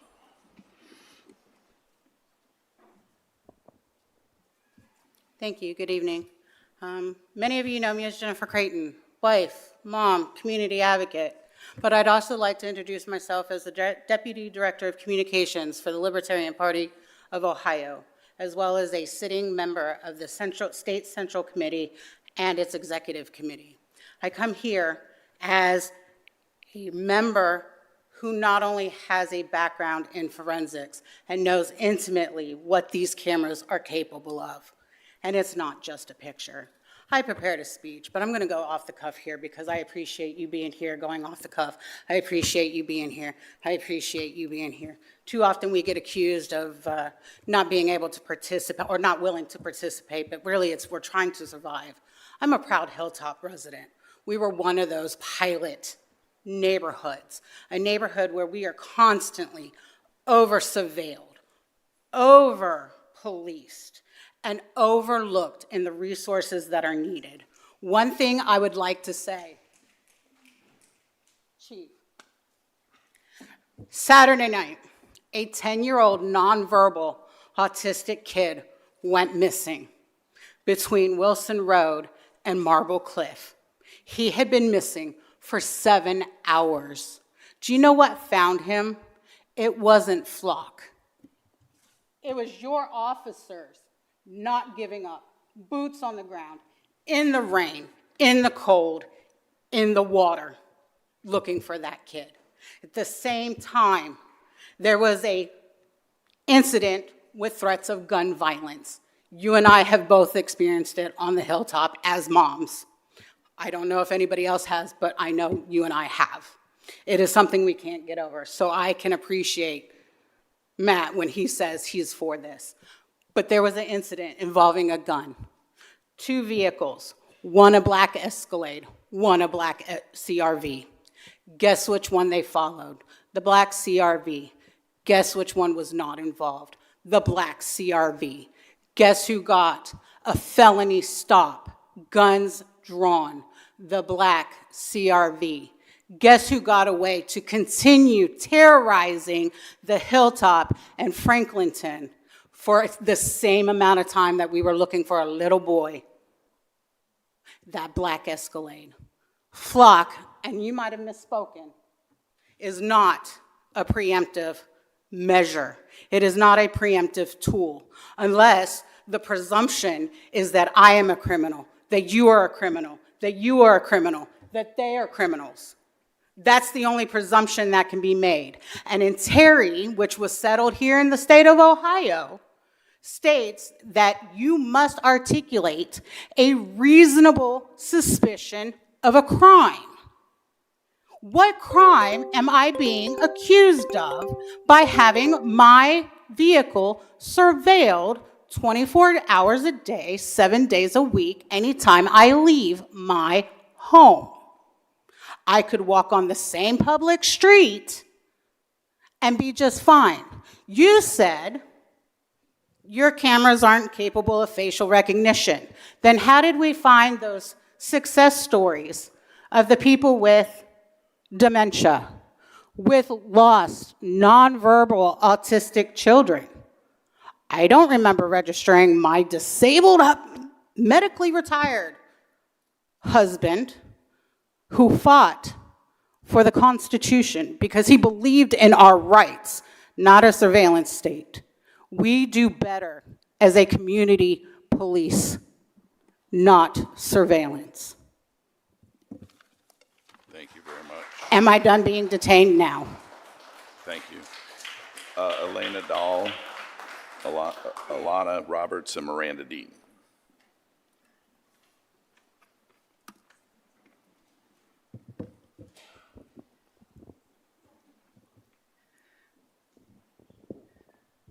Good evening. My name is Elena Dahl. I live in Columbus, and I'm here with First Collective, which provides aid, support, and supplies to our unhoused neighbors. I'm here to urge you to end all flock contracts, take down all flock cameras, and end mass surveillance in Columbus. Our unhoused neighbors are experiencing increasing instability due to violent sweeps of their camps. Many people do not have anywhere to go right now, and they don't have the luxury of safety and privacy within their homes. They're already so extremely exposed, and mass surveillance technologies make it easier to track their locations and cause them further harm. There are currently over 500 people on the wait list for shelter in Franklin County, and the Community Shelter Board is moving to cut about 43% of Franklin County's year-round adult shelter capacity. If Flock gets their way, this violence will only increase. While it's true that current cameras in Columbus only track plates, you heard Deputy Chief Myers say, tomorrow there will be something else, right? Unless we stop this now, there's no guarantee we won't see facial recognition cameras pop up on street corners in the near future. Unhoused people in Columbus face so many double binds. As just one example, many can't access a shelter bed because of the 500+ person wait list, yet they're accused of trespassing wherever they go. Their camps are destroyed for the crime of visibly sleeping outside with their belongings. But again, where are they supposed to go? A few weeks ago, we spoke directly to the people bulldozing these camps. The bulldozer operators compared our unhoused neighbors, many of whom are veterans, families with children, and immigrants, to vermin infestations. When our unhoused neighbors are treated as pests to be surveilled, harassed, and chased, how are they supposed to live? They need your investment in their access to shelters and stable housing. They need your investment in their quality of life as fellow humans with as much a right to dignity as anyone else. Investing in Flock, with its ties to Peter Thiel and the Trump administration, is not the answer. I'm both a photographer and a college professor, and I teach students about cameras and the ethics of image making for a living. The police tell you that these cameras are simply tools. And sure, cameras can be tools to do all sorts of things, but when a camera violates even one person's civil liberties and causes them harm, that tool has become a weapon, and the police do not need more weapons. When the success stories of ALPRs come at the expense of the actual lives of marginalized people, it's obvious that there is something deeply wrong. Why do they claim these cameras are making people safer when they're causing harm? Flock is trying to dupe all of us. They are trying to make money off of our cities and laughing all the way to the bank. Do not let them. The violation of our rights is not worth it. Please do what you're elected to do and fight for the safety of all residents of Columbus. Thank you for your time. Thank you very much. Elena Lana Roberts, Miranda Dean, and Joan Palmer. Is Elena Roberts here? Seeing that. Miranda Dean, Joan Palmer, and Molly Shea.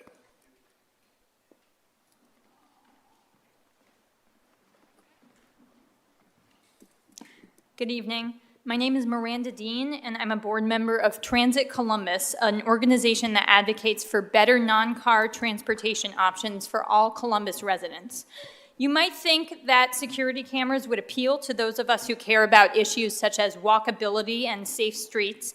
After all, one of their purported goals is to penalize dangerous driving. But a penalty can only work as a deterrent, and unfortunately, traffic fines are not enough to deter most of us from speeding or engaging in other unsafe behaviors on the road. With that said, it's possible to foster safe driving habits by building more traffic calming infrastructure. When cities do this, traffic accidents go down and public spaces become safer for everyone. This all can happen without the use of surveillance cameras.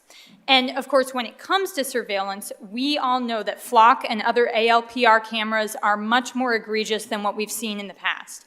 Their systems do have the ability to track and log identifying information that includes license plates, yes, car models, yes, also bike appearance, articles of clothing, facial features, and even a person's gait while walking.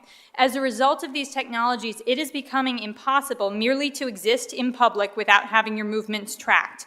Of course, a common rebuttal to this concern is that if you have nothing to hide, you have nothing to fear. But this statement assumes that our data is being captured by good actors only and that it will remain in trustworthy hands indefinitely.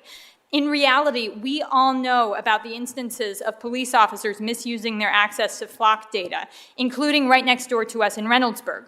What's more, it's impossible to predict what our society's future will bring, whether that means changes to our government, data breaches similar to what Columbus experienced in 2024, or some other unforeseen crisis. In other words, even if our data is currently in good hands, we have absolutely no guarantee that this will remain the case. The fact that detailed records of Columbus residents' daily movements exist at all can only make us more vulnerable, both as individuals and as a community. At Transit Columbus, we care deeply about the right of all people to freely and safely traverse the community they live in. To that end, we believe in the importance of building and maintaining infrastructure that makes it easier to get around Columbus by bus, by bike, or on foot. We do not condone the use of public funds to maintain infrastructure that frightens people or discourages them from venturing outdoors. For many, the knowledge that their information can be captured at any time, stored for an indeterminate period, and accessed by any number of people is enough to make them think twice about using public spaces. When people are afraid to go out, local businesses suffer and community well-being plummets. This is not how we build a free and prosperous community. At Transit Columbus, we urge you to reconsider the presence of flock cameras in our city, as well as all other ALPRs. Thank you. Thank you very much, Ms. Dean. Joan Palmer, Molly Shea, and Mary Allegar.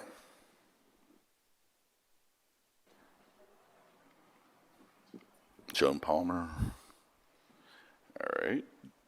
Molly Shea, Mary Allegar, and Elin Hikusaka Tom.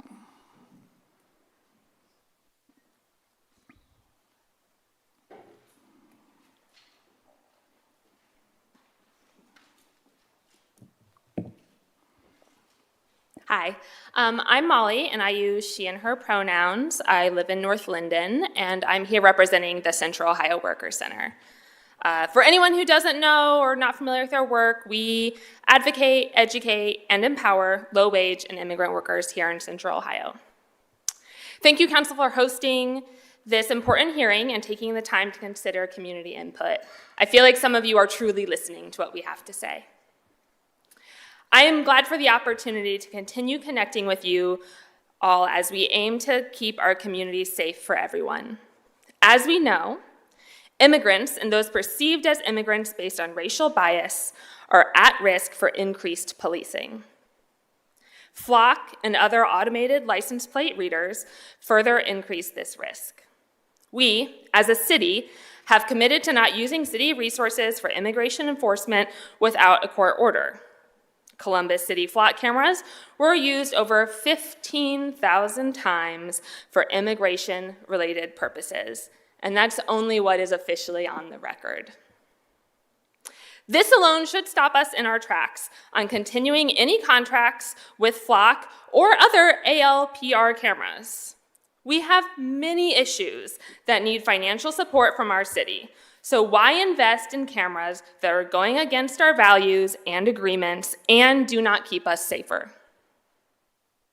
Even if regulations were applied to the use of these cameras, there is no conclusive evidence that ALPRs reduce crime, but there are many examples of them being used to target marginalized communities who are already at risk of over-policing. All people deserve a government that will protect our privacy and well-being. Immigrants are under attack in so many forms right now. We, on many levels, cannot afford to utilize invasive technology to further criminalize our communities. At the Worker Center, we work directly with families who are just trying to get an honest pay for an honest day's work. We have flock cameras, without having flock cameras track their every move to and from work, which only furthers the hardships and has contributed to the fear of many city residents about having to leave their home, even simply to go to work. We have an opportunity, you have an opportunity, to apply our agreements, policies, and values by simply not continuing a contract with a private, for-profit company. I am asking you, as council members, to drop the contract and bag the cameras immediately. Every hour we waste, more private information and frankly inaccurate data continues to be collected. As you have heard today and for the past many months, Columbus does not want or need these cameras. I appreciate your time and I hope you take this consideration.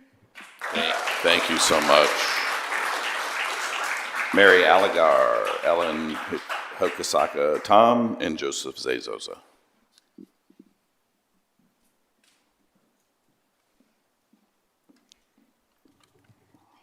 Good evening. Hello, council members. My name is Ellen Hikosaka Tam, and I am a resident of Columbus City Council District 2. I am 24 years old, and like plenty of people in this room, I have grown up in a digital age where mass surveillance has been normalized and weaponized against vulnerable people. I'm here today to implore City Council to not only end all ties of flock safety and remove all flock cameras, but also to commit to refusing to use all AI-powered mass surveillance tech and automated license plate readers. This includes Axon cameras, which many cities across the country have pivoted to after agreeing to end contracts with flock under public pressure. As a post-9/11 baby, surveillance has always been a normal part of being an American. You could even say that I'm supposed to be okay with having my every move watched and recorded, since that's the only world I have ever known. From doorbell cameras to social media, surveillance has been integrated into our daily lives to prime us to accept government-sanctioned mass surveillance under the false pretense of security. It disappoints me and disturbs me greatly that my local government, my hometown government, which should fall for this lie and participate so willingly in imposing techno-fascism on its people. The truth is, surveillance does little to deter crime, and in some instances may even motivate it with regards to people who might vandalize these cameras. I mean, let's be real here, violating people's rights tends to be unpopular, and people tend to want to fight back.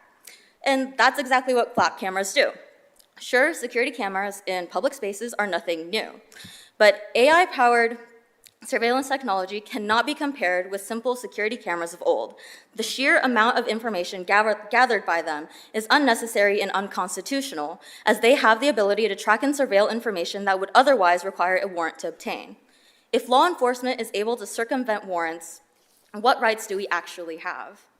Even if there are a small number of legitimate use cases for flock cameras, is undermining the constitutional rights of all others really worth it? How is anybody safer when everyone's constitutional rights are undermined? Is that the kind of world you want your kids or grandkids to grow up in? One where everyone is watched and recorded for no reason other than existing inside of these cameras, the data from which is stored and shared in the surveillance network that knows no limits.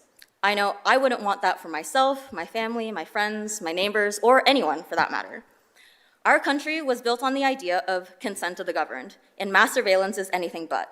There is no freedom or liberty in a surveillance state. Surveillance only ever protects power, corruption, and maybe property. That doesn't make me feel safe. What makes me feel safe are the people behind me in this room, my neighbors and community members who have big hearts and care deeply about the people we hold most dear. I know I can rely on them to stand up for me in a moment of need, as I would for them. They're the ones that make me feel safe, and they're the ones I'm here to plead on behalf of to protect. So, what will you choose to protect? The people you serve or power and corruption? Thank you. Thank you very much. Joseph Zezosa. Joseph Zezosa. Mark Rosenberg and Blake Carter. Good evening. My name is Joseph Souza, also known as Zay. I use he, him pronouns. I live in Eastmore, and I serve Equality Ohio as their local advocacy coordinator. In our organization, we work to achieve lived and legal equality for Ohio's 550,000 LGBTQ residents. And I'm here to ask the City Council to end all contracts with Flock and take down all Flock cameras. During the Trump administration, we've seen an escalation of attacks on historically marginalized communities and a genuine disregard of the law and civil rights. Within the past year alone, his administration has specifically targeted transgender people relentlessly. The administration has enacted passport restrictions and has even labeled trans people and so-called gender ideology as forms of domestic terrorism. In other words, Trump's administration is actively creating a villain narrative of trans and LGBTQ people.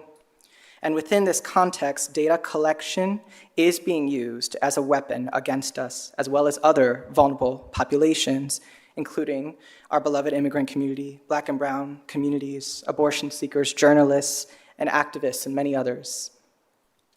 And there are countless examples of this weaponization in action, as many have already spoken to, including cops using these cameras to surveil protesters. There was that Texas sheriff that someone referred to before that used Flock data to prosecute a woman for self-administering an abortion, and many, many, many other examples. And this is actually terrorism, I just want to say. We should all recognize the dystopian reality of this moment and do everything in our power to resist this weaponization of data collection. And the city of Columbus does have that power. We can decide not to accept the unacceptable by ending all contracts with Flock. Because if we don't, ultimately, we are allowing for the expansion of a surveillance state. Historically, LGBTQ people have always been harmed by the culture and practice of surveillance. We know at Equality Ohio that policy has a direct impact and correlation with what kind of culture and society that we are building or reinforcing. Our community experiences cultural ripple effects from the policy that we create and that we tolerate. And so I urge you to expand your analysis of how surveillance impacts our community. To allow the surveillance state to expand and increase its reach is to allow a culture of fear, a culture of distrust, lack of privacy and lack of self-determination, and the criminalization of our people to be normalized. Ask yourself what kind of community you want to cultivate in Columbus as leaders of this city. Is fear and distrust a part of your vision for the city? I imagine not, and if not, end the Flock contracts, remove the cameras. We need to start trusting each other and empowering our own local communities. We need to refrain from the paternalistic, racist practices of surveillance. Thank you.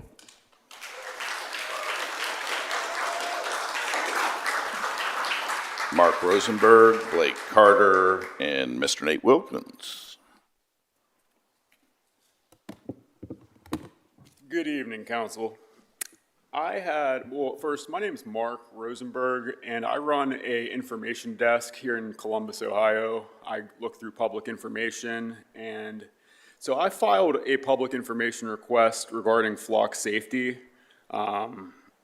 with the Columbus Division of Police. So Flock, their name is actually Flock Group, but they go by Flock Safety in the contract, I assume for marketing purposes. So this contract, I looked at their purchase order 483191 issued December 24th, 2024, was $228,000 of Columbus taxpayer money, regardless if it came from a grant or not, that's taxpayer funded money. So what does Flock Safety actually do?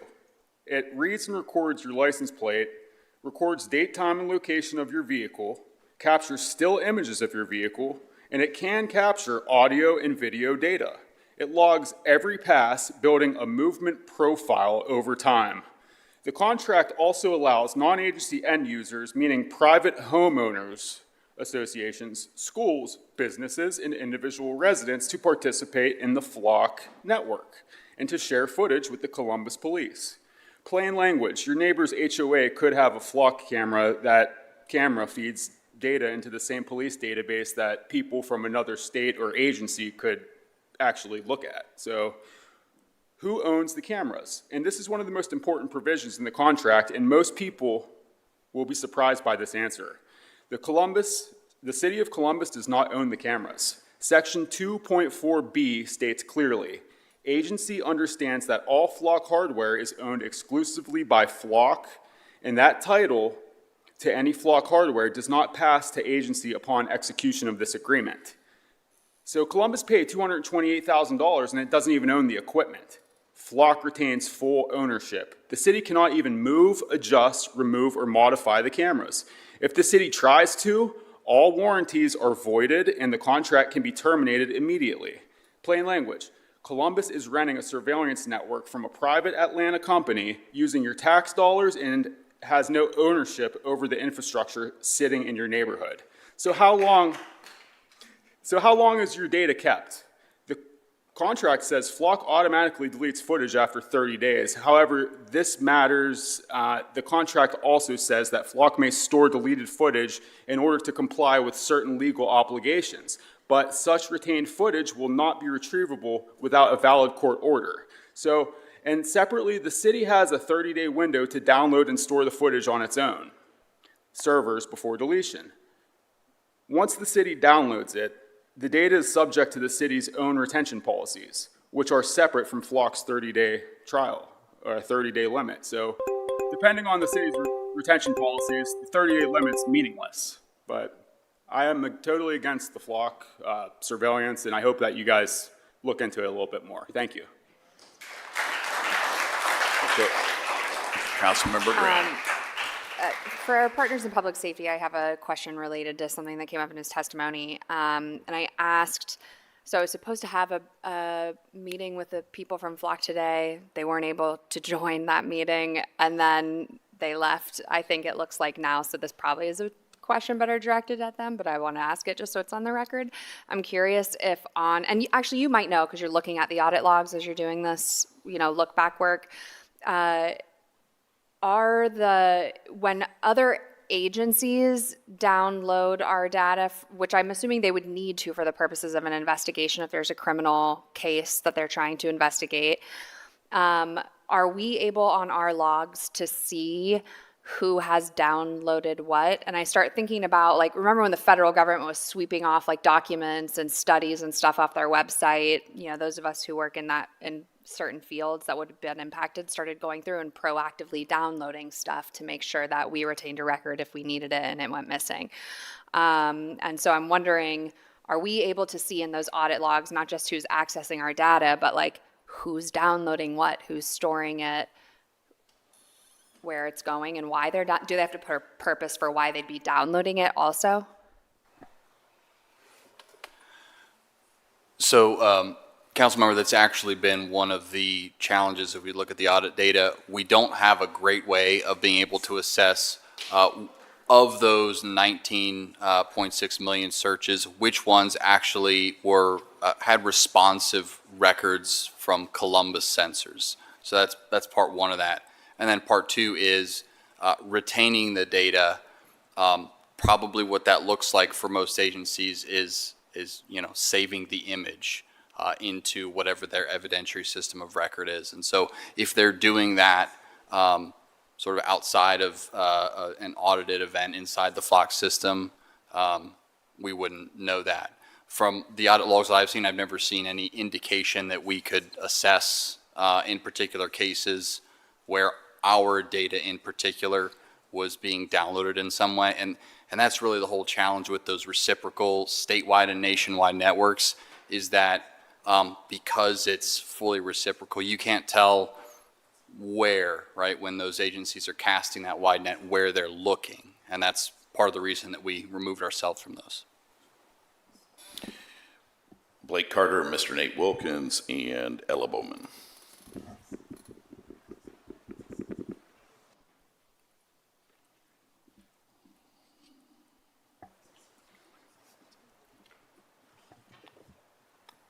Nathaniel George Wilkins, Linden area of 19-year resident. First of all, let me just speak on this. I don't know too much about this, but I think y'all are doing the right thing. I'm all for this, and let me say why. We have a couple incidents in Linden and also South Linden. A couple days ago, somebody got hit and killed on Cleveland Avenue. Somebody got hit and killed on Eddie Stone in Cleveland Avenue, right in front of New Southern Baptist Church. You know, I don't know too much about this, but I think this is a really good idea. You're moving in the right direction. Also, there was a few drug houses in North Linden, such as this. Also, that we also have to understand we had a violent killing on Oakland Park a while back with that nightclub. And again, this will bring more tools to the area. And again, I just want to mention one thing here, because me and my wife was talking about this today, 2 days ago, that you have 3 juveniles that's breaking in cars, stealing guns, credit cards, and things like this. This gives a more tool. Let me say that again, a more tool to this. It's because police cannot be everywhere. Linden is this thing that we have, crime, prostitution, drug houses, and all this other domestic violence. This is the time. I always talked about gentrification. This term now is not gentrification. This term now is new age and time of jazz. And people's got to get on board with this. If people's not on board, they hiding something. I'm all for this. But I want to leave out one thing that these people have said behind me. When we are dealing with visually impaired population, the elderly population, how are they not tuned to this? Let me say that again. How come they're not tuned to this? I went to the state fair, saw an old friend of mine that I went to the state school for the blind. How they're not educated in something like this? When people are visually impaired and blind and can't hardly see this, how would they know? How would people get the information of this? Like I say, I had 3 other individuals that's what would be for this, but she couldn't be here tonight. Like I said, again, I'm all for this as 150%. Thank you for your time. Thank you very much, Mr. Wilkins. Ella Bowman, Shanna Wiley, Christopher Hines.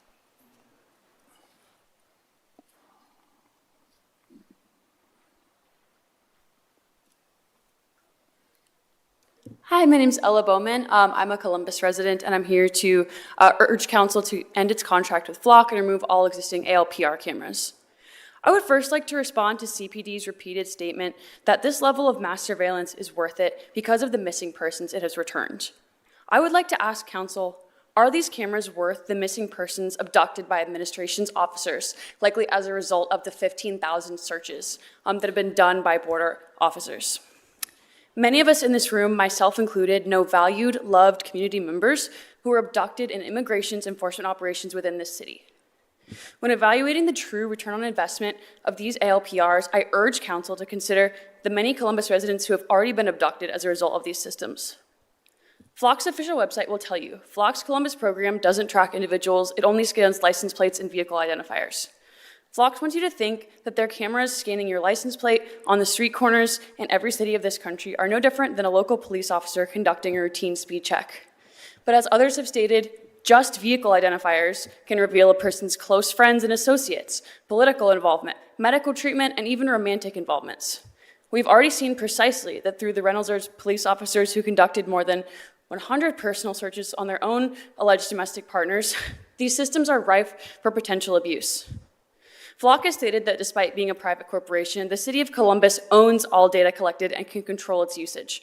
While that's a nice sentiment, I ask us to question where this data is actually stored. Does it matter who holds the legal license of the data when it can be stored on Flock servers that exist outside of the city itself, or when this data could be hacked and sent who knows where?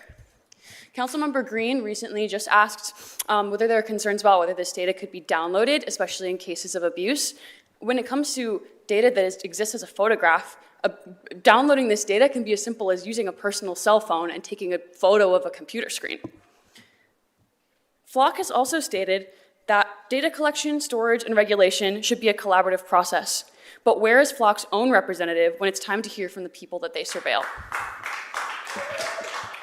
This much personal information is too much power to place in the hands of any individual, any public agency, or especially any private company. Human beings are fallible, and the agencies they run are fallible too. It is for this exact reason that our government was designed with checks on the amount of power any one agency can hold. And when it comes to Flock cameras, these checks are shockingly absent. Even Flock's reporting system, which supposedly safeguards against these cases of abuse, relies entirely on self-reported data. These cameras are a blatant violation of our Fourth Amendment rights, and I would like to urge the council to be leaders on this issue by canceling the city's contract with Flock and removing all existing ALPRs. Thank you. Thank you very much. Shanna Wiley, Christopher Heinz, and Jonathan Bashirs.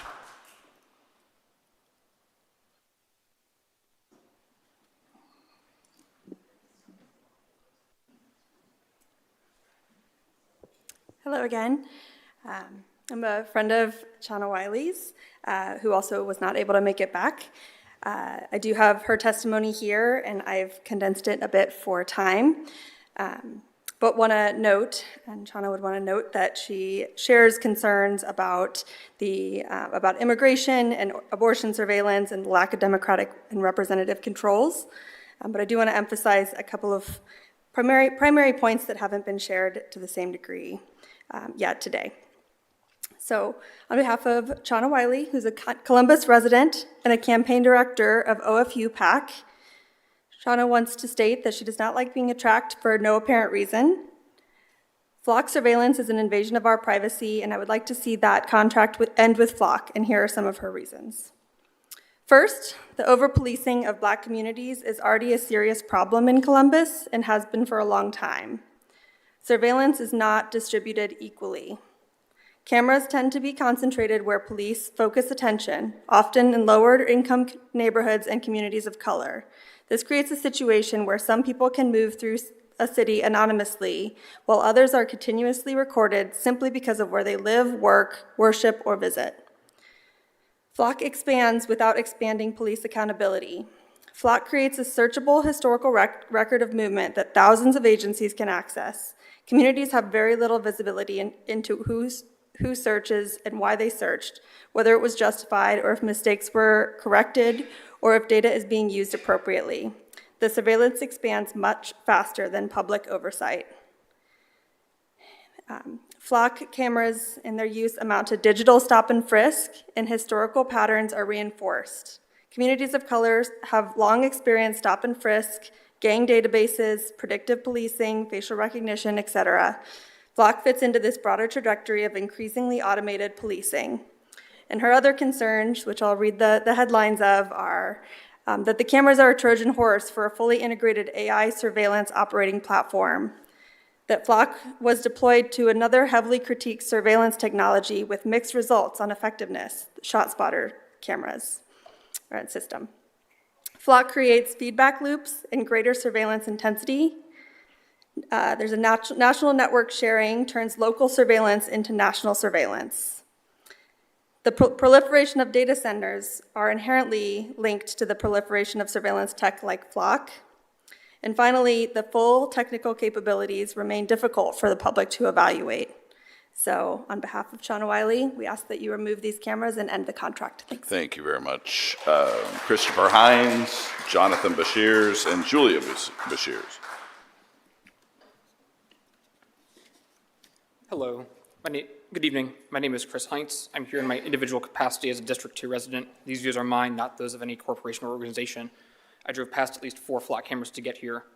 Today's hearing was catalyzed by immigration concerns, but that undersells the problem. These camera networks infringe on the rights and threaten the safety of all U.S. persons under the Constitution. The people have noticed these cameras are extremely unpopular across the political spectrum. I'm here to call for the removal and banning of all AI surveillance cameras and signal intelligence collection devices from any manufacturer in Columbus, not just Flock, but also Axon, Motorola, Leonardo, and any others. Access controls have been discussed at length, but are insufficient because the network of trust is unconscionably large and the players are not trustworthy. Filters based on submitted reasons and offense types are easily circumvented with this one cool trick, lying. In the interest of time, I'll gloss over some details that were included in my written submission. The cameras themselves have been compromised by amateurs, revealing retention of unencrypted images outside the purported retention window and hardware that is capable of facial recognition, pedestrian detection, and Wi-Fi and Bluetooth signals intelligence. Flock is at best a highly questionable company that is three hops away from Ehud Barak and has a history of employees using footage of girls' gymnastics classes and sales demos. Their cloud unsecurity allowed access to police contact info and the location history of target vehicles. They outsource tagging of images to freelancers overseas. I would be shocked if they weren't backdoored or side-doored by the federal government and or subject to a national security letter. We'll skip Columbus Police for time being, but next we've got to trust the 423 police departments with access. One is still Reynoldsburg, Ohio, which, as we've heard, just allowed officers Mark Nichols and Alyssa Berkheimer to resign and recommended against criminal charges following their misconduct. The internal civil and criminal systems are not a credible deterrent to misconduct because those operating those systems shield their colleagues from accountability. You know it to be true. I would not be surprised if Mark and Alyssa were soon hired by a neighboring jurisdiction, perhaps even Columbus PD. The only way to meaningfully protect data of your constituents is to stop collecting data at the source. Remove the camera. Flock is just one very dense layer on top of other surveillance dragnets, including finance, cell phones, and vehicle telematics, but at least those can be left at home or cut out and exist behind the thin veneer of judicial warrant protections and contractual consent. That is enough surveillance infrastructure to power a turnkey surveillance state. Will it be turned on to turn our country into China, Gaza, or the Minority Report? There are already hints at a pre-crime system at the federal level. And so I urge you to please peel this dragnet off the pile. Let us turn away from the road to hell paved with good intentions and towards what I hope is a shared goal, a future where Americans do not need to choose between watching the tree of liberty die and refreshing it with the blood of patriots and tyrants. Take down the cameras. Thank you. Thank you very much, Mr. Hines. Jonathan Bashirs, Julia Bashirs, and Dr. Londale Town, Sr. Thank you. My name is Jonathan Bashirs, and I'm from the north side of Columbus. I've lived in Columbus almost my entire life. I want to thank you for having this hearing, which is long overdue. I'm here to ask you not only to remove these flock cameras, but to pass a law forbidding them from being installed within the city limits of Columbus. There's 3 reasons that they should be banned. First of all, flock cameras are not effective. According to their own website, Flock's cameras are only about 93% accurate. The Los Angeles Police Department recently canceled their contract for Flock cameras after finding a false positive rate of 32.3%. Roseville, California, reported an error rate of 71%.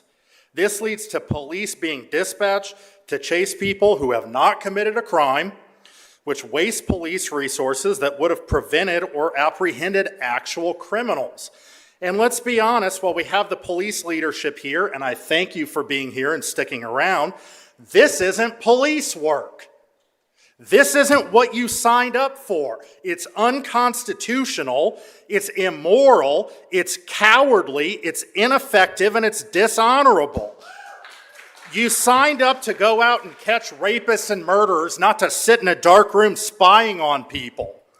Secondly, flock cameras create major legal liabilities for the city.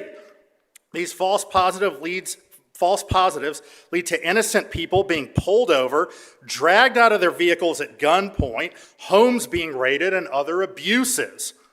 When this happens, innocent people are often falsely arrested and injured by police. In one case in Aurora, Colorado, an innocent woman, Brittany Gilliam, was traveling with 4 children. Flock falsely identified Gilliam as a car thief. Police pulled her over, pointing guns at her car containing the children, pulled Gilliam out, arrested her on hot concrete, and even handcuffed 2 of the children. The city had to pay out $1.9 million in damages as a result of the civil suits. Aren't we spending enough money paying out lawsuit settlements as it is? Finally, and this is the most important, there is no way to ensure that flock cameras won't be used in the wrong way. There are thousands of people at CPD that can potentially access the cameras. Then you have all of the other police agencies, state, local, and federal, that could gain access. Then you have employees of Flock who have already been caught improperly accessing data. from these cameras. We know from the long history of police abuse of surveillance technology that they usually succeed in keeping their abuses a secret for years and decades. Police don't report on each other. The FBI's illegal COINTELPRO surveillance program was only uncovered because members of the Black Panther Party broke into the FBI field office and found the documents. There is simply no way to ensure this program won't be abused, so it needs to be ended. And we need to make sure that it never comes back by passing a law banning the use of police surveillance cameras without a warrant within the city of Columbus. Thank you. Thank you, Mr. Bashirs. Julia Bashirs, Dr. Londale Towns, and Jahara Quietfan.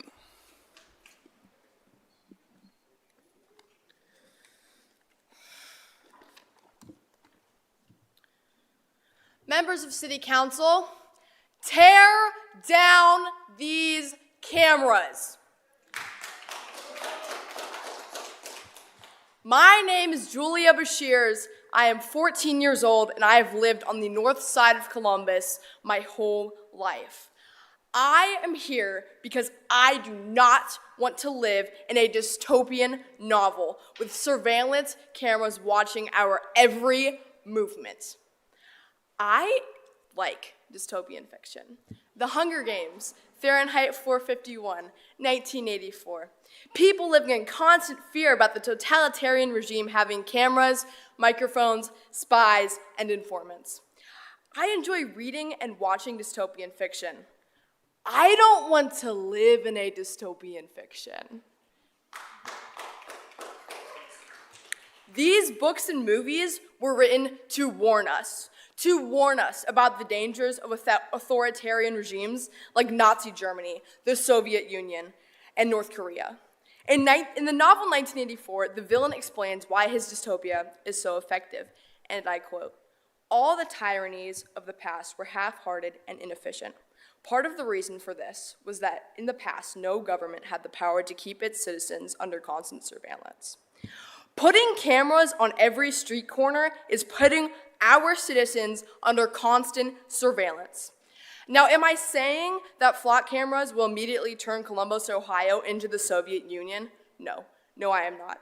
But these systems of surveillance are always built up slowly, under the guise of providing safety and security. It starts off with the promise of recovering more stolen cars, and before you know it, police are using it to stalk their romantic partners, spy on politicians they don't like, or break up political movements. And do not try to tell me it's not going to happen. It has already happened. A Reynoldsburg police officer was just fired for illegally using a flock camera to spy on a romantic partner.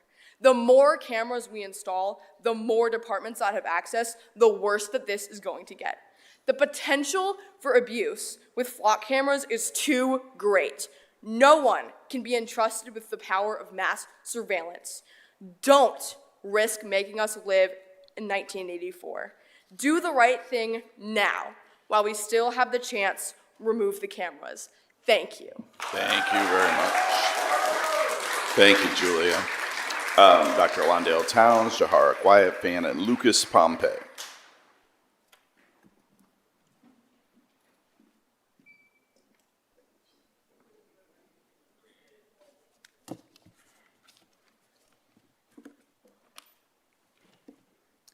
Good evening, Council, our amazing badges in blue, and of course, our citizens of the greatest city of Columbus, Ohio. Morality is not about being seen doing what's right. It's more about being able to ignore what is wrong. Again, my name is Dr. Londale Towns Sr., and I am an excited resident of Columbus, Ohio, specifically the Linden area. As a community leader and a behavioral and mental health strategist across Central Ohio, I have dedicated my career to designing and programming and to strengthen mental health identity development, impulse control in youth, as we just heard that amazing articulate 14-year-old, and young adults. I've seen the impact that crime has had over our community, specifically the Linden area, and I know that what it means to be dedicated to public safety, as we've heard from our amazing badges in blue. I also believe conversations about public safety should be grounded in facts, not fear, Columbus. There has been a great deal of what we will identify as fear-mongering, which is okay in politics, but this is real life. And that is one of the reasons why I felt so compelled to testify today. I do got YouTube, I heard the YouTubes, I do have TikTok, I've heard the TikToks, but I've also took one step further and I went to my community members and asked them, first, have you seen the flock cameras? They said yes. Are you fearful of the flock cameras?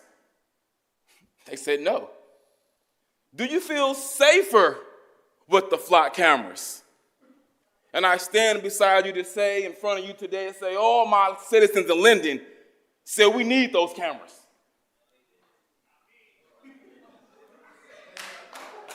Again, I say all my citizens, not imposters of Linden, said they desire those cameras. Why? Because we are one of the biggest communities in Columbus, Ohio. Why? We have one of the highest crime rates in Columbus, Ohio. Why? We have a lot of cars that are come up missing when we have to go to work the next morning. So you say no to flock? I say, who are you? What is your true intention and love for this great city? Because we all know that Columbus is a mecca for intel and technology. We're booming. We know that our youth thrive our great city. We know that we have a great people who deserve to hear the truth about these cameras. How are they used? Which is great questions. And the role they can play in helping law enforcement keep communities safe, which are great questions. But I don't think the fear that is guiding us should be directing us. I think we have a moral responsibility, Columbus. I think more of our questions and fears around the moral integrity of us as people. I've seen the impact that crime has had over our community, and I know what it means to be dedicated to public safety. I also believe conversations about public safety should still be grounded in facts, not fear. There has been a great deal of what flock technology in the city council is debating today. It is very important for public safety. It can't mean the difference between a case going cold and remaining integrity and fluent. So I am not really here to stand and to say that we need to tear down, and I am not for super surveillance. But what I can do is speak facts. The citizens in Linden feel safer. Our crime rate has went down, and our cars are in the driveway.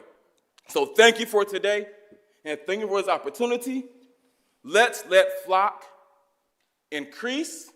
Let's let flock improve on their systems. But most importantly, let's keep our citizens safe, alive, and free. Thank you.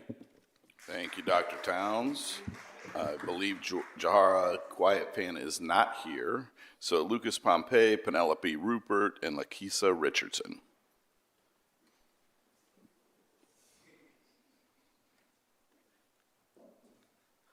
War is peace, freedom is slavery, anti-fascism is actually fascism, and peaceful protest is actually terrorism. There is a tech YouTuber named Ben Jordan who has extensively documented Flock's cybersecurity flaws, and he nicknamed it Netflix for stalkers. Flock and the similar technology might be the only thing more unpopular than data centers right now. Council members, my name is Lucas Pompey. Flock by itself provides sufficient reasons to terminate the city's contract. You've all heard a mountain of good reasons to do that tonight. Terminating Flock, however, would not solve the broader problem of automated location surveillance. Other ALPR technologies are already becoming substantially more invasive, such as Leonardo's signal trace system, which identifies electronic devices that repeatedly travel together to create an electronic fingerprint that can reveal movement patterns and associations even when you are not in a vehicle. Columbus does not use signal trace today, but Whitehall does. Its existence shows that policy cannot be written around one company or one generation of camera. The surveillance industry is moving from identifying vehicles toward reconstructing the movements and associations of individual people through the devices that travel with them. The relevant policy question is therefore not whether Columbus uses Flock, but whether the government should possess the power to automatically identify, track, correlate, retain, and reconstruct the movements and associations of all people without individualized suspicion. ALPRs are only one part of Columbus's broader surveillance infrastructure, and while each technology raises problems on its own, the larger problem is that these technologies can be combined. Columbus has already placed Flock cameras in the same spots as its ShotSpotter technology, an authorized ShotSpotter to capture, layer, and share data across technology platforms, and developed a real-time crime center specifically to centralize surveillance information. Connecting these new systems creates a new police power even if the city buys no new hardware, so the integration of these systems itself should be treated as the deployment of a new surveillance technology, requiring public disclosure and council approval. These technologies, when taken together, are unconstitutional and violate the Fourth Amendment, which protects us from unreasonable searches and seizures. In United States versus Jones, Carpenter versus the United States, and Chaudhry versus the United States, the Supreme Court, the Supreme Court held that accessing historical location data constitutes a Fourth Amendment search and generally requires a warrant. That government access to even 2 hours of historical location information constituted a Fourth Amendment search, and they rejected the idea that selecting a short period from an all-encompassing database eliminates the constitutional problem. Warning of the potential for a virtual panopticon. The constitutional issue is not whether police may observe one vehicle on a street. It is whether or not the government may create a searchable history of everyone's movements without a warrant. It may not. For these reasons, Columbus should do more than just terminate Flock. The city should pause further expansion and integration of police surveillance until enforceable systems of democratic oversight and police accountability are in place. It should publicly inventory every surveillance technology, database, vendor, outside agency with access to Columbus data, private camera arrangement, retention policy, real-time crime center integration, and disclose what the RTCC can collect, combine, search, retain, and share. Columbus should require approval whenever CPD gains materially new ability to collect, identify, track, correlate, analyze, predict, or share information, including new integrations between systems the city already owns. A comprehensive surveillance ordinance should establish specific permitted uses, warrant and access standards, short retention periods, strict limits on outside agency sharing, independently reviewable audit logs, meaningful penalties for misuse, cybersecurity requirements, protections against compulsory private camera integration, public reporting, sunset provisions, and explicit restrictions on predictive policing, biometric surveillance, and electronic device tracking. Existing systems should not automatically be grandfathered in. Each technology should have to demonstrate necessity, effectiveness, proportionality, constitutional compliance, security, and public accountability. Systems that cannot meet those standards should be dismantled. This is an easy political layup. Thank you very much, Mr. Pompey. Penelope Rupert, Lakeisha Richardson, and Nicholas Ecker.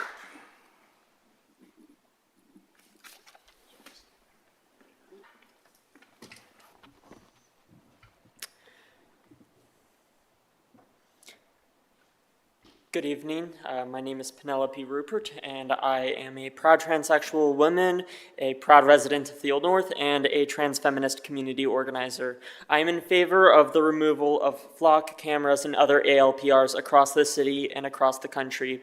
You have heard tonight about potential risks that Flock could bring to those seeking abortion care, as well as to LGBT+ people. I would like to lean in on this by focusing on a historic example of how state surveillance has moved from focusing on undocumented people and towards the surveillance of citizens. Specifically, I'd like to focus on the case of 17-year-old undocumented Jane Roe, who entered the United States in 2018 alone after traveling through Mexico from a Central American country.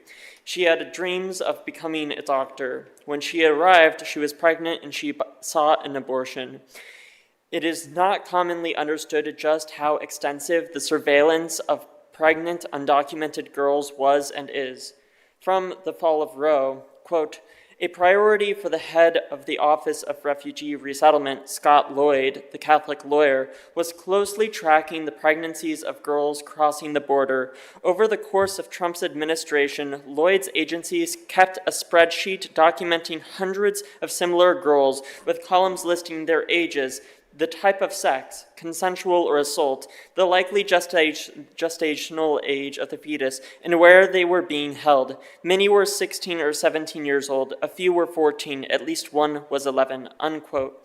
Ultimately, Jane Doe was not able to access an abortion, and who was the judge dissenting from her ability to access care? None other than Brett Kavanaugh, before he was appointed to the Supreme Court. Thus, the reality is laid bare. State surveillance, as well as case law focused on undocumented girls, lays the groundwork for the overturning of Roe and Dobbs v. Jackson. This is just one example of the imperial boomerang. Technologies of surveillance and domination used against colonized populations will inevitably be used against the citizen population. FLOC and ALPRs are being used as a tool of surveillance and domination against the undocumented population. They also already have been and will continue to be used against undesirable and immoral sections of the citizen population. Thus, those who care about the right to an abortion and the right to live openly as LGBT must act decisively in solidarity with our immigrant neighbors in opposition to the surveillance state and FLOC and ALPRs. It is a moral imperative that we do so. Do not forget that the federal government could criminalize abortion. Do not forget that the federal government could criminalize trans healthcare. Do not forget that the federal government could criminalize sodomy. No matter what good intentions the city of Columbus may have, the federal government can access the data that is being procured through these ALPRs. Following this brief survey of history, I urge council to take fast, decisive action to take down and bag the cameras. Thank you. Thank you very much. Lakeisha Richardson, Nicholas Eckert, and Kyle Miller.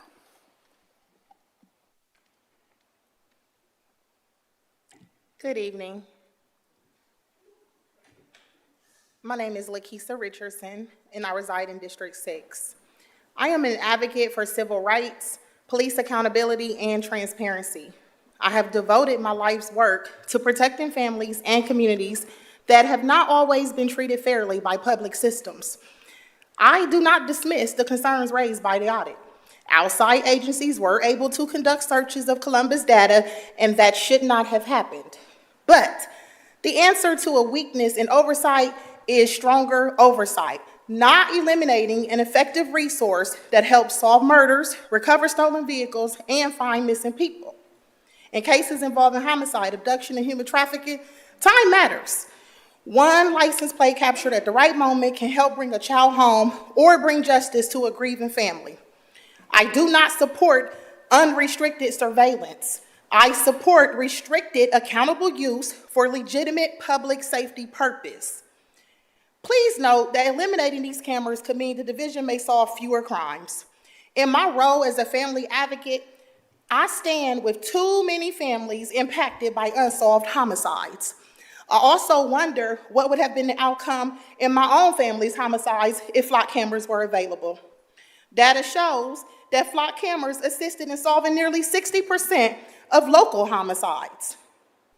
In response to the concerns presented today, when alerted to the data oversight, CPD stopped nationwide and statewide data sharing.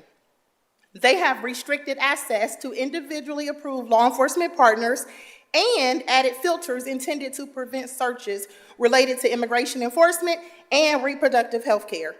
CPD has also established a public transparency portal. We all can agree that accountability must apply to the Columbus Division of Police, but it must also apply to public claims that ignore documented outcomes. Some individuals are so committed to distrusting police that they refuse to acknowledge evidence showing when policing is working. I agree that surveillance doesn't equal safety, and that privacy deserves action. But privacy concerns should not result in the removal of a productive law enforcement investigative tool. We should not be forced to choose between civil rights and public safety. Columbus can and must protect both. I urge the council to allow the Columbus Division of Police to continue using flock cameras with strong oversight, transparency, and accountability. Thank you. Thank you very much, Ms. Richardson. Okay. I'm going to never be invited back to one of these hearings again, I think. I just want to respond. Ma'am. Oh, sorry. I just want to respond really fast. I want to thank you. The last gentleman that spoke as well, that had kind of similar testimony. I live on the hilltop. I represent Columbus from District 6, which includes the hilltop. And I also hear from a lot of my neighbors the same things that you're saying. And again, I have been really clear about my position on flock cameras, that we need to not, there are too many questions to continue using them at this point in time, but I grapple with everything that you're saying. And I think, I think the challenge, and one thing that I would love to be in continued conversation about with people in my district and beyond, people like you and please reach out to our office. I would love to talk more, is like how we balance the fact that our jurisdiction extends at our city limits. And there's really no way to police outside entities and how they're accessing this data and how they're using it for what purposes. Because I totally agree with you. If it was just a matter of, policing our own police, I would feel more comfortable with that. But these are all things that weigh really heavily, and I don't, while I've wanted to make my position clear, I also want to be really clear that, that stuff matters too. And so thank you for coming out and sharing that perspective. And, please, I would love to be in community with you and just better understand this issue from every angle. So thank you. Thank you, Councilmember Nicholas Eckert, Kyle Miller, and Paulina Rico.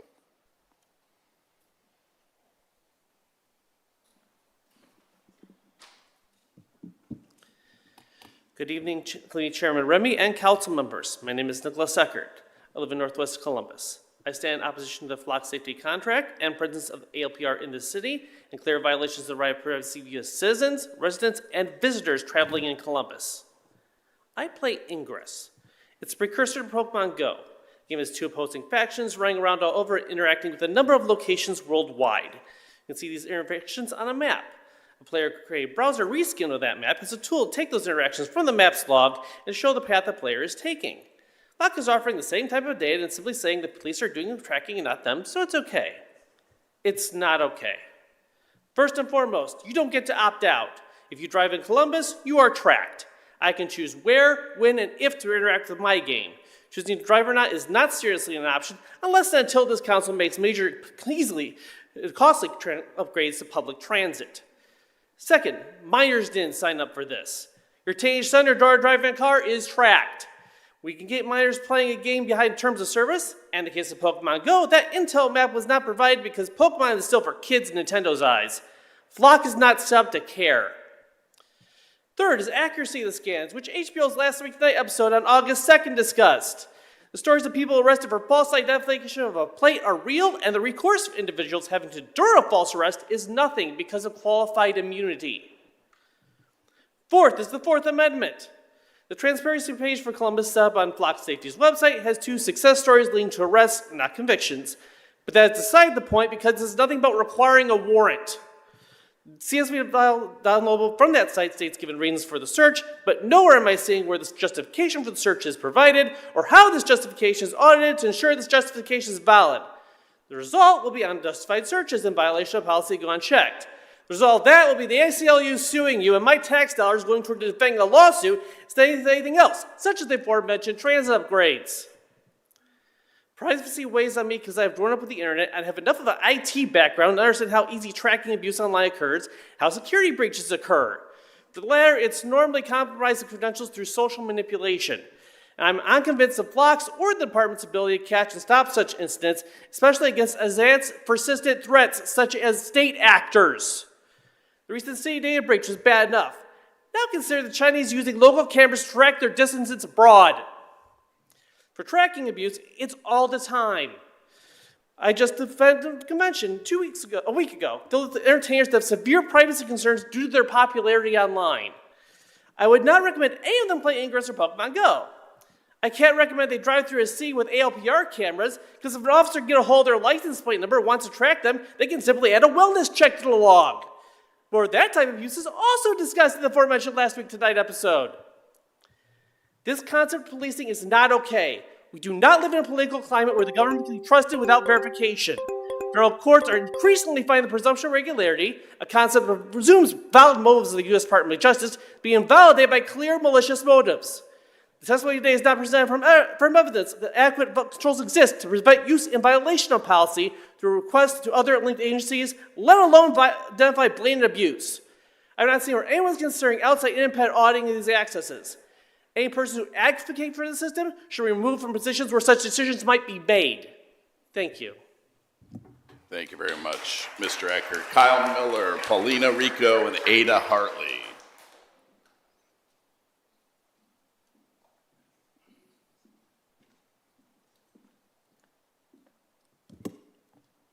Hello, my name is Kyle Miller. I am currently the chair of the Democratic Socialists of America in Columbus, Ohio. Thank you. I come here to speak today to voice my opposition to the continued allowance of the surveillance company Flock to continue operating in our city.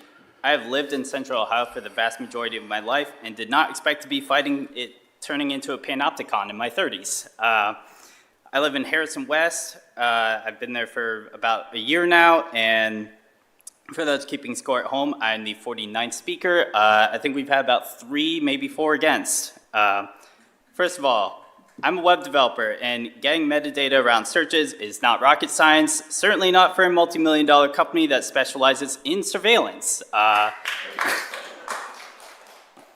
And a little personal history, I would be giving kind of an anecdote here of my own experience with Flock, is on October 22nd, 2024, the day after my birthday, I was driving to a hotel in the Smoky Mountains for a vacation when a, let's say, a skinhead police officer pulled me over in the backwoods of Kentucky for not wearing a seatbelt. Anyone who knows me would know how farcical that allegation is. As he approached my vehicle, I turned off the engine and took off my seatbelt to indicate I was not suspicious. This was immediately perceived as suspicious behavior. I won't spend my time going over the mental math debating in how much I needed to push back while my privacy was being violated, so I was asked to sit in the officer's car while he played 20 questions that involved requests to see my hotel reservations and whether or not I truly enjoyed hiking. As I so proclaimed the reason for my visit was, at the peak of fall colors. After wasting about half an hour of my time, in the end I was issued no citation, but it was a harrowing experience that I've now learned was aided by Flock. According to haveibeenflock.com, the officer ran my plates to see my last 30 days of activity across 5,614 devices with the filter Ohio and the recent Intel. Does that sound appropriate to you? Would that have been flagged as anything in the system that they are saying they are looking at these searches for? With offenses like no seatbelts and being on the phone, now primary offenses in Columbus, an officer can pull someone over for any reason and have carte blanche to pull up their personal history as they live just in the city for the last 30 days. Just the other week, 2 Roundsburg officers were, according to ABC6, ultimately concluded Nicholas conducted 47 unauthorized searches, including 46 involving a vehicle investigators determined belonged to a person identified in his personal records as his former domestic partner. In 2019, the FBI investigated the Columbus Police Vice Unit and found so much corruption they ended up disbanding in disgrace. In 2024, Andrew Mitchell was sentenced to 11 years in prison for obstructing civil rights and stemmed from heinous allegations that I do not feel like repeating in this room. Imagine if he had access to the Flock network at that time, how much more of an impact he could have had, how many more victims he could have stalked. In 2021, NBC reported only 23% of CPD lives in Columbus. We have officers who do not live in our city privately analyzing everything that we do. I'm strongly encourage this council to not repeat the mistake from 10 years ago where we had red flags, where there were cameras around the city that everyone hated. And now we are here doing the same thing again. Thank you. Thank you, Mr. Miller. Paulina Rico, Ada Hartley, and Kevin Logan. Is Paulina here? All right, Ada Hartley, welcome. Kevin Logan and Steve Bennett.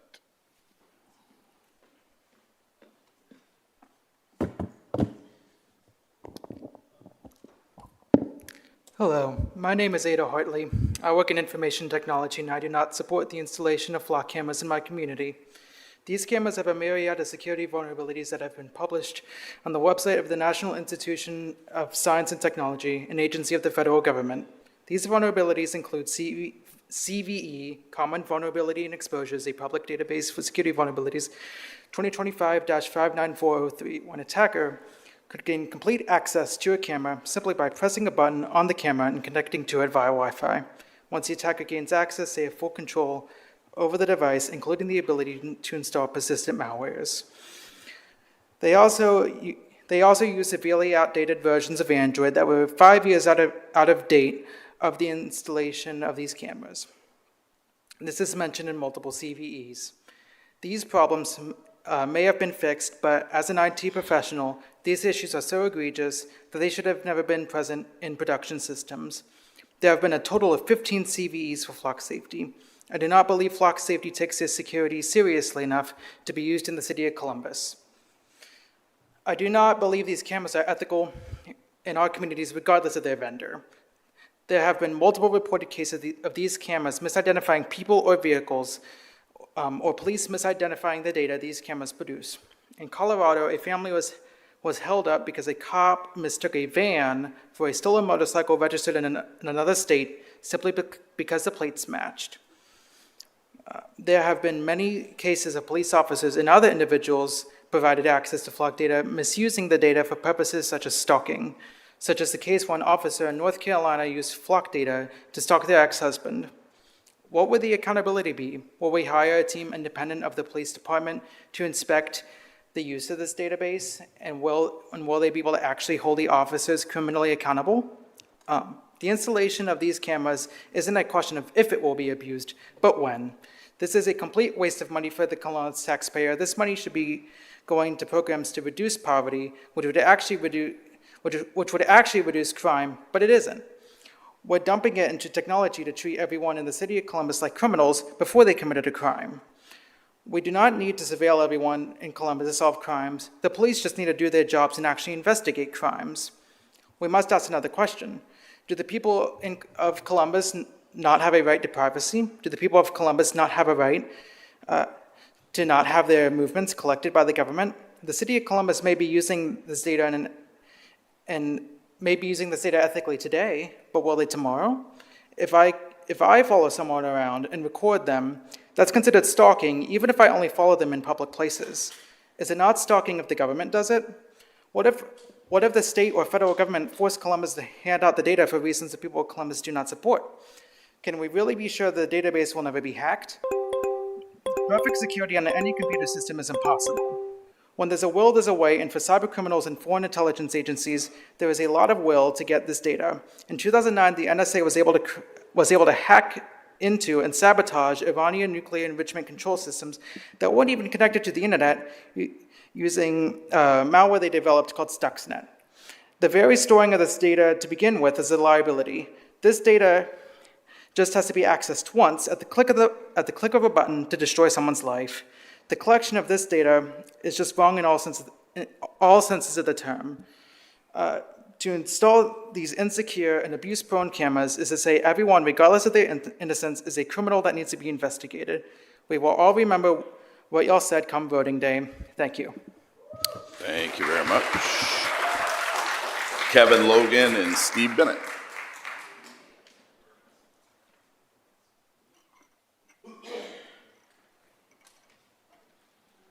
Hello, I'm Kevin. met with some of you guys to tell this story that I'm about to tell. But in a nutshell, Columbus police didn't like what I did at a protest, and they stalked me using these flock cameras, according to a prominent local attorney. He says that this happens all the time. He says that this is just something that police do. They look up flock cameras for things that happened. So I made fun of this police officer. I videoed it. I posted it online at the protest at the hotel that ICE was staying at December 20th.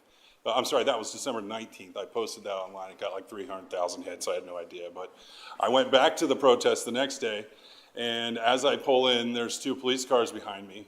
And as I park, now there's 4 police cars. The police immediately grabbed my wrist, roughed me up. They pulled my shoulder out of the socket, and I asked, what's going on? They said that I had spun my tires. I have a dash cam. It doesn't show that. All 4 of these police cars have dash cams. It doesn't show that either. So eventually, after months of me saying I'll go to trial with it, the case was dropped, quote, in the interest of justice. In all my group home days, in all my days in foster care, I've never heard that terminology before.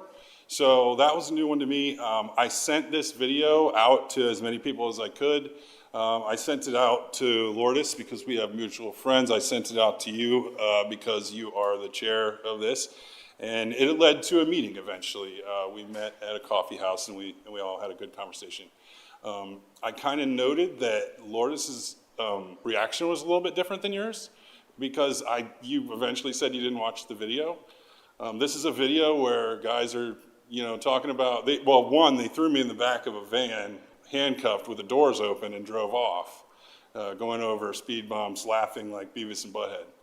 And they're also talking on this video that I sent you that I really wanted you to see, and I hope I can get a commitment for you to take a look at this video. Maybe we can speak when we're done, but they're talking about covering their microphones, the officers. And once they're done talking about covering their microphones and they believe that the microphones are off, they're now saying that, do we make sure we have the same narrative as far as force applied,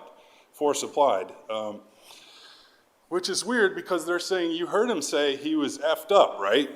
And the other officer, his partner is like, I couldn't see his face, but it seemed like he was like, what are you talking about? And then again, he goes on to say, I want to make sure we have the same narrative for force applied. The guy said he was effed up, right? So these officers are using these cameras for whatever they feel like. So that's my story. I'd also like to take a look at some of these things from the audit. There was 10,000 searches for the letters LE, 807 for the terminology daytime search for best result. There were 1,300 for investigative, 6,000 for investigation. They're searching just anything and then just looking through the results. They're not necessarily searching for the thing that's going to get them in trouble. They're not writing immigration. They're writing CPD. They're writing LEO. They're writing the word information. 669 for the term Lee purpose, LE purpose. I don't know if they're searching in French, but these are not real things that they're searching for. And they're using that search to get into the system and do whatever they do. So I would urge you to take down these cameras, get rid of them, or the people will. I'd also urge you to remember that we have a new system coming up of voting. And this is either a political slam dunk or political suicide. So I'd thank you for your time. I've been sitting here for about 5 hours. I just got out of a van yesterday from a road trip. So I'd rather be somewhere else, but I think it's pretty easy. I mean, this guy he says he didn't know more than he said anything else. So it's obvious. The choice is obvious. Thank you.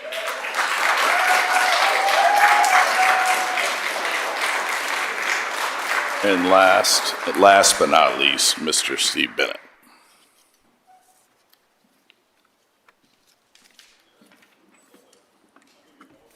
Good evening, Council. It's great to see everyone bright-eyed and bushy-tailed. I am last but not least, so I appreciate you taking the time today.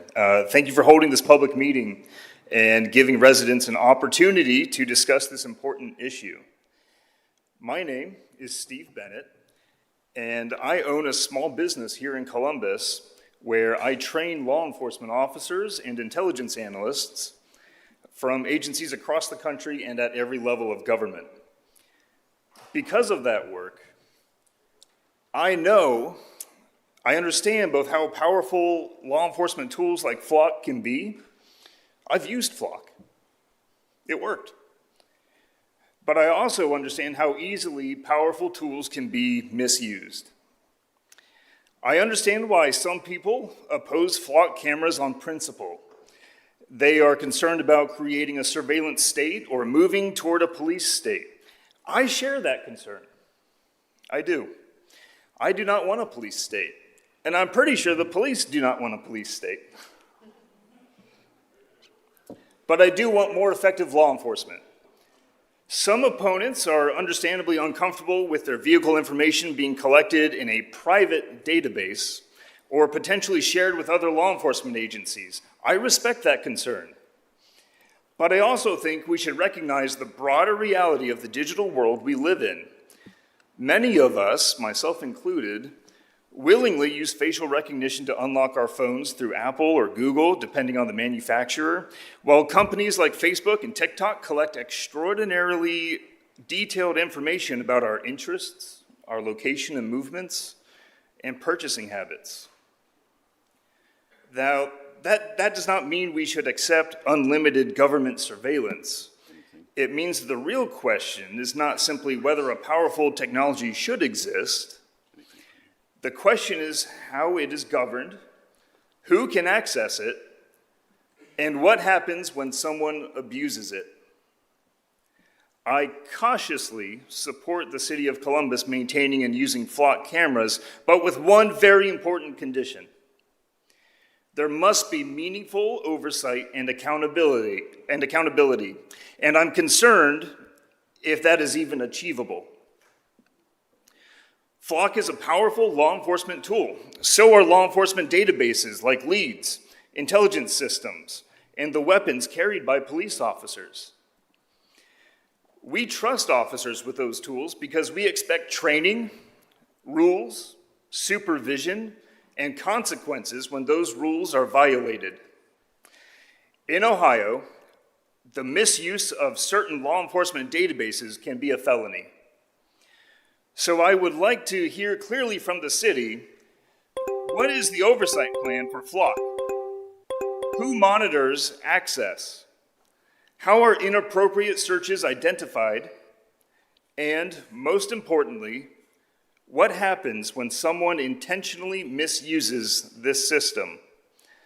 I believe the consequences for intentional abuse of a powerful law enforcement system should be severe enough to end a person's law enforcement career. And when the conduct violates criminal law, it should be prosecuted accordingly. If Columbus is going to use powerful technology to make our communities safer, then we need to make sure that technology is accompanied by equally powerful safeguards. If we cannot do that, then we should not use Flock. Effective policing and civil liberties should not be opposing goals. With strong oversight and real accountability, we can and should have both. Thank you. Have a good evening. Thank you very much. All right. I want to thank everyone for sticking with this evening. And I just want to reflect a little bit on what we heard tonight and thank everybody who participated in this process. Tonight reinforced why it was important to bring this conversation into a public forum. We heard different perspectives on the value of this technology and the role it can play in public safety, as well as serious concerns about privacy, data sharing, immigration, enforcement, government surveillance, accountability, and civil liberties. As I said at the beginning of this hearing, I do not believe public safety and civil liberties have competing values. Our responsibility is to determine whether we can use technology that helps keep people safe while also providing the safeguards, transparency, accountability, and oversight our residents deserve. Tonight helped move that conversation forward. We received important answers, and we also identified questions that will require additional discussion and follow-up. As one of 9 members of Columbus City Council, I recognize that the decisions ahead will be made collectively.